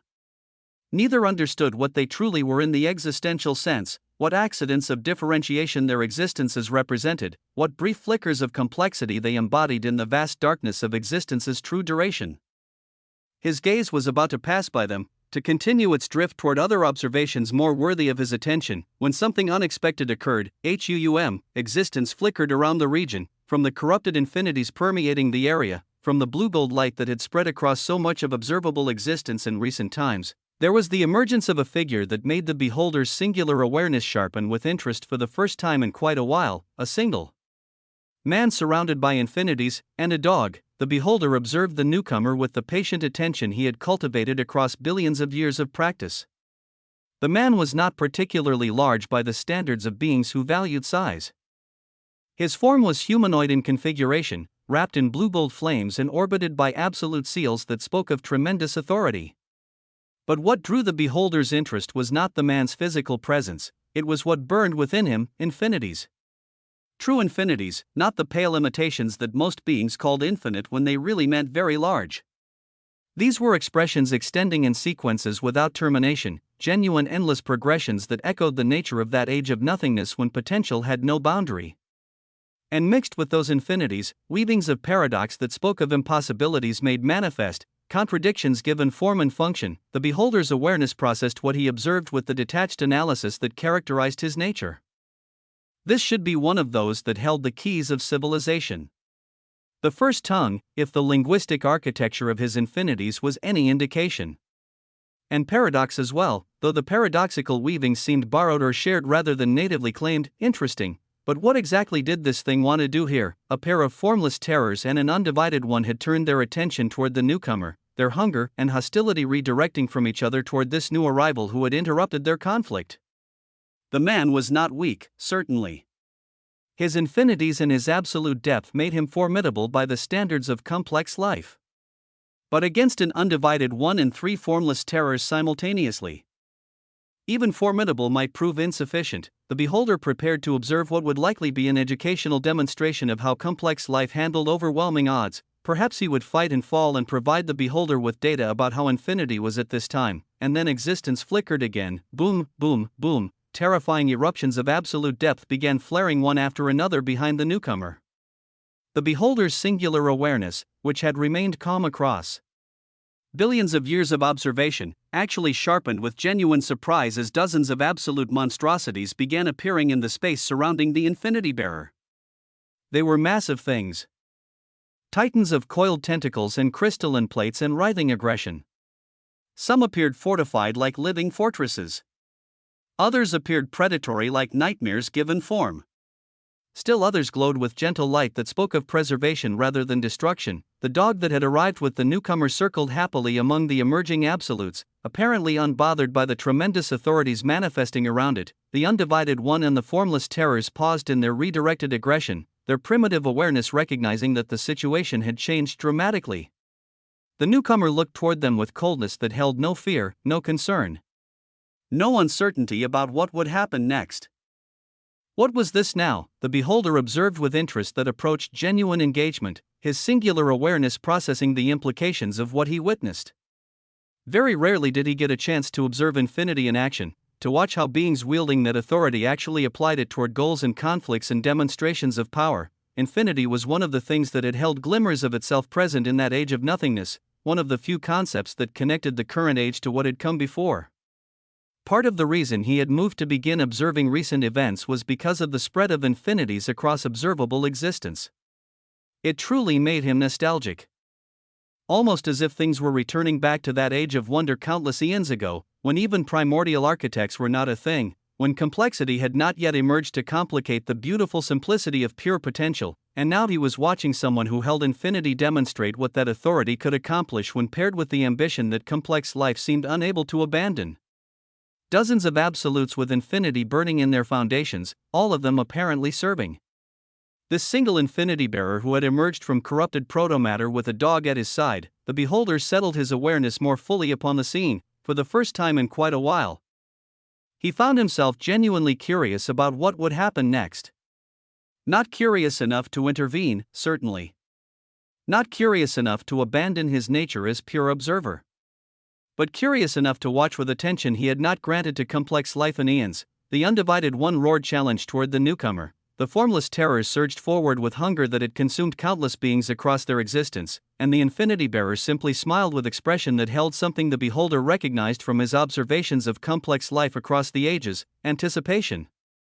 Chapter 4985, Devastation. To this day, the feeling of perceiving something new from following strings of destiny.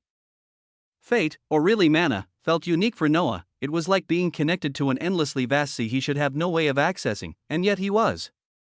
The threads of fate stretched in every direction simultaneously, countless golden strands representing possibilities and connections and paths that his awareness could follow toward destinations his conscious mind had not yet identified. Every thread led somewhere. Every strand connected to something. The sea was infinite in scope, and his perception was merely a vessel sailing across its surface. An infinite undifferentiated fate felt even grander than anything he had touched before. His countable infinities extended his perception in sequential progressions that allowed him to tap into and connect with the vast stretches of his authority spreading across observable existence. He searched for keywords, for resonances, for connections that would lead him toward targets worthy of demonstration. His infinities had spread through corrupted protomatter in the prima indifferentia. His seals had scattered across regions he had never personally visited. His influence touched countless territories through harvest and connection, and the simple fact that infinity, once released, did not stop expanding. He perceived many things through those connections. Existence was vast and the information was countless, so Noah focused on something more local, something within reach of his current position, something that would serve as an appropriate test for what he had built. Within moments, he saw multiple golden threads that burned brighter than the others around them. One led to a formless terror that had emerged from the prima indifferentia and was currently drifting through the wastes with purpose that his perception could not immediately discern. The creature was ancient by the standards of complex life, its churning mass dense with absorbed corruption that made it more dangerous than it had been before awakening. Another thread led to a shelter of the loom that was currently under siege, its defenders struggling against an undivided one that had broken through its outer barriers. The beings within were fighting for survival. How ridiculous it was that grand early creatures were now mere beings fighting for survival. And then a third thread led to something more interesting entirely, an undivided one and multiple formless terrors that seemed about to come into conflict with each other in a region of the wastes not far from his current position.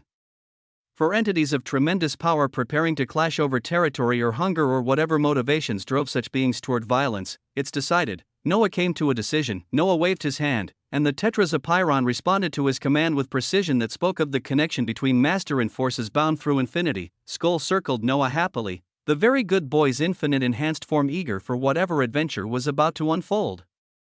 And then Noah stepped forward onto what he imagined to be endless strings of infinity. The threads of fate and mana that he had perceived through infinite undifferentiated fate became pathways that his existence could traverse. He did not teleport in the conventional sense, did not fold space or breach dimensional barriers or utilize any of the standard methodologies for rapid travel. He simply took himself infinitely across the strings, his existence sliding along connections that his infinities had already established. The infinite absolute seals that stretched out across existence served as waypoints for his passage. He passed through one seal and then another, each one a marker along the infinite path he was traversing. Sequential progression carried him forward in countable steps that occurred faster than conventional perception could track, each step bringing him closer to his destination while his forces followed through the connections he had established. And then he arrived. The wastes of the fallout spread before him with the familiar desolation that characterized this corrupted region. Protomatter churned in the distance. Corruption permeated the atmosphere. And directly ahead, for entities of tremendous power occupied a clearing where conflict was about to erupt. The undivided one was massive. Its form resembled something between a serpent and a centipede, countless segments of writhing darkness connected by joints that burned with obsidian light. Multiple heads emerged from its forward segments, each one bearing features that shifted between reptilian and insectoid configurations. Its authority pressed against the surrounding space with weight that Noah's perception immediately measured against his previous experiences, about the same level as Bazuman. The three formless terrors were equally impressive in their own churning way. The first resembled a vast amoebic mass studded with countless eyes that opened and closed in patterns suggesting awareness distributed across its entire form. The second had shaped itself into something resembling a massive crustacean, armored segments protecting a core of pure undifferentiation that pulsed with hunger. The third was the most chaotic of the three, its form constantly shifting between configurations that included tentacles, wings, claws, and appendages that had no analog in any taxonomy Noah had encountered.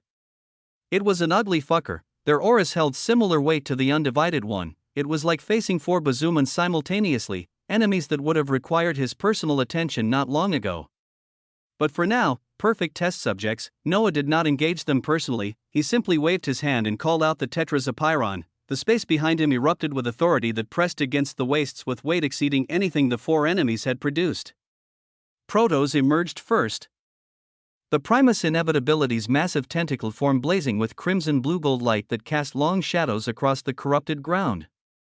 Behind Protos came the others, 100 infinite bulwarks materialized in layered formations, their crystalline plates of obsidian gold shifting with subtle movements that stabilized reality around them. 100 hungering maws appeared with tentacles writhing in barely contained aggression, their serrated maws releasing wisps of pure hunger that made the very air seem edible. 100 vital chorus manifested with green-gold-blue light pulsing in mandala patterns that spoke of preservation and resurrection. 100 architects of infinity emerged amid clouds of geometric shapes and orbiting instruments, their eyes streaming with data and architectural schematics. 400 absolutes with bounded countable infinity burning in their foundations, each one a titan of coiled tentacles and tremendous authority, each one serving the will of the youngest with loyalty beyond question. The undivided one and the three formless terrors froze in their preparations for mutual conflict. Their primitive awareness processed what had just appeared before them, and for perhaps the first time in their ancient existences, something approaching hesitation crossed their churning forms. They were creatures of undifferentiation, beings that had existed since before most life had emerged, entities that had consumed countless victims across eons of hunting. But what the hell was this? 400 absolutes appearing from nowhere, summoned by a single humanoid figure who stood among them with expression that held no concern, no urgency, no indication that he considered this confrontation anything other than routine. Noah looked at the four entities with eyes that burned with blue-gold infinity. This is a test. His voice pressed against the wastes with authority that made even the corrupted proto-matter seem to pause. Do your best to persevere. He said such words to an undivided one and three formless terrors as if they were students being evaluated rather than ancient horrors that had terrorized existence since before the infinite unfurling. These beings knew no fear. They looked toward the small army of absolutes and responded with the only language they understood, violence. The three formless terrors moved in conjunction with coordination that spoke of either instinct or communication too subtle for external perception. The amoebic mass with countless eyes expanded outward, its form spreading across the battlefield while releasing seas of crimson undifferentiation that flowed toward Noah's forces like tides seeking to dissolve everything in their path. The crustacean-configured terror added its own authority to the assault, armored segments opening to release waves of corruption that merged with the crimson seas. The constantly shifting terror contributed chaos to the combination, its unstable form producing undifferentiation that flickered between states in ways that made prediction impossible. The seas of crimson undifferentiation spread across the wastes with hunger that had consumed civilizations, and the undivided one responded with its own assault. Its multiple heads opened simultaneously, and from each throat emerged an obsidian pillar of undifferentiation that shot upward before splitting and dividing and multiplying. One pillar became 10. 10 became 100. 100 became thousands. Millions of obsidian pillars clouded the wastes within moments, each one carrying authority that could unmake absolutes through sustained contact. Each one seeking targets with primitive hunger that knew only consumption. The combined assault would have devastated conventional forces, the combined assault would have required careful strategy and significant losses to overcome, but Noah calmly waved his hand. The infinite bulwark stepped forth. 100 titans of crystalline plates and layered tentacles moved in perfect synchronization, their forms shifting from scattered positions into a unified wall that stretched across the battlefield. Their silver eyes glowed with steady light as they linked their defensive authorities along geodesic paths, each bulwark connecting to the ones beside it until their individual protections merged into singular expression. The seas of crimson undifferentiation struck the wall of bulwarks. Chapter 4986, Devastation 2. The waves washed over crystalline plates that absorbed the assault without yielding, without cracking, without showing any indication that tremendous force was being applied against them. The corruption that had dissolved countless victims across eons simply stopped when it met infinite defense that regenerated faster than damage could accumulate. The millions of obsidian pillars descended upon the bulwark formation with weight that should have crushed anything beneath their combined impact. They struck crystalline armor that did not move a single inch. The bulwarks absorbed the obsidian pillars as they had absorbed the crimson seas, their bounded countable infinity converting all damage received into stored energy that would fuel other applications. The assault that would have devastated armies simply ended when it met defense that extended in sequences without termination. The undivided one and the three formless terrors paused in their assault, confusion crossed their primitive awareness as they processed the impossibility of what they had just witnessed. Their attacks had not merely been blocked. Their attacks had been rendered irrelevant, absorbed by fortifications that showed no sign of strain from containing forces that should have overwhelmed anything at the first scale of existence. Noah waved his hand again. Moz. 40 of you. 10 per target. The hungering Moz moved with eagerness that had been building since their elevation. 40 of the predatory absolutes surged forward through gaps in the bulwark formation, their tentacles writhing with barely contained violence as they split into groups of 10. Each group oriented toward one of the 4 enemies, their serrated maws opening to release embodiments filled with definitions of infinity that blazed with blue-gold light against the corruption of the wastes. The first 10 maws reached the amoebic formless terror and demonstrated what infinite offense truly meant. Their embodiments did not merely strike the terror's form. They defined it. They imposed infinite structure upon churning undifferentiation, crystallizing the creature's existence into patterns it could not escape. The maws descended upon their target with limbs and tentacles moving like hammers and swords, bludgeoning infinite definitions into a being that had never experienced definition forced upon it before. The terror tried to release more undifferentiation in response. The attempt failed. The maw's reality severance attacked its existence directly, bypassing the defensive mechanisms that had protected it across eons. Their predatory geodesic instinct found every weakness in its distributed consciousness, every vulnerability in its countless eyes, every gap in its primordial defenses. They struck those weaknesses with hunger that grew stronger with every moment of contact, their infinite power stacks building as they tore into their target with brutality of absolute dominance. Tentacles wrapped around portions of the amoebic mass and ripped them away while other tentacles crystallized what remained with infinite definitions. Serrated maws bit into churning darkness and imposed structure that the darkness could not reject. Limbs descended like siege weapons, each impact driving more definition into existence that had known only formlessness. Dumb. Dum, a glorious symphony of war bloomed. The second group of 10 maws reached the crustacean-configured terror and repeated the demonstration. Armored segments that had protected the creature across eons shattered under strikes that attacked existence itself rather than physical form. The core of pure undifferentiation that pulsed within those segments found itself crystallized by embodiments that extended infinitely, definitions arriving from angles that conventional defense could not anticipate. The maws bludgeoned their target with the same brutal efficiency their brethren displayed. The third group reached the constantly shifting terror and demonstrated that chaos provided no defense against infinite structure. Every configuration the creature assumed found itself crystallized before the next shift could occur. The fourth group reached the undivided one and showed that size meant nothing against properly applied infinity. The serpent centipede form that had seemed so massive moments ago found itself overwhelmed by 10 absolutes whose combined assault attacked every segment simultaneously. Multiple heads that had released millions of obsidian pillars were crystallized one after another as the maws imposed definitions that the undivided one's existence could not reject.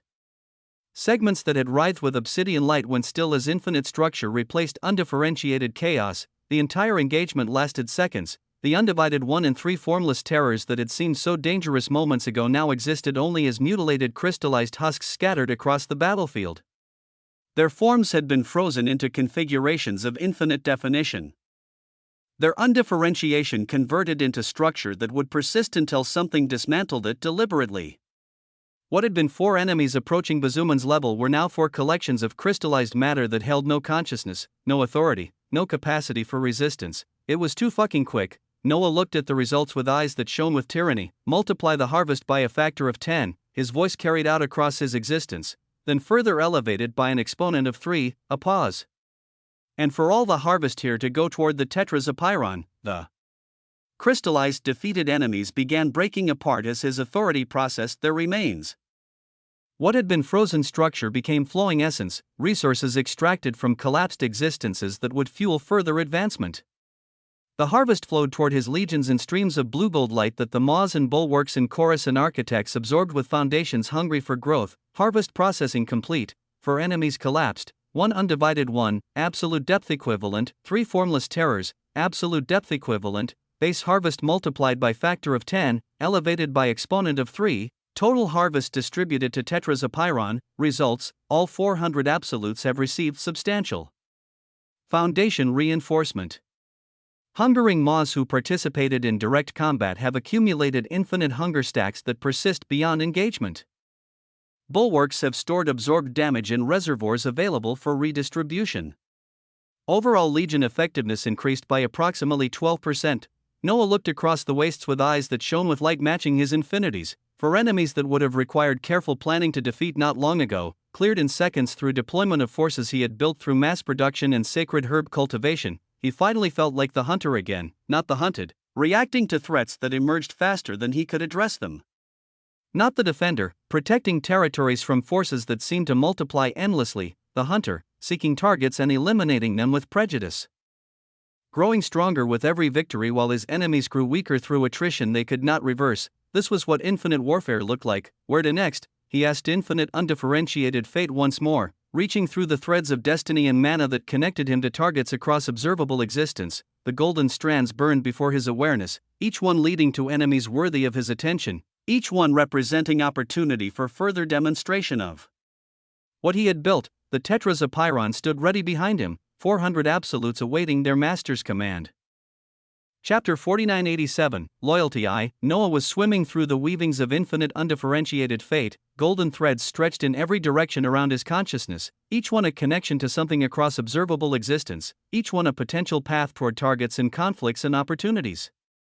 His countable infinities extended his perception in sequential progressions that allowed him to feel the vast web of his influence spreading outward from this point in the wastes, touching territories and beings and events he had never consciously directed his attention toward. He was looking at the next nearest thing that would be connected to him. The approach was deliberate. He felt like a gardener clearing away weeds closest to his core weavings, eliminating threats that could spread if left unchecked while avoiding the exhaustion of stretching himself too thin across observable existence. The Tetras of Pyron stood ready behind him, 400 absolutes awaiting direction toward whatever enemy he selected. Skull circled nearby with loyal patience that asked no questions about methodology or purpose. He felt a few weavings here and there that were pulling at his awareness. One was another undivided one drifting through a region of the wastes not far from his current position. Another was a lone formless terror that had emerged from the prima indifferentia and was currently consuming whatever crossed its path. A third was something that his perception could not fully identify, but that definitely held enough authority to warrant attention. He planned to go on a systematic hunt, one target after another, collecting loot to empower himself and his army while eliminating threats that could complicate his preparations. The Tetras of Pyron was only 400 absolutes. Soon there would be thousands under his command, each one elevated through mass production and sacred herb cultivation, each one carrying bounded countable infinity that made conventional forces seem obsolete by comparison. But just as he was about to make a decision on one particular weaving, something changed. Noah blinked. He frowned as he felt extremely distant weavings relating to him and connected to him, but these weavings seemed different from the others. They seemed closed off, as if they did not want to be found. As if they did not want him to even turn his gaze in their direction. The threads that connected those distant weavings to his awareness were muted and obscured, deliberately hidden through methods that his initial perception could not immediately penetrate, something that was connected to him, and yet it did not want him to know it existed. That made no sense. His infinities spread across observable existence through seals and corrupted protomatter and direct investment.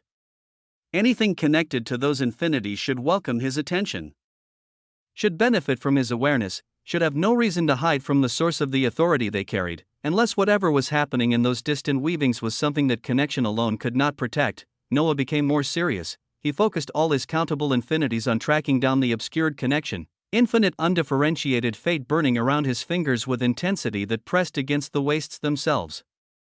Golden light spread outward from his position, saturating the entire region with the color of fate being read and destiny being perceived. The corrupted protomatter in the surroundings served as medium for his perception, the infinite seals scattered throughout the wastes amplifying his ability to trace connections that did not wish to be traced.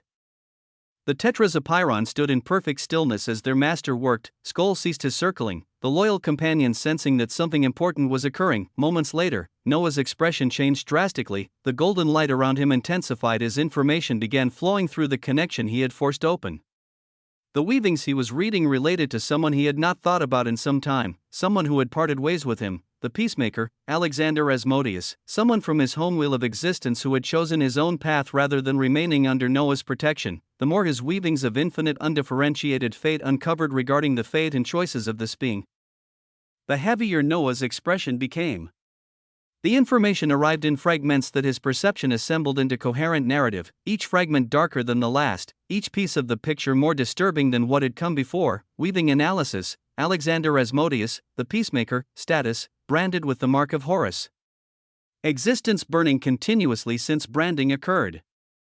Forced cultivation elevating his depth toward absolute through methods that consume his foundations rather than strengthening them properly. Recent events, due to his historical connection with you, at a point immediately preceding your weavings connecting with weavings of paradox, another entity was led toward the peacemaker's location. This entity followed trails of corrupted infinity that you had spread across the wastes, trails that led to beings who had been associated with your authority, entity classification, unknown designation.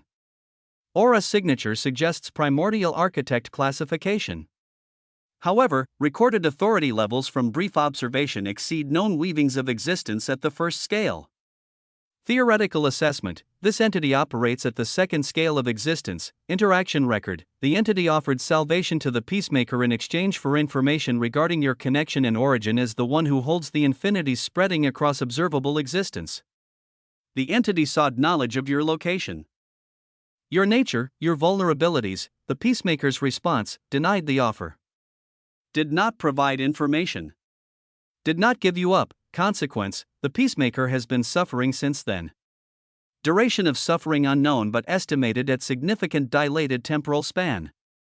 Means of power at the second scale that cannot be understood currently. Boom, Noah's eyes were heavy as they looked at these prompts. The peacemaker, Alexander, who had faced adversity that seemed ridiculously above what any reasonable assessment would have predicted for someone at his level of development, and when he had the chance to clear that adversity by giving Noah up, by providing information that would redirect the primordial architect's attention toward its actual target. By saving himself through the simple act of betrayal, he did not do so. The one responsible for Alexander's current suffering was something hunting for Noah specifically. A primordial architect theorized to operate at the second scale of existence, following trails of corrupted infinity that Noah had spread across observable existence, seeking the source of the authority that had drawn its attention, one of the worst possible variables that Noah had only just begun preparing for, one of the threats that had motivated the creation of the tetrazopiron in the first place. An enemy at the second scale, and yet, when the question came whether Noah should put himself in danger to save the peacemaker who had not given him up, it was not even a question. He began to move right away. The tetrazopiron shifted into travel formation behind him, 400 absolutes responding to their master's decision without hesitation or inquiry. Protos moved to Noah's side. Skull followed with loyal certainty that asked no questions about destination or purpose. As they moved, Noah began to speak, his voice carried across the wastes with weight that made the corrupted proto-matter seem to still, the words emerging with cadence that spoke of prophecy rather than mere statement. The legion of absolutes around him began to repeat his words, their combined voices creating chorus that pressed against existence itself. The adversity that breaks all others shall forge him. 400 voices echoed the declaration. The hardship that ends all paths shall begin his. The words spread outward in waves that carried meaning beyond mere sound. The scales demand what the scales demand, and he shall pay in currencies that have not yet been minted. Noah continued speaking as they traveled, his voice steady despite the weight of what he was walking toward. 3 times shall he face the mirror of undoing. 3 times shall he choose between becoming and unbecoming. 3 times shall the answer be the same, and 3 times shall the answer be different. The tetrazopiron repeated each line with precision that made the echo feel like inevitability rather than possibility. This is what shall come to pass, for it has already passed, and it shall pass again. Noah paused, the wheel turns. The river flows. The question echoes, the final words hung in the air as the legion fell silent, their repetition complete. Noah thought about the echo as he sighed and uttered out again, right. The wheel turns. The river flows. He had adversity in the entity, that unified horror that had claimed the primordial chaos and threatened everything he was building. He had adversity in the primordial architects awakening across the prima indifferentia, ancient beings whose power approached or exceeded the second scale. He had adversity in the simple fact that existence was vast and filled with terrors that did not care about his ambitions or his preparations or his infinite nature. But for the sake of someone who had defended him when defense cost everything, he would do the same. Alexander had not given him up. Noah would not abandon someone who had demonstrated such conviction. This in itself was a choice that rational assessment might question. No one sane would put themselves in front of an entity at an entirely higher scale of existence. No one calculating would risk everything they had built to save a single being who had chosen to walk away from their protection. No one focused purely on advancement would divert from systematic hunting to confront a threat they were not yet prepared to defeat. But sometimes, ones had to do what they had to do. The Tetrasopyron followed their master toward confrontation with something that operated at the second scale. 400 absolutes with bounded countable infinity marching toward battle that conventional wisdom said they could not win. Chapter 4988, Loyalty 2. The beholder observed the infinity bearer and his army with interest that had not faded since their initial appearance. It was genuinely pleasant to witness infinity again after so many eons of its absence from observable existence. The blue-gold light that burned within those 400 absolutes carried echoes of that age of nothingness, faint glimmers of what had existed before differentiation and undifferentiation learned to produce complex life, the endless nature that defined what the infinity bearer wielded. All of it stirred memories that the beholder had not accessed in spans of time that complex life could not meaningfully comprehend, but as he watched the demonstration against the undivided one and the formless terrors, as he observed how the infinity bearer deployed his forces and directed their infinite authorities toward combat and consumption, the beholder found himself experiencing something approaching disappointment. Infinity was being used in a very limited sense. The applications were clever, certainly. The integration of endless defense and endless offense and endless healing into coordinated expression showed understanding that exceeded what most complex life achieved when grasping fundamental authorities. But the scope of what he was witnessing remained narrow, remained bounded by the frameworks that complex life seemed unable to escape, remained constrained by perspectives that treated infinity as a tool rather than as a nature. Infinity should be much grander than this. In that age of nothingness, when potential had no boundary and possibility had no limit, infinity had not been something wielded. It had simply been the way existence existed before existence learned to differentiate itself into complex expressions. It had been the canvas rather than the paint, the stage rather than the play, the question rather than any particular answer. What the beholder was watching felt like someone who had discovered an ocean and decided to use it exclusively for filling drinking cups. Was the one who came to grasp infinity in their observable existence a bit dull? The thought crossed the beholder's singular awareness with bemusement rather than condemnation. Complex life had limitations that beings of his nature did not share. They processed reality through frameworks of emotion and ambition and self-interest that colored everything they perceived and everything they did. Perhaps this infinity bearer was doing the best that complex life could do with authority that had not been designed for complex life to wield, perhaps, but the beholder had hoped for something more impressive given how rarely true infinity manifested in observable existence. He was about to turn his attention elsewhere, to drift toward other observations that might prove more worthy of his awareness, when the infinity bearer did something unexpected. The being sent his weavings out across the corrupted infinities saturating the nearby region, golden threads extending through connections that the beholder could perceive with his singular cognizance. The infinity bearer was searching for something specific, tracking connections that led away from his current position toward destinations unknown. The beholder followed those threads with idle curiosity.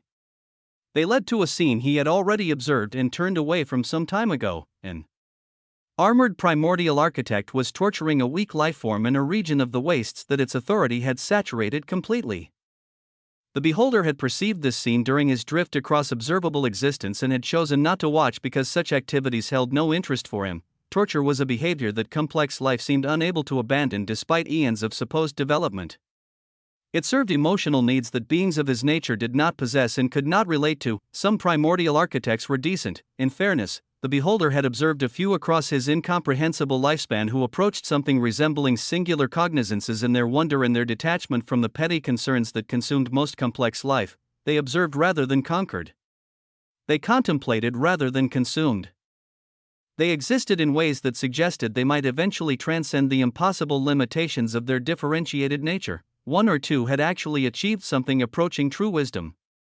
The creature was a decent one, but so many more were simply disappointing, because why would a seemingly complex lifeform capable of tremendous authority and vast understanding choose to torture? What purpose did such activity serve beyond the gratification of emotional impulses that should have been beneath beings who had existed since before the infinite unfurling? Emotions were a significant component of complex lifeforms that they could not seem to escape no matter how much power they accumulated or how long they existed. Some held thrills and excitement and sadism that made them lesser than they should be. that reduced them from what their potential suggested to what their impulses demanded. This armored primordial architect, whoever it was, clearly fell into the disappointing category. The beholder was about to dismiss the scene entirely when he noticed something in the Infinity Bearer's reaction to perceiving it. The being's expression had changed. The casual confidence that had characterized his observation shifted into something heavier, something more serious, something that spoke of personal investment rather than detached assessment. Oh, the weak thing being tortured and the Infinity Bearer knew each other? What an unfortunate coincidence that was. To know that someone you were affiliated with had their existence likely over and done with, while you were powerless to help, complex life-formed attachments that created vulnerability, connections that became weaknesses, bonds that led to suffering when those bonds were threatened or severed, this Infinity Bearer would have to accept that his affiliated being was lost. The armored primordial architect clearly operated at heights that the youngest, as the beholder had identified him through minimal exertion of awareness, could not contest. The rational response was to mourn the loss and continue with activities that actually had possibility of success. This was the beholder's assessment of the situation, but in the next moment, he heard prophetic echoes spreading from the youngest's position, words that spoke of adversity and hardship and choices between becoming and unbecoming. Words that his army of absolutes repeated with weight that pressed against existence itself. Words that suggested intention rather than acceptance, action rather than mourning, confrontation rather than retreat. The youngest was heading toward the armored primordial architect. The beholder's singular awareness sharpened with genuine astonishment. Surely the one who had grasped infinity did not also move based on emotions. The second scale of existence was far removed from where the youngest currently operated. The gap between the first scale and the second scale was not merely quantitative but qualitative, a difference in fundamental nature rather than simply a difference in accumulated power. Beings at the second scale perceived and interacted with existence in ways that beings at the first scale could not comprehend, let alone contest. The youngest had absolutely no chance against a primordial architect at the second scale. The beholder focused his awareness more fully on the armored entity, exerting slightly more effort than his usual minimal observation required. The identity of the primordial architect was Beowulf, the primordial armor, one of the ancient beings that had existed since the first cause. The primordial armor was not an enemy that clever tactics or infinite armies could overcome, so why would the youngest go? Why would he do something so illogical? The Infinity Bearer clearly understood the danger. His expression held weight that spoke of full awareness regarding what he was walking toward. His army's repetition of prophetic words suggested acknowledgement that the confrontation ahead would demand everything and might still prove insufficient. He was not moving in ignorance, he was moving in defiance of rational assessment. The beholder watched with fascination that approached genuine engagement as the Infinity Bearer began traversing across observable existence toward the armored primordial architect's location. Perhaps there was something he had missed regarding the expression of infinity by the youngest. Perhaps the being could manifest his authority in ways that transcended the limited applications the beholder had witnessed against the undivided one and formless terrors. With the immensity of infinity truly utilized, anything was possible. That was the nature of what infinity fundamentally was. Possibility without boundary. Potential without limit. The capacity to achieve outcomes that finite analysis declared impossible because finite analysis could not account for expressions that extended endlessly. But the youngest should still be far from true utilization of that nature. His infinity was currently limited expressions of unlimited authority. His understanding seemed narrow despite the power he had accumulated. His applications suggested someone who had grasped a fragment of infinity rather than infinity itself. The beholder watched as the youngest and his army crossed distances that would have required conventional beings enormous spans of time to traverse. The Infinity Bearer moved along connections his authority had established, stepping across strings of fate and mana that carried him toward destination with speed that impressed even the beholder's ancient perspective. They arrived in a region of the wastes where the authority of the primordial armor had already wrapped over everything in the immediate vicinity. The corruption here was different from the corruption elsewhere. It carried the signature of a being at the second scale, undifferentiation given focus and purpose by consciousness that operated on levels the youngest could not access. The very fabric of existence in this region answered to Beowulf rather than to the principles that normally governed observable existence. The beholder watched calmly as the primordial armor's visor lit up with awareness. The massive armored entity turned its attention from the weak lifeform it had been tormenting, its helm orienting toward a distant point where the corrupted wastes had begun flickering with the signature of arriving infinities. Through the gaps in platinum armor that revealed nothing but darkness, Something that might have been interest stirred, the youngest and his army appeared. 400 absolutes with infinity burning in their foundations materialized in formation behind the infinity bearer. They faced Beowulf, the primordial armor, as if their presence actually meant something, and then, the beholder saw the primordial armor begin to laugh. The sound boomed across the region with weight that made the corrupted protomatter tremble, genuine amusement emerging from the armored entity at the sight of what had arrived to challenge it. The beholder sighed internally at the display, though beings of his nature did not truly sigh. Why would this primordial architect not laugh? The situation was amusing from its perspective. A being at the first scale arriving with an army of lesser beings to confront something that operated on levels they could not comprehend, but the beholder also recognized the danger in that laughter. If the primordial armor was decent enough, if it possessed understanding that exceeded the disappointing norm, it might actually be able to grasp the infinity of the youngest. It might see opportunity rather than merely amusement, if it was decent enough, because many of these complex lifeforms also did not understand infinity. From what the beholder knew, from observations spanning eons beyond counting, nobody in this observable existence truly understood what infinity was.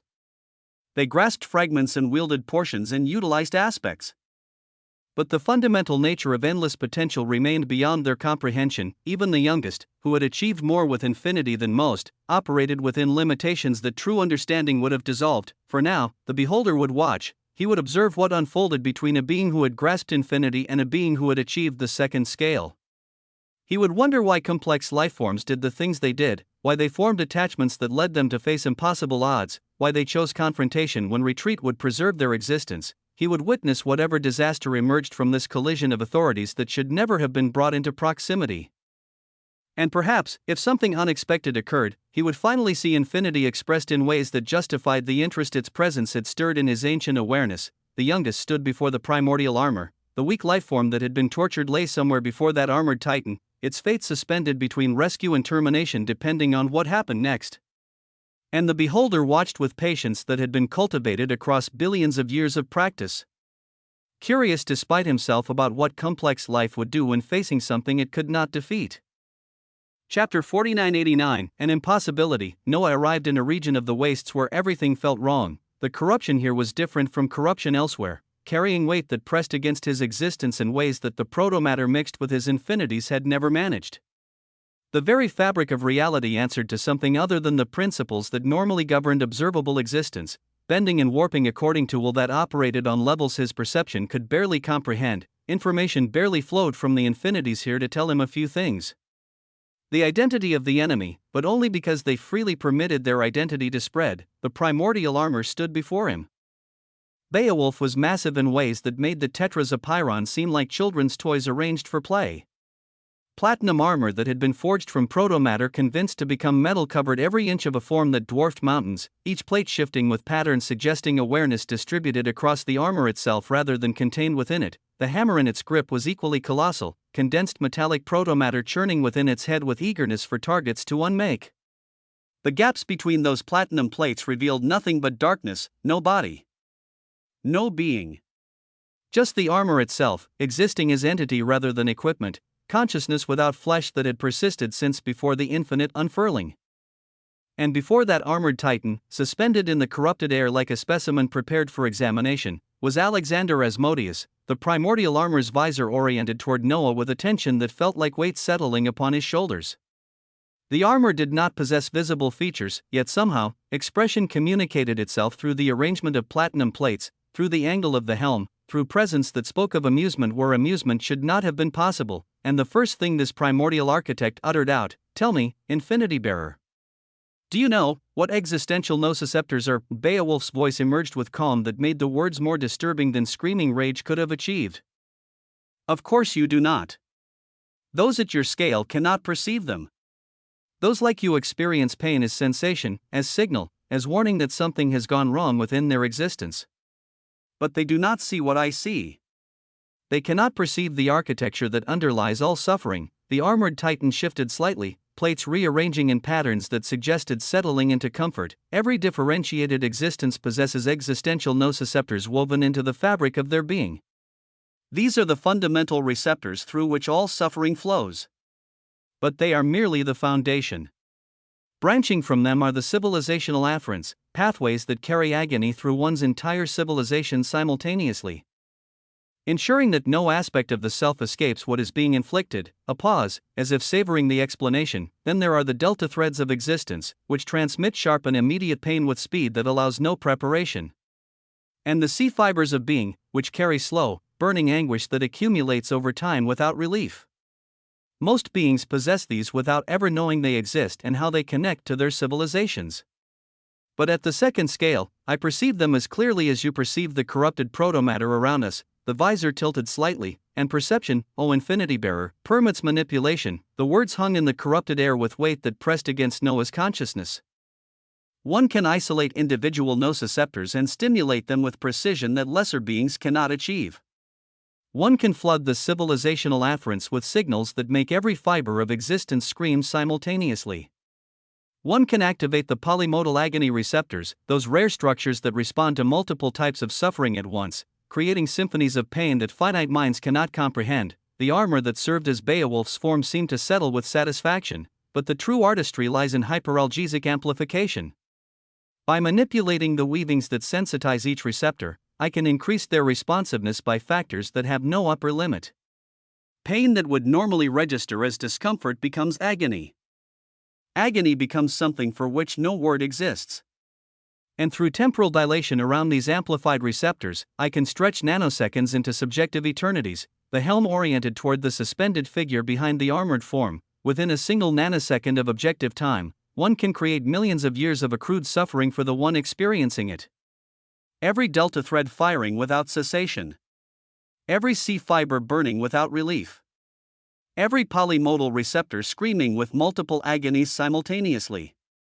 All of it stretched across spans of perceived time that would break any normal existence. Beowulf's voice carried something approaching pride. I isolated every existential nociceptor within the peacemaker here. Alexander Asmodeus, he calls himself. I mapped his civilizational afferents with precision that left no pathway untouched. I activated his polymodal agony receptors while flooding his delta threads and C fibers with stimulation that exceeded anything his existence was designed to endure. A pause, I applied hyperalgesic amplification until his receptors were sensitized beyond theoretical maximums. And then I dilated his perception of time until each moment of torture stretched into spans that would reduce civilizations to begging. The armor that served as Beowulf's voice carried satisfaction that made Noah's blood pulse, and all I have managed to get out of him is his name. He will not say a thing about you. But after bearing through all that pain to avoid giving you up, to save you from what would come if I found you, laughter built within the armored form, you just show up. Just like that, haha. The sound boomed across the corrupted wastes with weight that made the protomatter tremble. What a thing. Hey, peacemaker, is that not crazy? Noah's gaze moved past the armored titan to the figure suspended in corrupted air behind it. Alexander Asmodeus, the peacemaker. His humanoid body had been broken down into countless small cellular components while somehow still maintaining humanoid form. And yet his eyes, those segmented, shattered eyes, still found Noah across the battlefield. Still recognized him. Still held something that looked like relief mixed with horror, as if Alexander was simultaneously grateful that Noah had come and devastated that his sacrifice had been rendered meaningless by that very arrival. It was as if someone had taken his existence apart piece by piece and then arranged those pieces in the shape of what he had once been, a mosaic of suffering that approximated the man without actually being whole. Weavings of undifferentiation flowed through the gaps between those cellular fragments, corruption serving as mortar holding the broken pieces in their agonizing configuration. He was twitching, the movements were involuntary. Spasms that spoke of pain so profound that his existence could not contain it despite the torture having paused. His skin, or what remained of it in fragmented form, had gone gray with stress that exceeded what color could survive. His muscles, segmented into countless portions that moved independently of each other, contracted and relaxed without his control. Every pain receptor within him had been stimulated beyond their capacity to recover, leaving him in perpetual aftermath of suffering that continued echoing through his shattered form. And yet his eyes still held defiance. Those eyes were also segmented, broken into pieces like everything else, yet somehow they still functioned. Somehow they still gazed toward Beowulf with refusal to break that transcended the physical destruction that had been inflicted upon him. Somehow, after everything, after millions of years of subjective torture compressed into moments of objective time, Alexander Asmodeus still looked at his torturer with expression that communicated nothing but contempt. On his chest, The enneagram that had been his partnership with the living law showed damage that exceeded everything else, a line of fracture extended through the middle of the 9-pointed construct, splitting it nearly in half. The silver light that had once blazed from those 9 points now flickered weakly, barely visible. Barely present, barely anything at all. The construct looked shattered beyond repair, destroyed by deliberate action rather than external assault. Noah looked at this scene with eyes so heavy they felt like they might sink into his skull. He did not say anything, he only looked toward Alexander as their eyes met across the distance that separated them, across the armored titan that stood between rescuer and victim, across the impossibility of the situation they now shared. Complex emotions passed between them in that moment of connection: slight guilt, for Noah had spread the infinities that led Beowulf to Alexander; gratitude, for Alexander had not given him or the infiniverse up despite suffering that would have broken any normal existence. Grief, for the man suspended in corrupted air was clearly not the same man who had walked away from the infiniverse with pride of independence and determination, burning beneath everything else. Noah waved his hand. Behind him, existence flickered as hundreds more absolute primus inevitabilities began to appear. The tetras of Pyrrhon Secundus materialized in formation, 400 more absolutes with bounded countable infinity blazing in their foundations. Then the tetras of Pyrrhon Tertius arrived, another 400 titans of coiled tentacles and specialized authorities joining the forces already present, and from those, 3 more legions arrived as they were doubled. 1,200 absolutes became 2,400. Bulwarks and maws and chorus and architects multiplied until the corrupted wastes held an army that would have devastated anything at the first scale. Beowulf saw this and smiled. The expression should not have been possible for armor without features, yet somehow it communicated itself through the arrangement of platinum plates, through the tilt of the helm, through presence that radiated amusement at what it was witnessing. The armored primordial architect swung its hammer freely, rotating the colossal weapon as if stretching muscles that did not exist. This Alexander had inside of him another weak thing. The living law, it called itself. The casual tone made the words more horrible than emphasis could have achieved. That consciousness partnered with your peacemaker, invested in him, believed it was building something worthwhile through their connection. But the living law had much weaker conviction than its host. The hammer completed another rotation. When I isolated its existential nociceptors, when I showed it what hyperalgesic amplification truly means at the second scale, the living law could not bear it. The suffering was simply too great.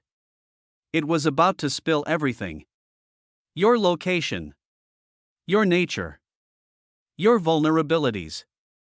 Everything I wish to know. Beowulf's visor oriented toward the suspended Alexander with something approaching admiration. It is not pain that any existence can bear. What a being at the second scale can inflict upon those below it. The living law was normal in that regard. Its civilizational afferents could not handle the stimulation I was applying, and it was about to break completely. A pause. But this Alexander is actually an abnormal one. When he realized his partner was about to give you up, when he understood that the living law would betray you to escape the agony flooding through its receptors, he made a choice that I did not anticipate. The hammer stilled, he shattered his own anomalous mutated weavings. His little 9-pointed star. He collapsed that consciousness inside of him before it could speak, destroying his own partner to protect you. The armor shifted. Ah! What sadness! What horrors! What magnificent conviction from such a small existence. The visor turned back to Noah, but again. All of that done, all of that suffering endured, all of that sacrifice made, only for you to deliver yourself to me. And I have been looking, O infinity bearer. The hammer rose slightly. If you would sit still, I wish to open you up and dissect you a bit. I am curious what existential nociceptors woven with infinity look like. I am curious how hyperalgesic amplification would interact with endless regeneration. I am curious about you and infinity. Noah stood before the primordial armor with 2,400 absolute primus inevitabilities arranged behind him. The tetras of Pyrrhon Primus held position at the center. The tetras of Pyrrhon Secundus flanked the first legion, another 400 whose authorities had not yet been tested in combat. The tetras of Pyrrhon Tertius completed the formation, the final 400 ready to deploy according to their master's command. Existence buzzed around him as more and more absolute primus inevitabilities began to appear. Skoll stood at Noah's side with expression that had lost all playfulness. The loyal companion's infinite enhanced form blazed with blue-gold light, but even that blazing seemed dim compared to the authority radiating from Beowulf. Protos waited for orders that its master had not yet given. And Noah faced the impossible, 2400 absolutes now, with bounded countable infinity against a single primordial architect at the second scale. The mathematics were not merely unfavorable. They were absurd. Beowulf operated on levels that his forces could not comprehend, let alone contest. The gap between the first scale and the second scale was qualitative rather than quantitative, a difference in fundamental nature rather than accumulated power. His army was impressive by any standard of the first scale. Against the second scale, that army might as well have been insects facing a hurricane. The weight of what he was confronting pressed against Noah's consciousness with implications that his rational mind could not ignore. He had come here to save Alexander. He had brought everything he could bring. And everything he could bring may be insufficient for the task at hand. Despair should have been the rational response, retreat should have been the logical action, acceptance of loss should have been the wisdom that guided his next decisions. But Noah looked at Alexander Asmodeus, at the man who had endured millions of years of subjective torture rather than give him up, at the shattered enneagram that spoke of sacrifice beyond what anyone should have been asked to make, at the defiance that still burned in segmented eyes despite everything that had been done to break it, and he spoke, whether today. His voice emerged steady despite everything, whether weeks from now, whether eons from now. The words pressed against the corrupted wastes with weight that should not have been possible for someone facing such impossible odds. I will do to you what you did to him. The tetras of Pyrrhon shifted behind him, 2400 absolutes responding to their master's conviction with readiness that defied rational assessment. This. I swear on my infinity. The oath hung in the corrupted air between them. Noah Osmont, the youngest, the Genesis monarch, bearer of countable infinity, facing Beowulf, the primordial armor, a being at the second scale of existence who had tortured his friend for information and failed to break him. 2400 against 1, and somehow, despite the mathematics, despite the impossible gap between scales, despite everything that rational analysis screamed about the futility of this confrontation, the one making the oath did not seem like the one at disadvantage. Chapter 4990, The Gap. Noah stood before the primordial armor with his oath hanging in the corrupted air between them. 2400 absolutes waited behind him. Countable infinity burned in his foundations. The tetras of Pyrrhon, Primus, Secundus, and Tertius and others held formation with readiness that defied the impossible odds they faced. Skoll stood at his side. Protos blazed with crimson blue-gold light. And Beowulf looked at all of it with amusement that made the accumulated power seem trivial. This is actually laughable. The words emerged from the armored titan with casual dismissal that pressed against Noah's consciousness like weight settling upon shoulders that were already carrying too much. The platinum plates shifted in patterns that communicated something between contempt and genuine entertainment. You know what? I will not actually do anything for now. The massive forms settled back, armor reconfiguring in ways that suggested relaxation. I just want you to see the gap and appreciate it. The hammer that had been gripped in armored hands rose on its own, floating above Beowulf's helm with the casual defiance of gravity. The condensed metallic protomatter churned within its head, eager for targets it would not immediately receive. Come on, big guy with infinity. The primordial armor reached behind itself with one massive gauntlet and pinched the suspended figure of Alexander Asmodeus, repositioning the broken peacemaker to float behind its form like a trophy being displayed. Alexander's segmented eyes flickered with awareness of what was happening, but his shattered existence could do nothing to resist the casual manipulation. Beowulf looked toward Noah with visor that communicated invitation through arrangement of platinum plates. Attack me. Give it all you've got. The armored titan actually leaned back. And then it sat down. The primordial armor, a being at the second scale of existence, settled onto the corrupted ground of the wastes with posture that spoke of supreme confidence. It sat there like someone preparing to watch entertainment, like a being so assured of its superiority that offering its enemy free attacks seemed like reasonable hospitality. Come on. Noah looked at the seated primordial architect with thoughts that churned behind eyes burning with infinite light. He had known the gap would be large. He had understood, intellectually, that the second scale operated on levels that the first scale could not meaningfully contest. He had seen the mathematics of what he was walking toward and had chosen to walk anyway. But knowing something and witnessing it were different experiences entirely. That did not stop him from being here. What he was counting on was himself. What he was counting on was infinity to potentially change the tides of impossibility, to produce outcomes that finite analysis declared unachievable. Infinity had properties that transcended normal calculation. Infinity permitted things that bounded authorities could not accomplish. Whether those properties would be sufficient against the second scale remained to be seen. the easy thing to do here would have been to abandon the peacemaker. Alexander could be considered an ally, certainly, but they were not entirely close. They had history from the same wheel of existence, shared origins that connected them.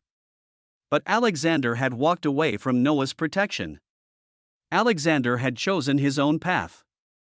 Alexander's current suffering was the consequence of choices that Noah had not made for him. The easy thing would have been to calculate the odds, recognize the impossibility, and retreat to fight battles that could actually be won. But easy was not the same as right. It was not in Noah's nature to abandon someone who had endured millions of years of torture rather than give him up.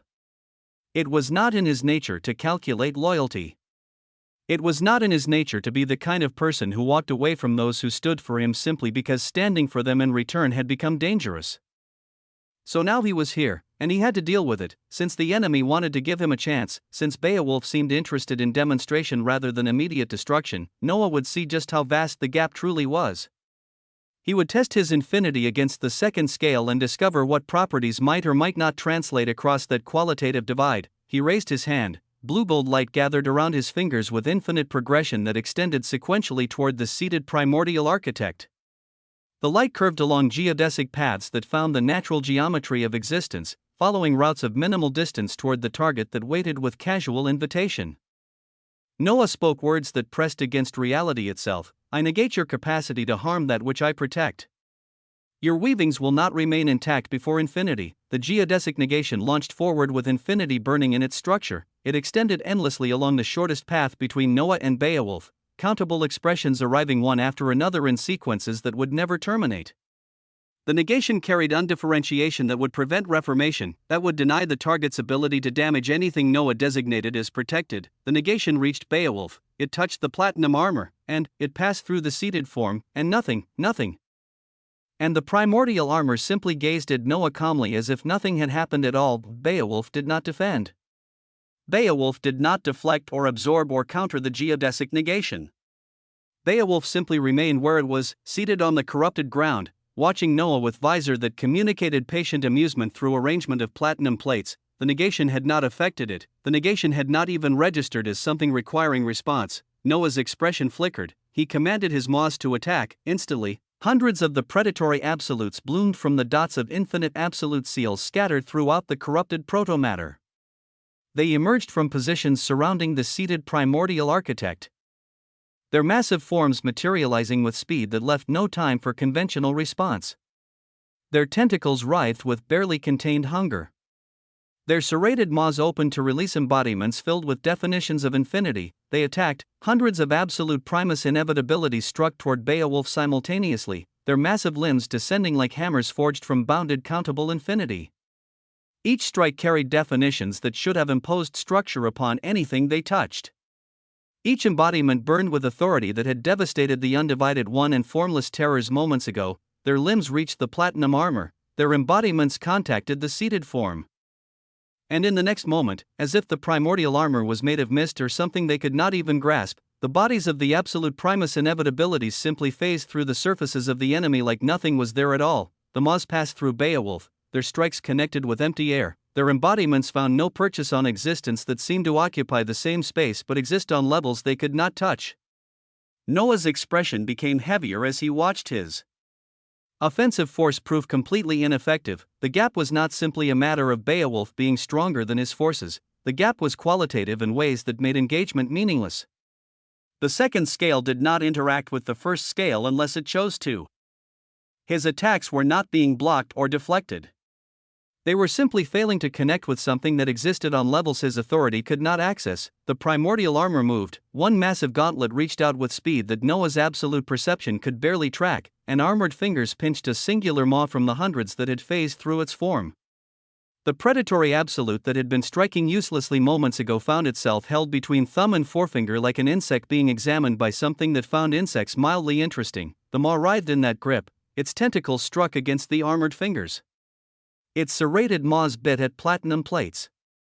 Its embodiments blazed against surfaces that should have been forced to accept definition. Nothing affected the grip that held it. Beowulf's visor tilted toward the captured maw, then toward Noah, then back to the maw. This is the simplest representation of where I stand and where you stand, O Infinity Bearer. the words emerged with weight that made the corrupted wastes seem to press inward. You and your things will not even be able to touch me. Every strike you throw, every embodiment you release, every apotheosis you speak, all of it will pass through my existence like wind passing through open domains. The captured maw continued, struggling uselessly.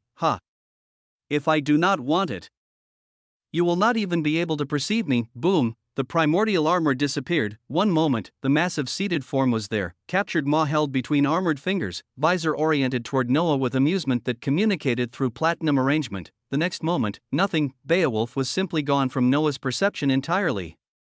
His infinite awareness, which could track his authorities across observable existence, which could perceive connections and threats and opportunities through countable progressions that extended endlessly, found no trace of the primordial architect. It was as if Beowulf had never existed. The captured maw hung in empty air for a moment, then dropped to the corrupted ground with confused writhing. Noah's eyes swept across the wastes with perception burning at maximum intensity. Nothing, no signature of the second scale. No presence of platinum armor.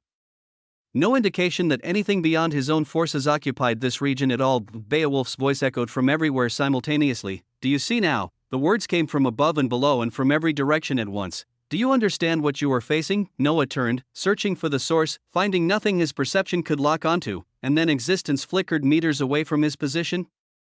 The primordial armor bloomed back into perceivable reality with casual ease. The massive armored form had relocated from its seated position to a location directly beside Noah, its enormous helm staring down at him through the midst of his absolutes as if the army surrounding them was irrelevant. Beowulf towered over Noah with proximity that should have been impossible to achieve without his awareness tracking the movement, the visor oriented downward, platinum plates close enough that Noah could see his own reflection in their surfaces. Do you see? The words pressed against his existence from point-blank range. Do you understand? The primordial armor's helm tilted slightly. With this established, we can get past all the unpleasant stuff and make things easy now. Noah stood surrounded by hundreds of absolutes, and none of them had perceived Beowulf moving until the primordial architect chose to be perceived again. The gap was not something he could overcome through accumulated power. The gap was something else entirely. Chapter 4991. Finite eye, an existence he could not touch, an existence he might not be able to see. By all means, Noah had hit a brick wall. His geodesic negation had passed through the armored titan like wine through empty space. His maws had phased through platinum surfaces without finding purchase. His most devastating offensive forces had proven meaningless against something that existed on levels his authority could not reach. And yet no despair took him, for he had to keep moving forward. There was always a path. There was always an angle. There was always something that infinity could find when bounded powers declared impossibility. He simply needed to discover what that something was, and he could not do that while standing still and accepting defeat. This gaze of defiance burned in his eyes as he looked up at the primordial armor. Beowulf saw it. The massive armored form rose from its position beside Noah, platinum plates shifting with amusement that communicated itself through their arrangement. The helm tilted as if examining something mildly interesting, and the visor oriented toward those defiant eyes with appreciation that bordered on mockery. As expected, there is that gaze of defiance. Well, if you wish to make things difficult, I can also take the easiest path. The armored titan gestured casually toward the broken figure of Alexander still suspended in corrupted air behind its massive form, the peacemaker. The one you came to save. I will collapse him in the next few seconds if you do not open yourself up to me. A pause. Do we want to have that melodrama? Noah looked ahead with expression that had gone somber, his blue-gold eyes taking in the scene before him with calculation running beneath their surface. The threat was clear. The leverage was obvious, but Noah's voice, when it emerged, carried words that seemed incongruent with reality. But you no longer have the peacemaker. The statement made no sense. Alexander's broken form still hung in the corrupted air behind Beowulf, cellular fragments twitching with the aftermath of torture that had lasted eons in subjective experience. The peacemaker was exactly where the primordial armor had placed him, suspended like a trophy, like leverage, like bait that had successfully drawn the infinity bearer into confrontation. But the moment the words were uttered, something changed. A neon light flashed across the corrupted wastes with speed that made absolute perception seem slow. At Noah's side, a certain space had become empty. Skull was no longer there. The loyal companion who had stood beside his master throughout this confrontation, the very good boy whose infinite enhanced form had waited with serious expression while impossible odds accumulated around them, had moved, and the life form that had been as fast as an absolute when it was not an absolute, now carrying Noah's infinities burning in its foundations, could traverse across those infinities even faster than Noah himself. This was why Noah had brought Skoll along, for this moment. Ho, the primordial armor turned to look behind itself with visor communicating appreciation through platinum arrangement. The space where Alexander had been suspended was empty. The broken peacemaker's cellular fragments no longer hung in corrupted air behind the armored titan. Beowulf actually nodded, a decent surprise, Infinity Bearer. The acknowledgement carried genuine respect, but the word hung in the corrupted air with weight that pressed against Noah's consciousness, and then the whimper reached his ears. From the endless stretches of infinity where Skoll should have been far away by now, carrying Alexander across connections that spanned observable existence, the sound of a dog being heard echoed through pathways that only infinite awareness could perceive. Pain and confusion transmitted through bonds that Noah had established with his loyal companion, and his expression became heavier as he understood what that sound meant. He moved instantly. Noah appeared at the edge of the region where his infinite absolute seals scattered throughout the corrupted protomatter marked the boundary of Beowulf's influence. From one of those seals, from a connection that should have led to safety, Skoll and Alexander were spat out as if their traversal across infinity had been rejected. The loyal companion's neon form tumbled across corrupted ground while the broken peacemaker collapsed beside him. Noah arrived beside them in the same moment. His hands moved without hesitation, pulling a lotus petal from his authority and forcing it into Alexander's shattered existence. The sacred herb's power began integrating with the peacemaker's cellular fragments. Bounded countable infinity flowing into foundations that desperately needed reinforcement. But Skoll, half of the loyal companion's body, was missing. The neon light that usually blazed with eager energy now flickered weakly across a form that had been torn apart by whatever had rejected their escape. The remaining portions were deteriorating rapidly, existence unraveling as corruption from Beowulf's authority ate through infinite enhanced flesh. Noah released beams of blue-gold countable infinity directly onto Skoll's failing form. Multiple Primus inevitabilities arrived around him simultaneously, the entire army repositioning to surround their master and his wounded companions. Their massive tentacled forms created layers of protection while the vital chorus absolutes added their green-gold-blue healing light to Noah's efforts. The deterioration stalled, then it began reversing, flesh reforming where flesh had been torn away, neon light stabilizing where neon light had been fading. Skoll completely healed. But when Noah looked around at his defensive forces, the cost of that single escape attempt became horrifyingly clear. His infinite bulwarks, the absolutes who had sacrificed all offensive capability for defensive perfection, stood in formation around him. But nearly all of them were torn in half. Their crystalline plates of obsidian gold had been shattered. Their layered tentacles had been severed. Their infinite defenses, which had absorbed the combined assault of an undivided 1 in 3 formless terrors without yielding a single inch, had been ripped through like paper. 189 absolute infinite bulwarks had been collapsed. The damage that had reached Skoll had first passed through nearly 200 absolutes designed specifically to prevent damage from reaching anything behind them. Beowulf had not seriously attacked. Beowulf had not even seemed to move. And yet a single casual gesture to prevent Alexander's escape had torn through defenses that should have been impenetrable. An instant later, the collapsed bulwarks were infinitely revived where they stood. Their forms reformed from the bounded countable infinity burning in their foundations, flesh and plate and tentacle reconstituting according to patterns that could not be permanently destroyed. The infinite hunger stacks they had accumulated, the stored damage from the earlier demonstration, fueled their restoration alongside the authority Noah invested in their continued existence. But the message had been delivered, even without having seriously attacked. Just a single move Noah had made to save Alexander, to bring the peacemaker to his side, had collapsed multiple absolutes that needed to be revived again. The primordial armor looked over from a distance with visor that communicated brilliant satisfaction. That was nice. The words carried appreciation that made them worse than mockery. But this entire place now falls under my weavings. Beowulf's helm tilted slightly. Nothing here may leave. WAA.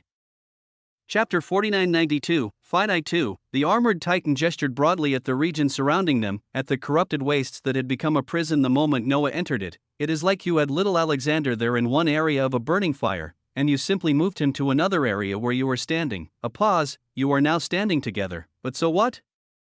The visor oriented toward Noah with weight that pressed against his consciousness from across the distance between them, infinity. Bearer, you are still burning inside this endless ring of fire, the sound resonated through existence itself as the primordial armor raised both massive gauntlets toward the sky, and then, for surrounding light years in every direction, a crimson fiery ring of undifferentiation rose from the corrupted wastes and encircled absolutely everything. The ring blazed with authority that made the corruption saturating this region seem mild by comparison. It stretched upward and outward until it formed a dome, a barrier, a prison of undifferentiation that enclosed Noah and his forces and Alexander and Skoll and everything else within its burning circumference.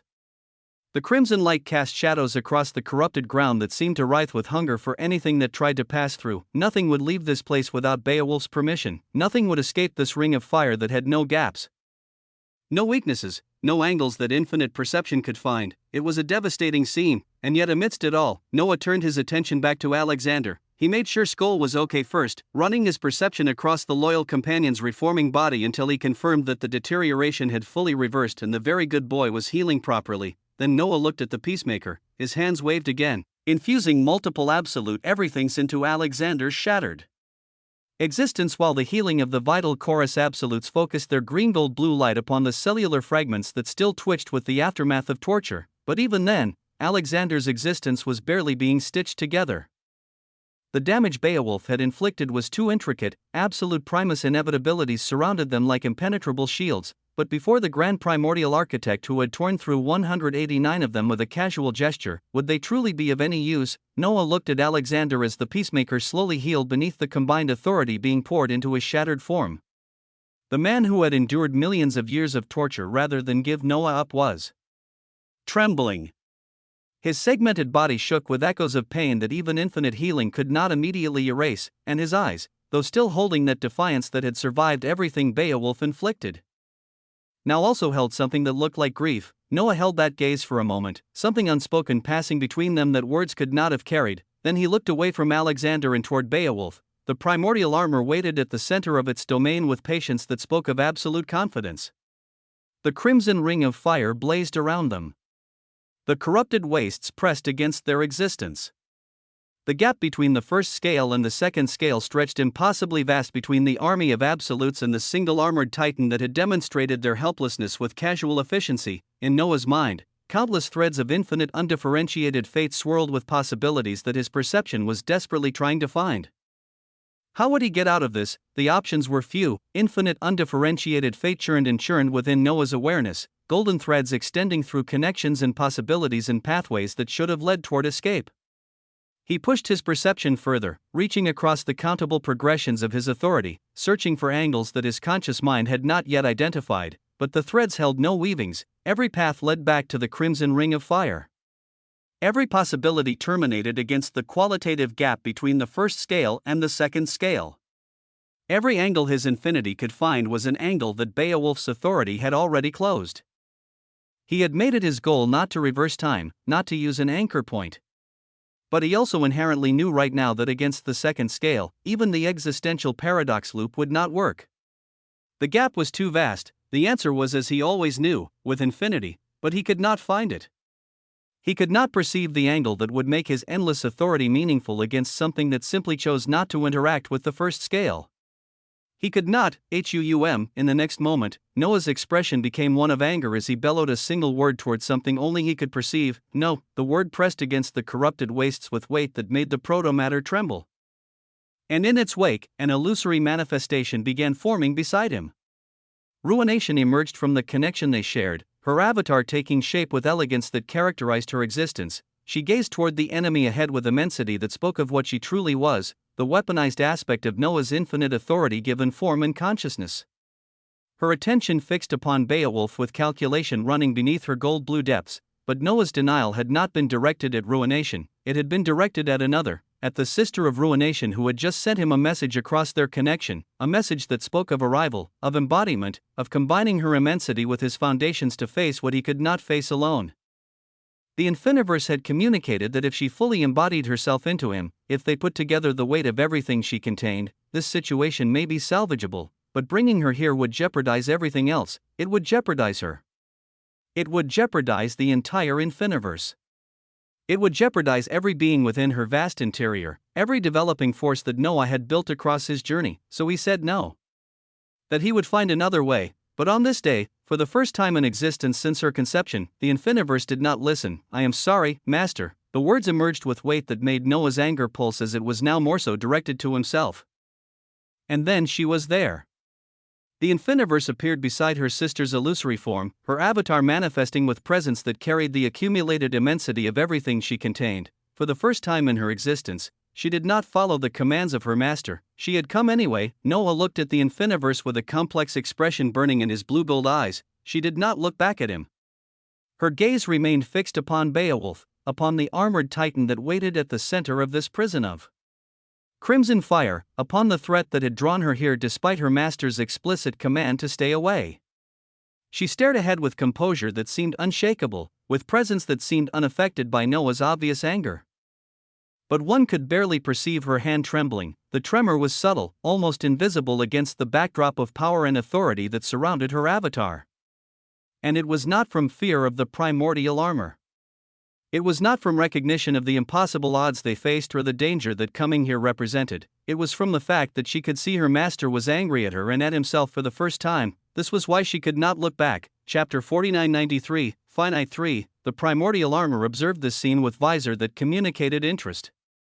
Massive gauntlets came together in what could only be described as applause, the sound booming across the corrupted wastes with weight that made the crimson ring of fire flicker. "How quaint," the words emerged with amusement. "Are these supposed to be reinforcements?"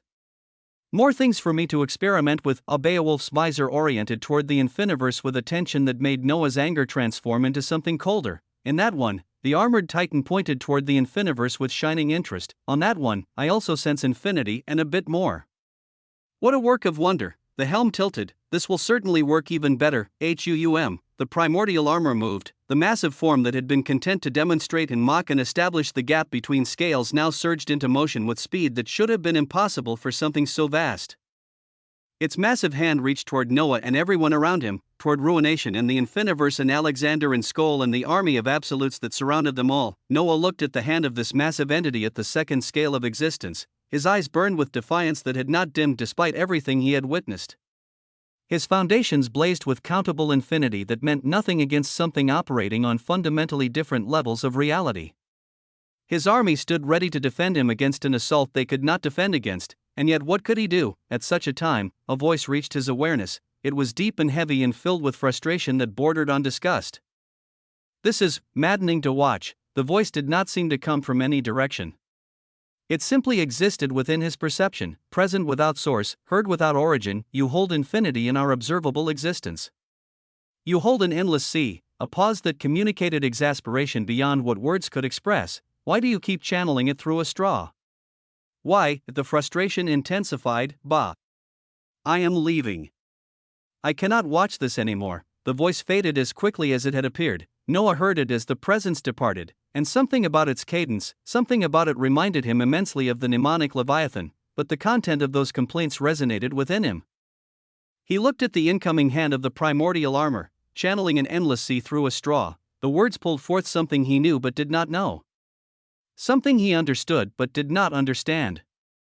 Something that had lingered in the back of his mind since the moment he first touched infinity, a truth he had never allowed himself to fully face. His existence began to buzz with recognition that trembled through his foundations. At this time, he was forced to face it, in this moment of unprecedented danger where many things were at stake, in the face of an impossible enemy, in the presence of those who had come to stand beside him despite his commands otherwise, he had to face it. The answer was infinity. He had thought this when he came here. He had believed it with everything he was. His authority was endless. His potential was unlimited.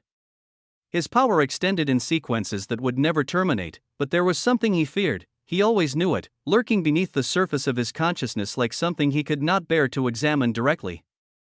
But he could never bring himself to think of it, much less say it. He entirely blocked it within his mind and psyche, walling it away behind certainties and achievements and the accumulated weight of everything he had accomplished. He was without fear or doubt, and yet on this one thing, he was fearful to even admit it. It was paradoxical. It felt like a violation of who he was to think it. It felt like it would break his very civilization if he thought it, much less say it. The words seemed dangerous in ways that the second scale did not, threatening in ways that primordial architects could never match, but at this moment, he knew he had to. He was afraid of the outcome as it was the one unknown of his existence, but that outcome might be exactly what he needed right now. Maybe. So before things became catastrophic, before the massive hand reached him and everyone he cared about, he opened his mouth to say what he thought he would never say. I have infinite mana. The words emerged with weight that pressed against reality. I have laid the claim to the first tongue. His voice trembled with something that he did not allow himself to feel, and yet existence began to buzz and tremble around him. His own body began to buzz and tremble with warnings that seemed to emerge from his very foundations. His civilization itself seemed to scream at him through sensations that had no name, through pressure that had no source, through urgency that communicated a single desperate message. Do not say what you were about to say, but, Noah felt the beat of his heart. He closed his eyes and placed his hand on his chest, feeling the rhythm that had carried him through everything since his existence began. The beat was there beneath his palm, steady and present. The beat was melodious, the beat was heavy. It reminded him of his mother, of his son, of his women. He thought of himself, of everything he had been and everything he had become and everything he still wanted to be. As much as he wanted to say he had to do this for them, he actually had to do it for himself, so he forced himself to finish the words. I am not infinite, boom, I am finite. The beat of his heart could no longer be heard, his body became unfathomably still in ways that transcended mere physical cessation.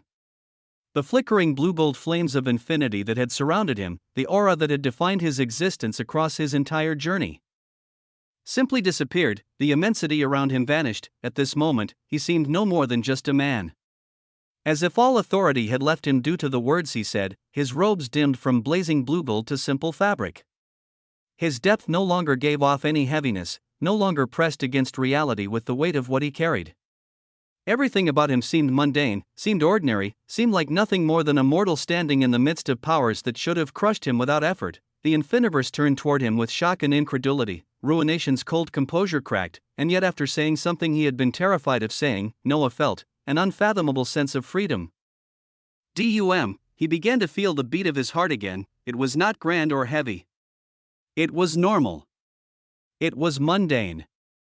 It was the simple rhythm of a finite existence that had somehow come to wield something endless, and yet when he looked at the massive incoming hand of the primordial architect at an entirely different scale of existence, he had a thought that surprised him more than anything else that had occurred in this confrontation. This hand did not seem so insurmountable, because for all of his existence, he was a finite being using infinity who had been scared to even admit it. At this moment in the history of observable existence, the Genesis monarch was finally truthful with himself.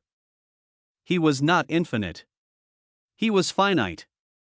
And in that simple, paradoxical, seemingly mundane statement that should have diminished him but somehow did not, everything would change. Noah raised his right hand that still trembled as he flung it forth simply. At this time, the color blue unlike any other, at any point in time, flourished, and that massive unreachable hand of the primordial armor that he could not even touch before, boom, was smacked away.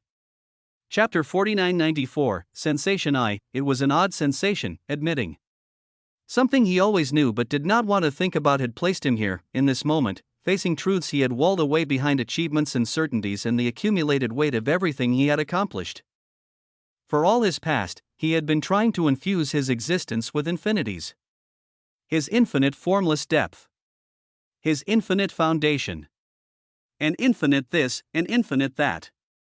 Layer upon layer of endlessness crammed into every aspect of his being, but no matter how many parts of himself he infused with infinities, the core of who he was remained finite. His mind was finite. His mentality was finite. His identity was finite. And every time he tried cramming infinity into something finite, he limited it. Every time he expressed infinity through himself, he constrained it. He was a straw trying to channel an ocean, and no matter how wide he made the straw, it would never be the ocean itself. Even if he was successful on his previously set path, even if he continued cramming aspects of infinity into himself and changed absolutely everything about his existence, there would still be Noah Osmont. His identity would always be finite because identity itself was a finite thing. For Noah Osmont to truly be infinite was to no longer be Noah Osmont at all, he was Noah Osmont because he was a son, he was Noah Osmont because he was a father, he was Noah Osmont because he was a husband, a leader, a builder of civilizations, someone who cared about specific people and specific outcomes and specific futures. He would have to lose this very identity if he were to truly cram in all of infinity. At that point, he would become something else entirely. The same as the principles themselves. A loose law of existence. One of the endless strings that held together observable existence. He would not be Noah Osmont because he would no longer care about the things Noah Osmont cared about.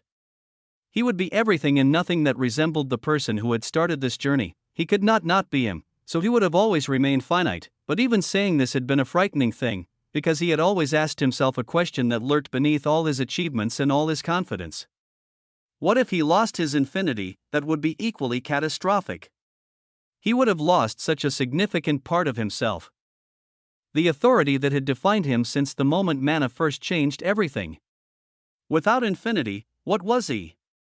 Without that endless potential, who was Noah Osmont? So he had locked away this thought, he had not even thought about it, he had built walls around it so thoroughly that even his own consciousness could not perceive what he was hiding from himself. The fear was not that he was finite. The fear was that admitting it would somehow take away the infinity he had gained, that speaking the truth would make the truth punish him for acknowledging it, but he had to face it eventually. Today, he admitted and declared it, and he felt free, but it was unfathomably hard to explain how he felt beyond that single word. He felt empty in a way that should have been terrifying but somehow was not. Those immense waves of power that had always surrounded him, that immensity of his depth and the weight he could press down to change existence itself, he felt like all of it was gone. The blue-gold flames that had defined his presence since his advancement into absolute had vanished. The pressure that made lesser beings tremble in his vicinity had disappeared. He truly felt normal, as if he had returned back to that day before he even utilized that fireball skill book so long ago. That mundane Noah Osmont who had been nothing special, just someone going about their day-to-day. Just surviving, but not really. Living, but at the same time, he did not feel normal. What he could see now was truly hard to explain, the massive hand of the primordial armor, for example. He could not even touch the body of this existence before. His geodesic negations had passed through like wine through open windows. His maws had phased through platinum surfaces without finding purchase. Beowulf existed at the second scale, a level of reality that the first scale simply could not interact with unless the second scale chose to permit interaction. That hand was coming at him unfathomably fast. It should have been impossible to perceive, let alone respond to. The gap between scales meant that Beowulf's movements occurred on levels that beings at the first scale could not process. The hand should have reached him before he even registered that it had moved, but at this moment, Noah felt like he could perceive it, more than perceive it. He felt like he could understand it. The hand was massive and terrible and carried authority that should have crushed everything it touched. But it was still just a hand. It was still just force being directed toward a target. And force, no matter how vast, could be met with other force if that other force was sufficient. Noah did not want this hand to reach him and his people, so he raised his own hand and tried smacking it away, instinctively, not with technique. Not with methodology. Not with any of the refined expressions of authority he had developed across his journey.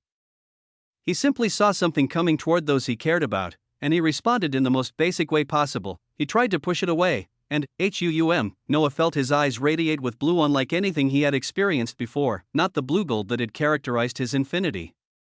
Not the crimson blue.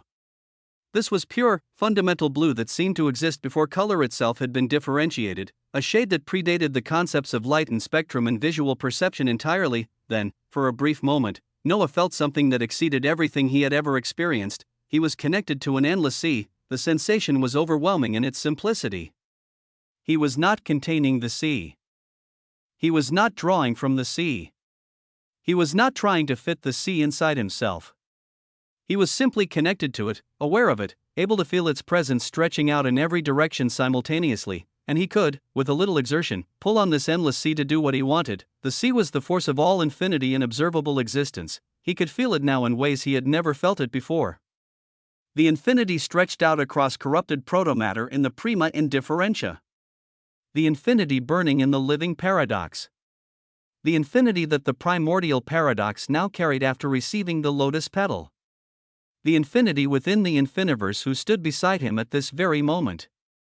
But it extended further than that, the infinity scattered across the wastes in every seal he had ever placed. The infinity burning in the foundations of every primus inevitability he had elevated. The infinity growing in the sacred herbs of his cultivation sites. The infinity that had spread through observable existence since the moment he first touched endless manna. The infinity of the first tongue itself, it could not truly be contained. The only reason he was pulling what he was pulling, the only limitation on what he could access, was his own finite capacity. His finite mind could only direct so much. His finite comprehension could only process so many threads simultaneously. The sea was endless, but the one giving commands to that sea was not, and somehow, that limitation did not diminish what was happening. It defined it. Noah channeled boundless infinity not through him, not through his finite being that would have constrained it into shapes his existence could process. He simply directed it where he wanted it to go. He was the conductor. The infinity was the orchestra. And the symphony they produced together did not need to fit inside him to be played. He pointed at the incoming hand, he willed the endless sea to respond, and so, it had responded. Houm, chapter 4995, Sensation 2, endless blue had bloomed in front of him with radiance that defied description. The color was so blinding that many beings had to instinctively turn their gazes away. The infiniverse shielded her jeweled eyes. Ruination's illusory form flickered with interference she could not control. The primus inevitabilities closest to Noah found their visual receptors overwhelmed by input that exceeded their capacity to process. Even Alexander, broken and barely conscious, flinched away from light that seemed to bypass physical perception entirely and strike directly at awareness itself. From all around, infinite rivers of blue began converging. They came from the corrupted protomatter surrounding them, where Noah's seals had saturated existence with his authority. They came from the infiniverse herself, whose very being was an expression of his infinite nature. They came from the primus inevitabilities, whose bounded countable infinity responded to their master's command without their control. They came from beyond this region entirely, rivers of blue that should not have been able to reach this place, that should have been contained by the crimson ring of fire Beowulf had established, poured in from directions that had nothing to do with physical space. They flowed along geodesic paths that transcended normal geometry, following connections that existed because infinity itself was connected across all of observable existence. Every seal Noah had ever placed became a source, every being carrying or surrounded or influenced by infinity became a tributary. Unique waves of infinity carrying the weavings of the primordial paradox flowed in. Unique waves of infinity carrying the weavings of the living paradox flowed in. Weavings from things Noah was not even perceiving, any undivided one, any formless terror, any primordial architect who currently was influenced by infinity in any way. Any weavings surrounding the creature, Horus, anywhere infinity shone, every point of infinity across existence that was connected to his claim began flowing toward this single moment, this single command, this single expression of will from a finite being who had finally stopped trying to contain what could not be contained. Infinitely fast, the rivers converged. They did not flow into Noah, they did not pass through his existence, they simply gathered before him, directed by his will, shaped by his intent, unified by the simple fact that he had the authority to command them and had finally learned how to use that authority properly. The blue became a wave, the wave became an impact, boom. It smashed onto the palm of the primordial armor with force that should not have been possible from anything at the first scale of existence, and the massive hand of the primordial architect was actually smashed backward. The fingers that had been reaching toward Noah and everyone he cared about jerked away from their trajectory.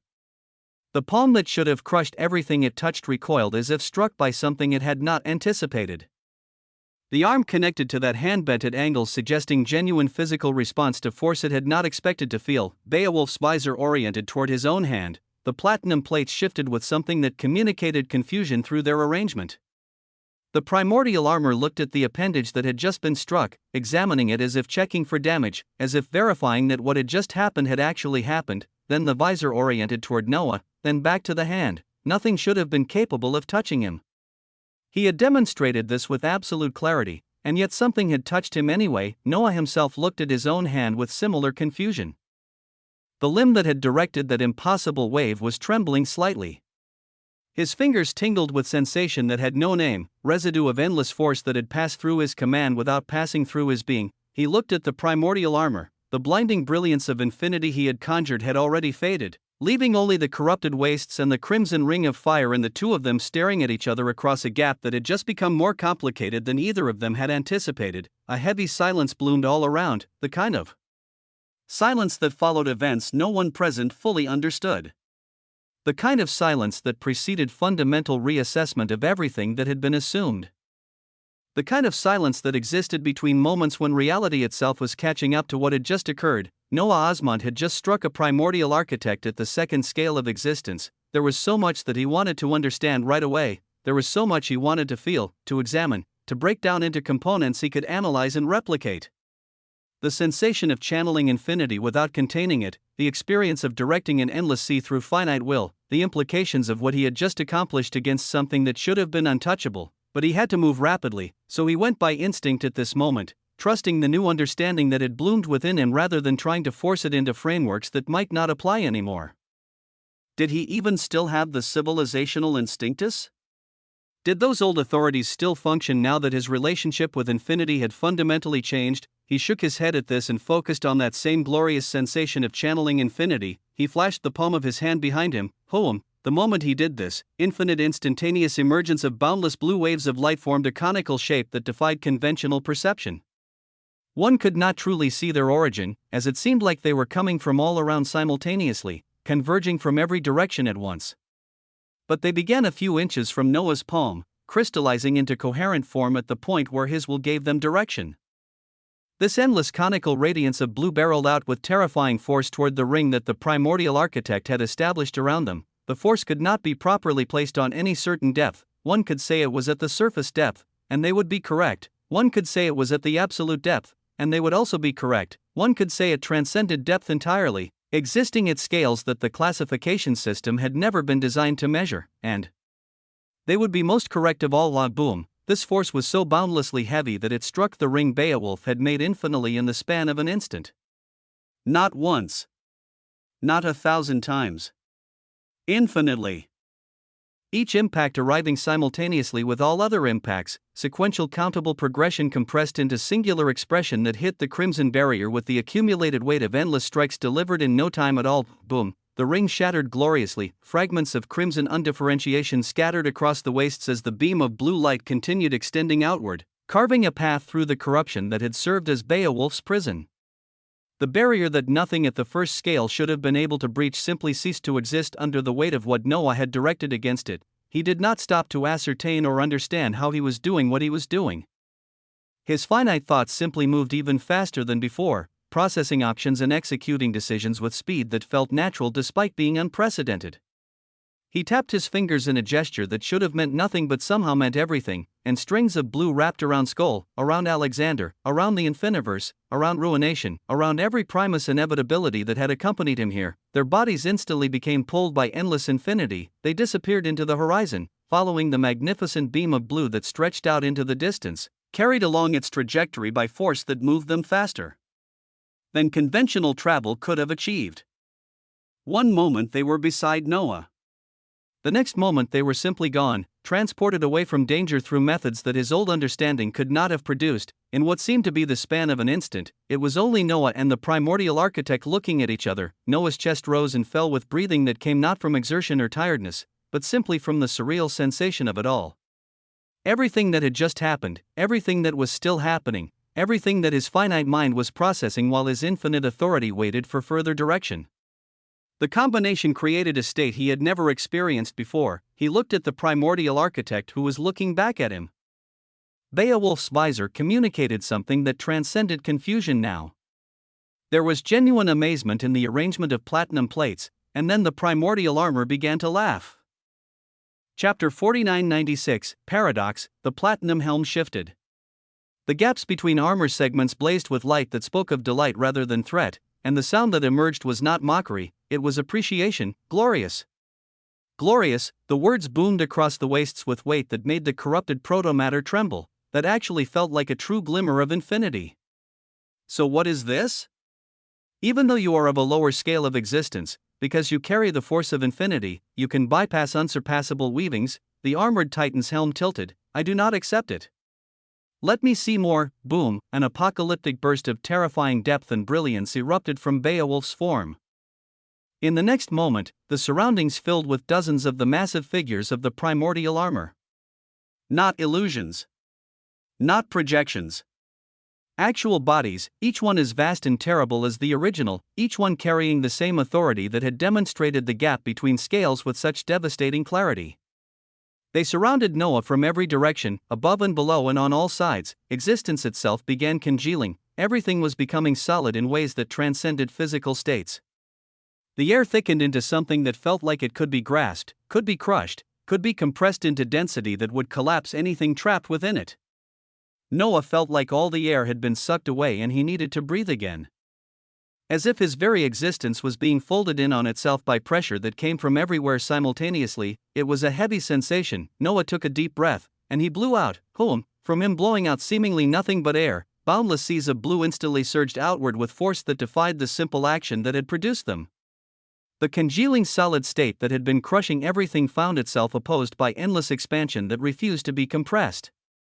The pressure that had been collapsing existence encountered pressure that pushed back infinitely. Some of the blue waves even pushed back the multiple bodies of the primordial armor that had suddenly bloomed. Forcing them to shift position as force they had not anticipated struck them from angles they had not guarded. This radiant blue sea now surrounded the region around Noah like a barrier of his own making, stopping interferences that should have overwhelmed anything at the first scale. The blue blazed with infinity that was not contained within him but simply directed by him, a wall of endless authority that the finite conductor had positioned where he needed it to be.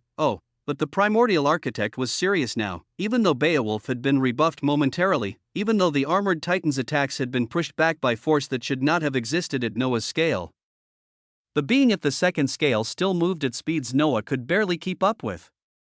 The gap between scales had not been eliminated. It had simply been complicated. Armored crimson chains of undifferentiation surged from all around, trillions of them. They pierced through the radiant circular blue sea around Noah with methodology that transcended brute force. Each chain seemed to know exactly where to strike, exactly how to slip between the endless waves he had erected, exactly how to find the finite conductor at the center of the infinite defense. You are just learning what to do with this, Beowulf's voice thundered across the wastes with weight that made the blue sea flicker. I will chain you up before you can even understand what you have in your hands. For the first time since his new state of mind, Noah felt a sense of danger, not the abstract recognition of threat he had maintained throughout this confrontation. Actual danger. The kind that made his finite instincts scream warnings that his infinite authority could not entirely dismiss. This entity at the second scale of existence was truly serious now, truly committed to capturing what had just demonstrated capabilities that exceeded all expectations. He had stayed behind because he still wanted to see just how large the gap was even after achieving this new state of mind. He had wanted to test his new understanding against the impossible odds that had defined this confrontation from the beginning. But this monstrous being was right, he was still learning about this and how to utilize it. He needed time. You should have left with those you sent away when you had the chance. Even before these words fully finished, Noah saw what was coming. Above him, massive bodies of the primordial armor with armored chains shooting toward his position. Below him, more bodies emerging from corrupted protomatter with chains already extending.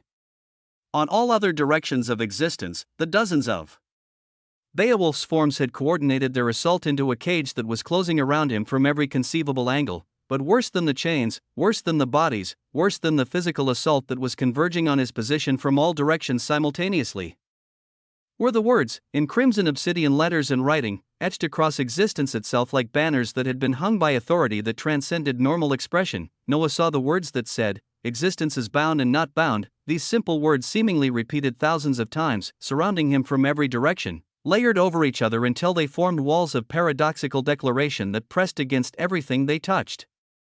They seemed grander than embodiments. They seemed grander than apotheosis. The speed was so terrifying that when Noah looked at everything surrounding him, he felt heavy undifferentiated weavings of paradox constraining everything he was. Paradox, everything slowed down. Noah felt that heavy beat of his heart again, the same rhythm that had anchored him when he first admitted his finite nature.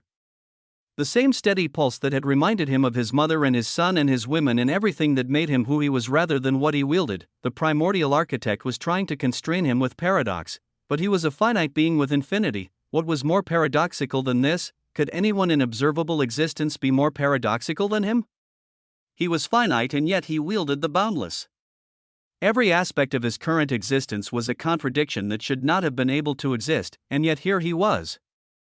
Existing anyway. The moment he had this thought, he moved by instinct once more. He actually closed his eyes, he placed his hand on his chest, feeling that finite heartbeat that served as his anchor to everything he was, and he said lightly, almost gently, paradox, as if he was coaxing it, as if he was calling it, as if he was inviting an old friend to join him rather than commanding a force to serve him. When he opened his eyes, the marvelous scene that greeted him exceeded everything that had come before. The blue seas around him were changing, the radiant infinity that had surrounded his position transformed, colors shifting from the pure blue of endless potential into glorious paradoxical gold that blazed with weight his perception could barely process.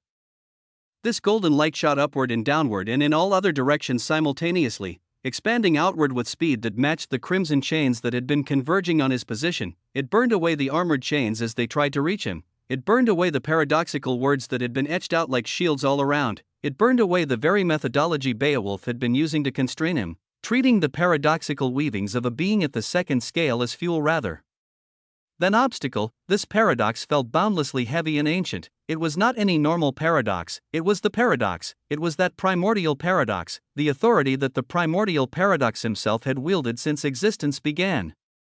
The aspect of the oldest paradox of existence. For the first time since his change, a prompt bloomed before Noah. For the first time in your existence, you are fully and truly expressing an extremely pure version of one of the aspects of the oldest paradox of existence, paradox. In addition to the first tongue, you have now expressed weavings of paradox. Noah was speechless. He reached his hands out toward the boundlessly paradoxical gold that surrounded him, watching as the endless weavings of gold wrapped around his hand as if he could command them. And he could. The paradox responded to his direction the same way the infinity had responded, recognizing his authority not because he contained it but because he had the right to conduct it. He grabbed onto these endless weavings of paradox. He looked toward the primordial architect with eyes that were shining with a dim gold brilliance now, the blue and gold mixing in his gaze to create something that had never existed in observable existence before this moment.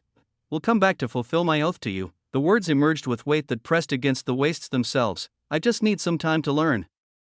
The words were heavy and ridiculous, a finite being at the first scale telling a primordial architect at the second scale that he would return. That he needed time to learn. That the oath he had sworn would be fulfilled regardless of the gap between them. It should have been the kind of statement that prompted mockery, the kind of declaration that a superior being would dismiss with casual contempt, but Beowulf did not mock, Beowulf did not dismiss. In the next moment, Noah's hand pulled down. The endless boundless spreading seas of paradox responded to his command, wrapping around his existence with golden light that blazed with the same contradictory nature he had just invoked. His figure was instantly swept away, paradoxically, as if he had never been here to begin with. One moment he was standing before the primordial armor, the next moment there was simply empty space where he had been, not transportation, not teleportation, not any conventional method of movement that could be tracked or pursued. He had simply ceased being here and become somewhere else, because paradox permitted things that normal reality did not allow. All that was left was an array of dozens of massive bodies of an entity at the second scale of existence. Beowulf's armored heads looked at the empty space where Noah had been, the platinum plates of each helm shifting with an expression that communicated dissatisfaction. Something so pristine had slipped right between his grasp. Something with potential that exceeded anything he had encountered in eons had escaped before he could properly examine it. The armored titan was about to turn away to begin his search when something made him pause. He turned around, he looked toward all directions, his multiple bodies orienting in different angles as if trying to locate something his perception could barely perceive. There was a gaze somewhere out there. Beowulf frowned, or produced the plate arrangement that suggested frowning. He sensed nothing now. He grunted with dissatisfaction. Endless undifferentiation spilled from his form like a surging sea, corruption spreading across the wastes as his authority saturated the region. Chapter 4997, Research I. Noah felt like he was stumbling through boundless paradox. Golden weavings wrapped around his existence as he moved through space that was not space, traveling across distances that should have required eons to traverse. The paradox carried him with contradictory logic that permitted what should have been impossible, moving him somewhere while simultaneously keeping him nowhere, existing in transit while never truly being in transit at all. Then the golden gave way to blue, paradox transformed into infinity the further he went, the weavings shifting from borrowed authority to native authority as his own endless nature reasserted itself. He was no longer writing contradiction. He was writing sequence, progression, the simple forward momentum of something that extended without termination, and when the infinity finally released him, when he emerged from that endless glimmer of blue into coherent space once more, Noah found himself unfathomable distances away from where the primordial architect had been. The wastes were gone, the crimson ring of fire was gone, Beowulf and his dozens of massive bodies were gone. Noah stood now in a place that defied description, the wandering territories. That was how far an instant of infinity had taken him. Multicolored weavings flowed all around his position like rivers of liquid light moving through substanceless void. Reality here existed in layers that overlapped without truly touching, planes of existence stacked upon each other, colors that had no names pulsed through the environment, bleeding into each other and separating again. Impossibilities drifted past him like debris carried on invisible currents. Fragments of space folded in on themselves, creating pocket dimensions that existed for moments before collapsing back into the chaotic flow. Light bent around objects that were not there, casting shadows from sources that could not be identified. Everything seemed to exist at multiple scales simultaneously. The wandering territories were where lost things gathered, where broken pieces of existence accumulated, where the boundaries between what was and what was not became suggestions rather than laws, and Noah stood at the center of it all, looking not at the chaos around him but at himself. His blue-gold robes were no longer so showy, the blazing radiance that had characterized his appearance since his advancement into absolute had dimmed to something softer, something less externally impressive. His existence did not seem as heavy and grand as before, did not press against reality with the weight of what he carried in the way that had defined him for so long. To an outside observer, he might have seemed diminished, but what he could do now was ridiculously marvelous, a finite being that was unleashed. He had basically stopped standing in his own way, no longer limiting infinity with his finite nature. He had only arrived here, only achieved this impossible transit across observable existence in a single instant, because he had finally been truthful with himself about his own fears. He was without fear and doubt, and yet he still had fear. How paradoxical. Noah looked at his hands that had pulled genuine paradox from the endless sea. Could he do the same for chaos and existence? The genuine aspects of those weavings, the authorities that beings like the primordial chaos and the creature wielded as native expressions of their nature, could he direct those as well? He had many questions. But there was the matter of the voice that had led him to admit his own finite nature. Noah breathed out slowly, when he wanted to ground himself in this new state of his existence, when he sought an anchor that would keep his finite identity coherent amid the infinite forces he now conducted rather than contained. He found his his heartbeat. He found his heartbeat helped him greatly. It was the last thing he had heard before admitting his finite nature, that heavy rhythm that had reminded him of his mother and his son and his women and everything that made him who he was. And it was the first thing he had heard after his admission, the simple mundane beat of a mortal heart. His heartbeat was the anchor. His heartbeat was what kept Noah Osman coherent while wielding authorities that should have scattered his consciousness across infinite perspectives. He focused on that rhythm while speaking aloud. Thank you for the words that forced me to admit something about myself. His voice carried across the chaotic flows of the wandering territories, pressing against the multicolored weavings with weight that belonged to the first tongue. Who are you? The voice that had rung out with frustration during his confrontation with Beowulf. The voice that had called him maddening to watch. The voice that had asked why he kept channeling an endless sea through a straw before departing with disgust. Was it another primordial architect? Something at the second scale, or something even more unique? Noah waited for response. Nothing replied to him. The wandering territories continued their chaotic flow around his position, multicolored weavings drifting past without acknowledgement of his question. Lost things tumbled through void that was not void. Silence. Noah kept his hand on his chest, feeling that finite heartbeat beneath his palm. He was getting ready to search infinitely, to extend his awareness across the endless sea he now conducted rather than contained, to find whoever had spoken to him during that critical moment. And then, what do you understand about infinity? The voice boomed across existence with depth and majesty that exceeded anything Noah had heard before. It was not loud in the conventional sense. Volume was irrelevant to what he perceived. The words simply existed with weight that pressed against his awareness from every direction simultaneously. It was deep and ancient and patient in ways that made the primordial architects seem hasty.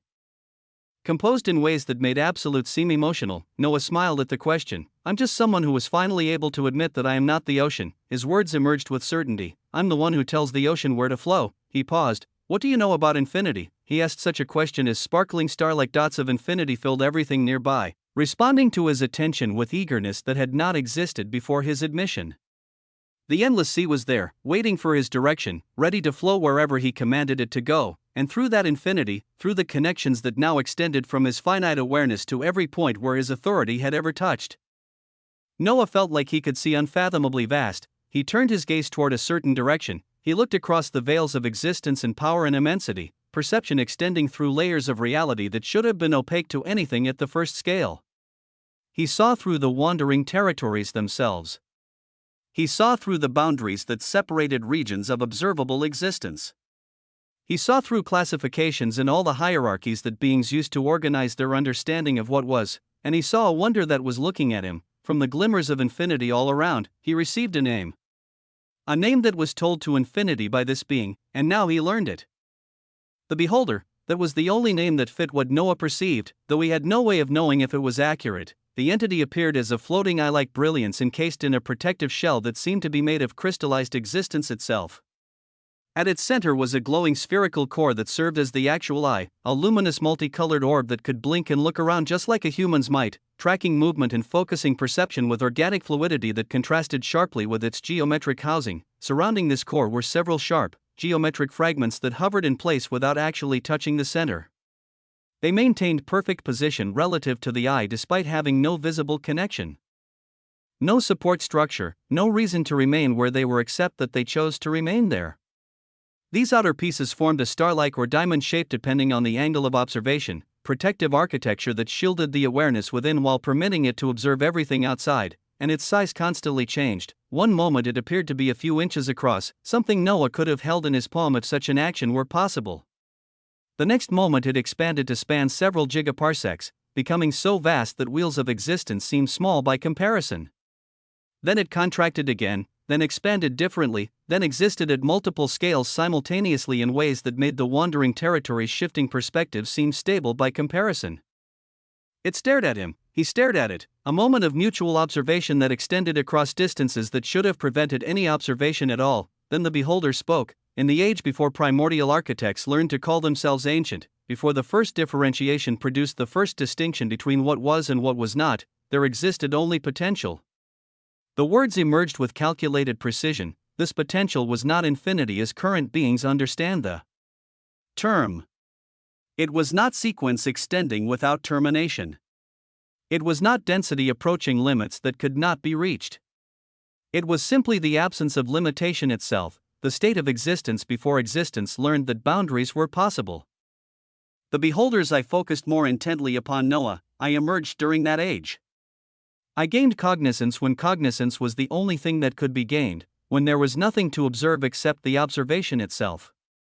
Billions upon billions of eons passed in that state of pure potential, spans of duration so vast that the entirety of what beings now call observable existence represents merely a fraction of what came before. Oh, Noah's eyes shone brightly when the first cause occurred, when differentiation and undifferentiation emerged to produce what would eventually become primordial architects and absolutes and all the classifications of complex life. Infinity was present. The Beholder's geometric shell contracted slightly, the eye within becoming more prominent, the oldest paradox of existence, as later beings came to call it. For aspects, chaos, existence, paradox, and the first tongue. The foundational authorities from which all other authorities derived. The keys that unlocked advancement to civilization, a pause that communicated something approaching contemplation. I reject this classification. Boom, what?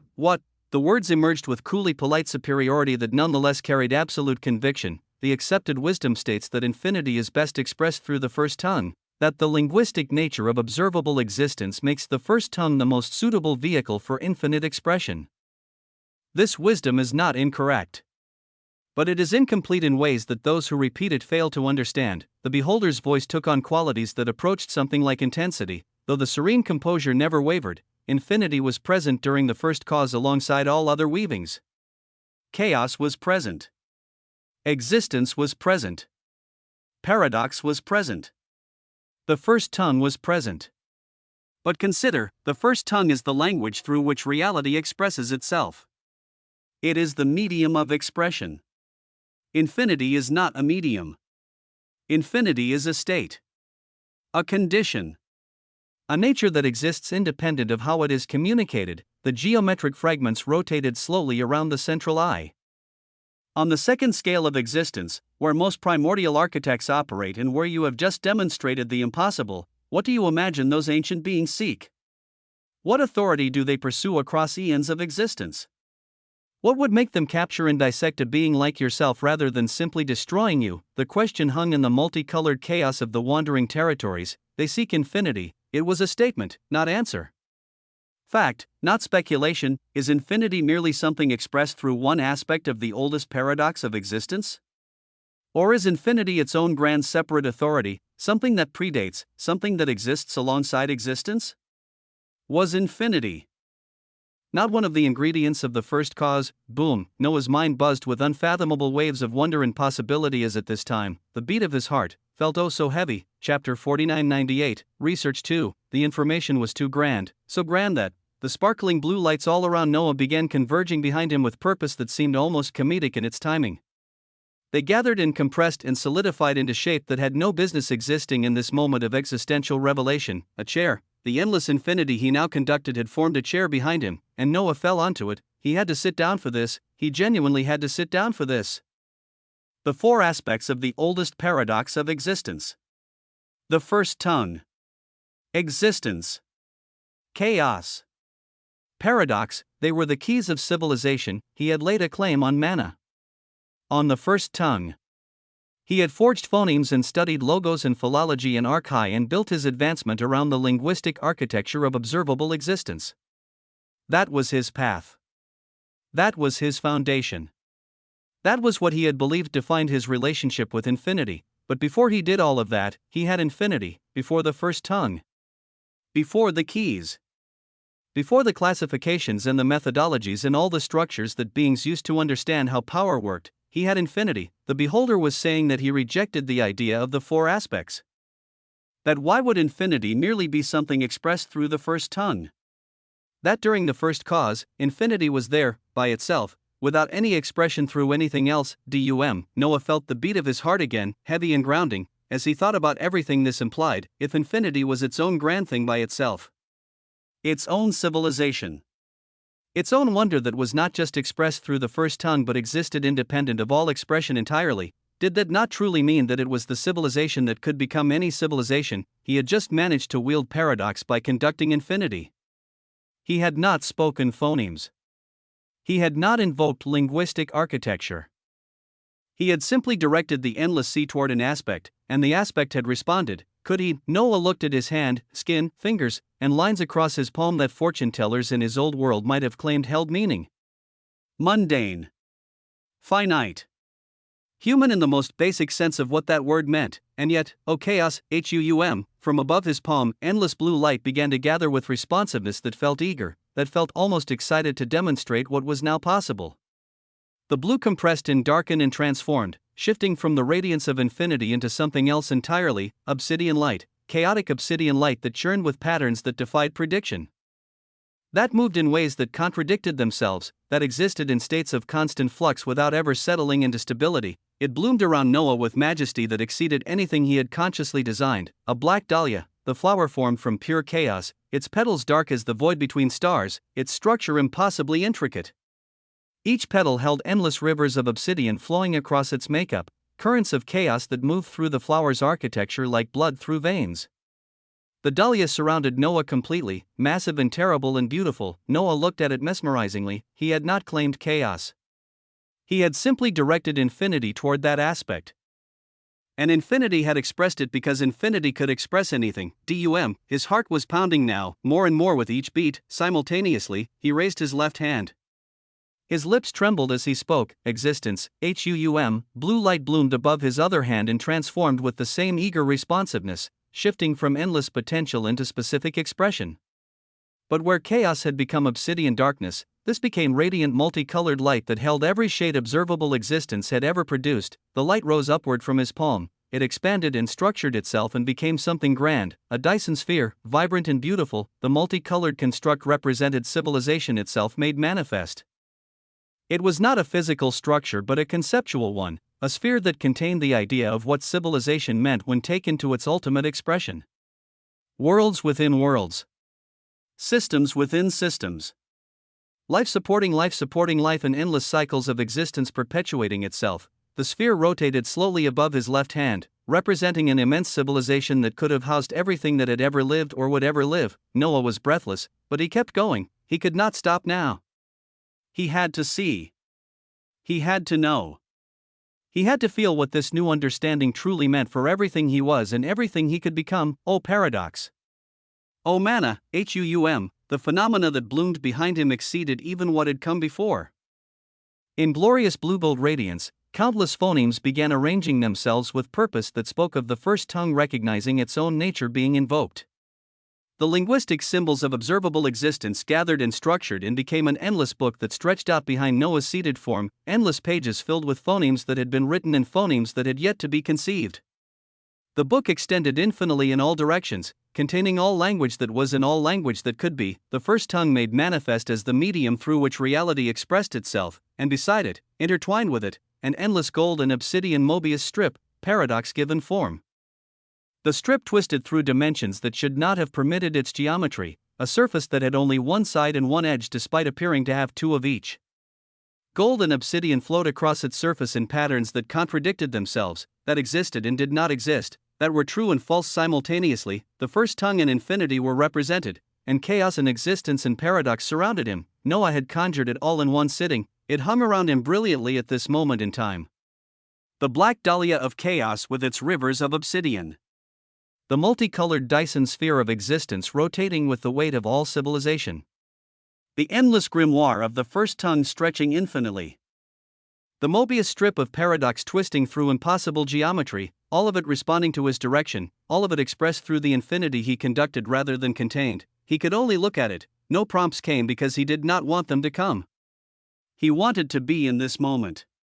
He wanted to feel this existence, this paradox, this chaos, this first tongue.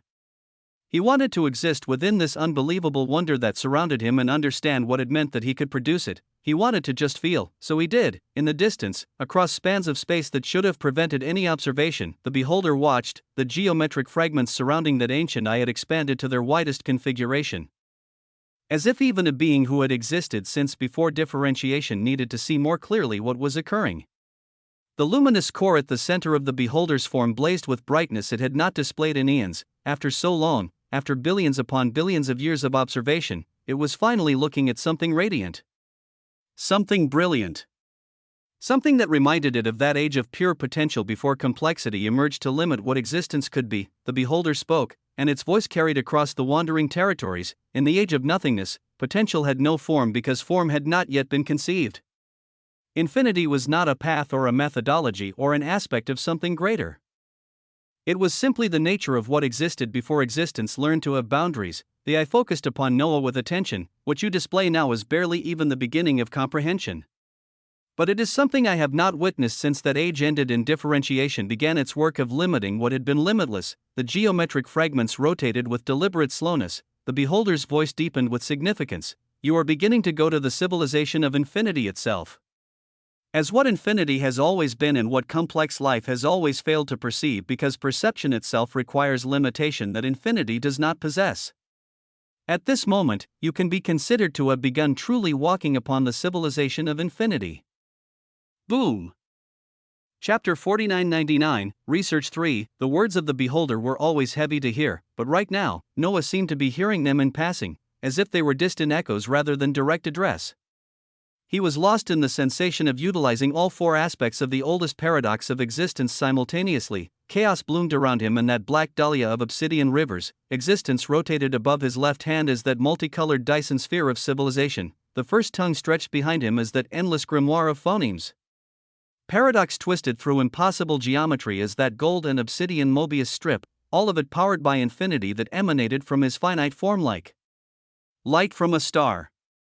And as he maintained this ridiculous display, he actually felt some form of strain. A sensation that came from something he had not actively sensed since he made his admission. The strain came from his depth. When he truly looked at his existence, his depth was still there. Even though he had declared himself finite, even though his external radiance had dimmed and his presence no longer pressed against reality with the weight it once carried, his infinite formless depth remained. But it was an odd thing. Even though his depth was there, paradoxically, it also was not there at the same time. it seemed to have truly lived up to its name as his formless depth. Present and absent. Defined and undefined. Finite in nature while remaining infinite in potential, and when he dug into his existence further, when he examined the source of the strain he felt from doing this ridiculous action, he understood, his weavings were still countable, as immense as the jump he had made was, as unprecedented as his new ability to conduct rather than contain had become, the power he was currently utilizing remained countable infinity. Sequential. Numbered. Endless in progression but bounded in density. Whenever he made that elevation toward uncountable infinity, whenever he achieved that density where infinite points existed between any two moments, what he would be able to do would be even more immense than this. This was his limitation as a finite being, not a limitation of infinity itself. He could not even say this when he had not fully grasped what he could do currently. He had to research and understand just what his current limits were. He had to explore what he could truly accomplish with the power he now held before reaching toward the next threshold, so he opened his eyes and looked at the beholder in the distance. The ancient entity looked back calmly, those geometric fragments maintained their expanded configuration, the luminous eye at the center tracking Noah's attention with patience that spoke of eons of practice. There was no urgency in that gaze. No demand.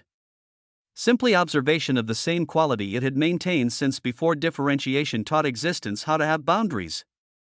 Noah could not particularly get a read on this entity, and the way the beholder was looking at him suggested that it also could not get a read on him. He had many things that he wanted to ask.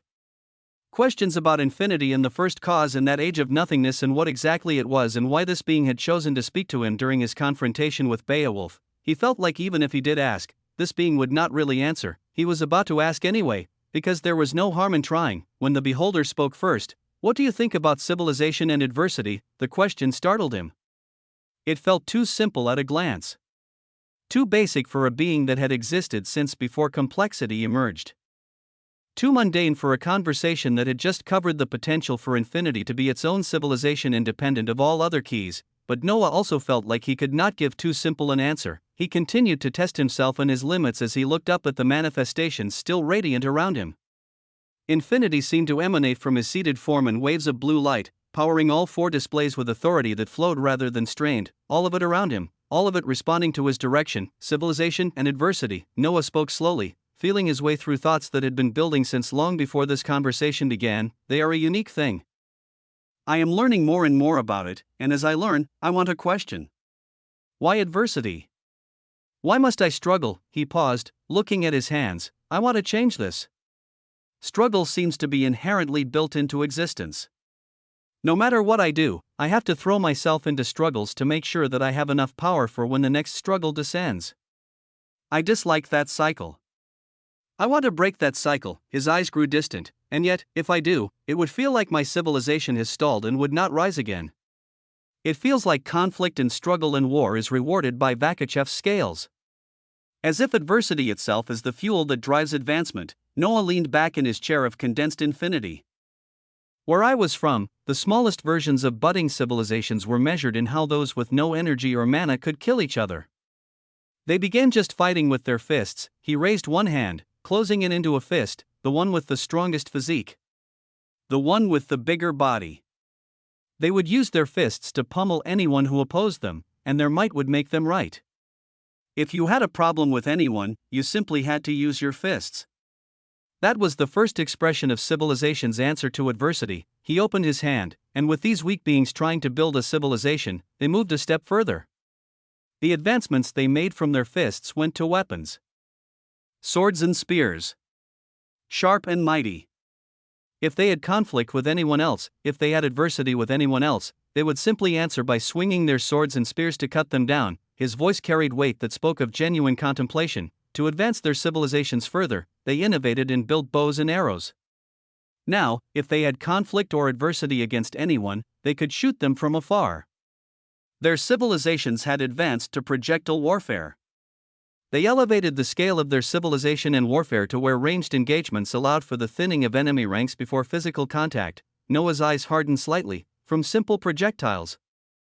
They went to guns. The scale of their civilization and warfare drastically expanded.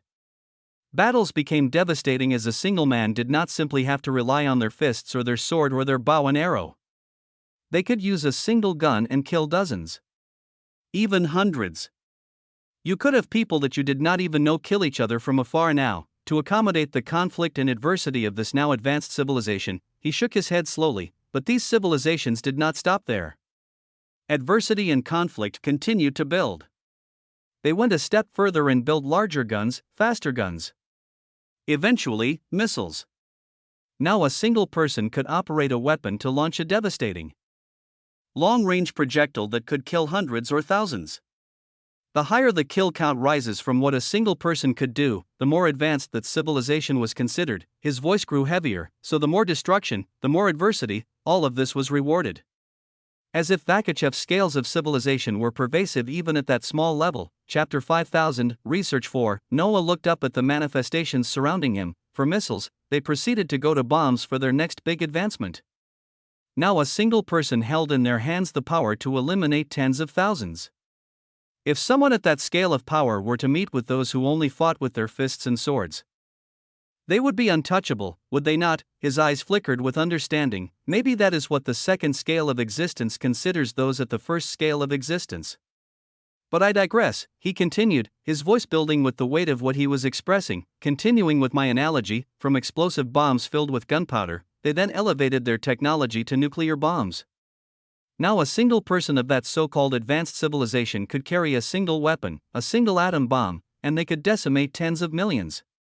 Go even further and make hydrogen bombs, and now your advanced civilization could kill billions. Noah's hands fell to his sides, all of that for the sake of adversity and conflict and warfare. To continue advancing civilization, he became quiet after talking for such a long time. He did not remember the last time he had talked so much, but at this moment, his eyes were shining with profundity as he spoke again. I wonder which stage in that example I gave I am at? Am I still using my fists as the first scale of existence? Can the power I have right now be considered a sharp sword or projectile? He looked at the four aspects surrounding him. From now on, should I proceed my civilization in building something to get ready for the coming adversity? To make my civilization into a weapon that could destroy thousands of absolutes with a single push? To make my civilization akin to a bomb I can throw at primordial architects and obliterate them in an existential fallout? His voice softened with something approaching weariness. Just at which point will the struggle and adversity end?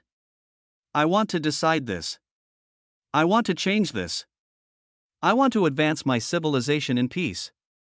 Farming, fishing, cooking. Just grasping the nature of existence itself. The nature of infinity. Noah raised his hand up as if he was reaching out to a distant dream that he would never grasp. If I could sit in peace just studying infinity, all he saw above him were those vibrant waves of existence, chaos, paradox, and the first tongue. Beautiful. Magnificent. Representing everything he had achieved and everything he could still become, but to keep them, he had to fight.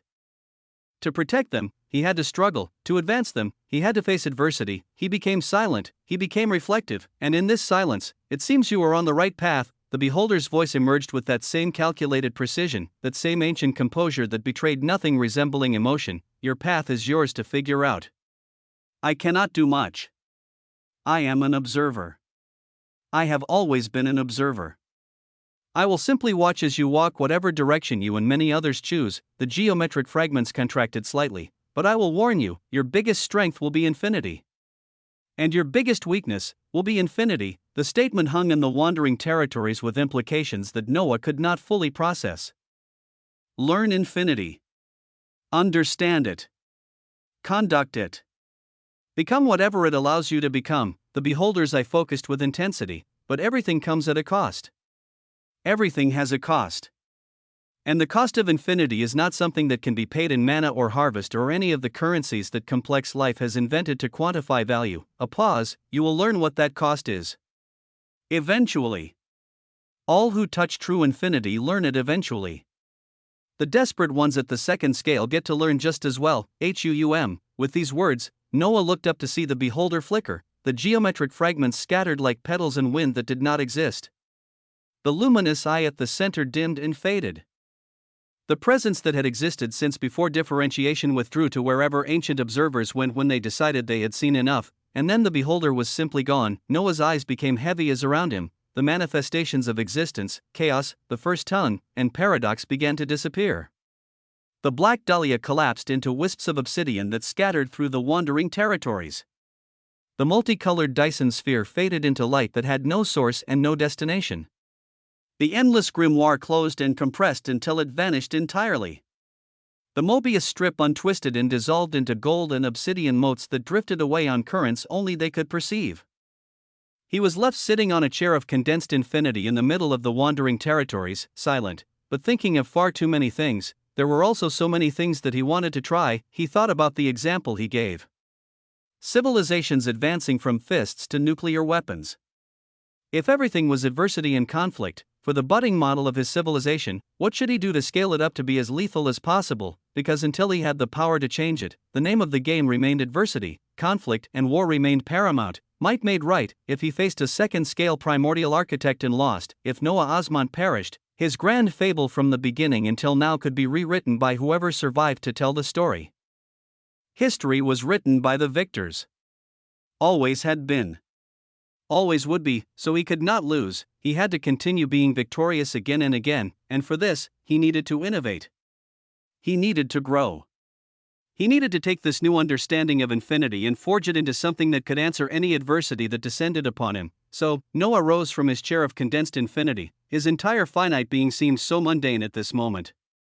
No blazing radiance. No crushing weight of presence. Just a man standing in the chaos of the wandering territories with eyes that held depths they had not held before, but he carried an unfathomably glorious purpose. He took a step. And he disappeared. He had a lot of work to do. A lot of research to conduct.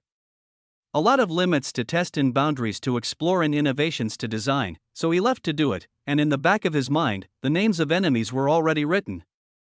The entity occupied the prime position it had always occupied, that unified horror spreading across observable existence with hunger that sought to consume everything he was, but now, alongside the entity, Beowulf occupied a prime spot, the primordial armor, the second scale, the being who had tortured Alexander for millions of subjective years trying to find Noah's location. The being who had demonstrated exactly how vast the gap between scales truly was. The being Noah had sworn to return to. He would keep that oath. But first, he had to become something that could make keeping it possible.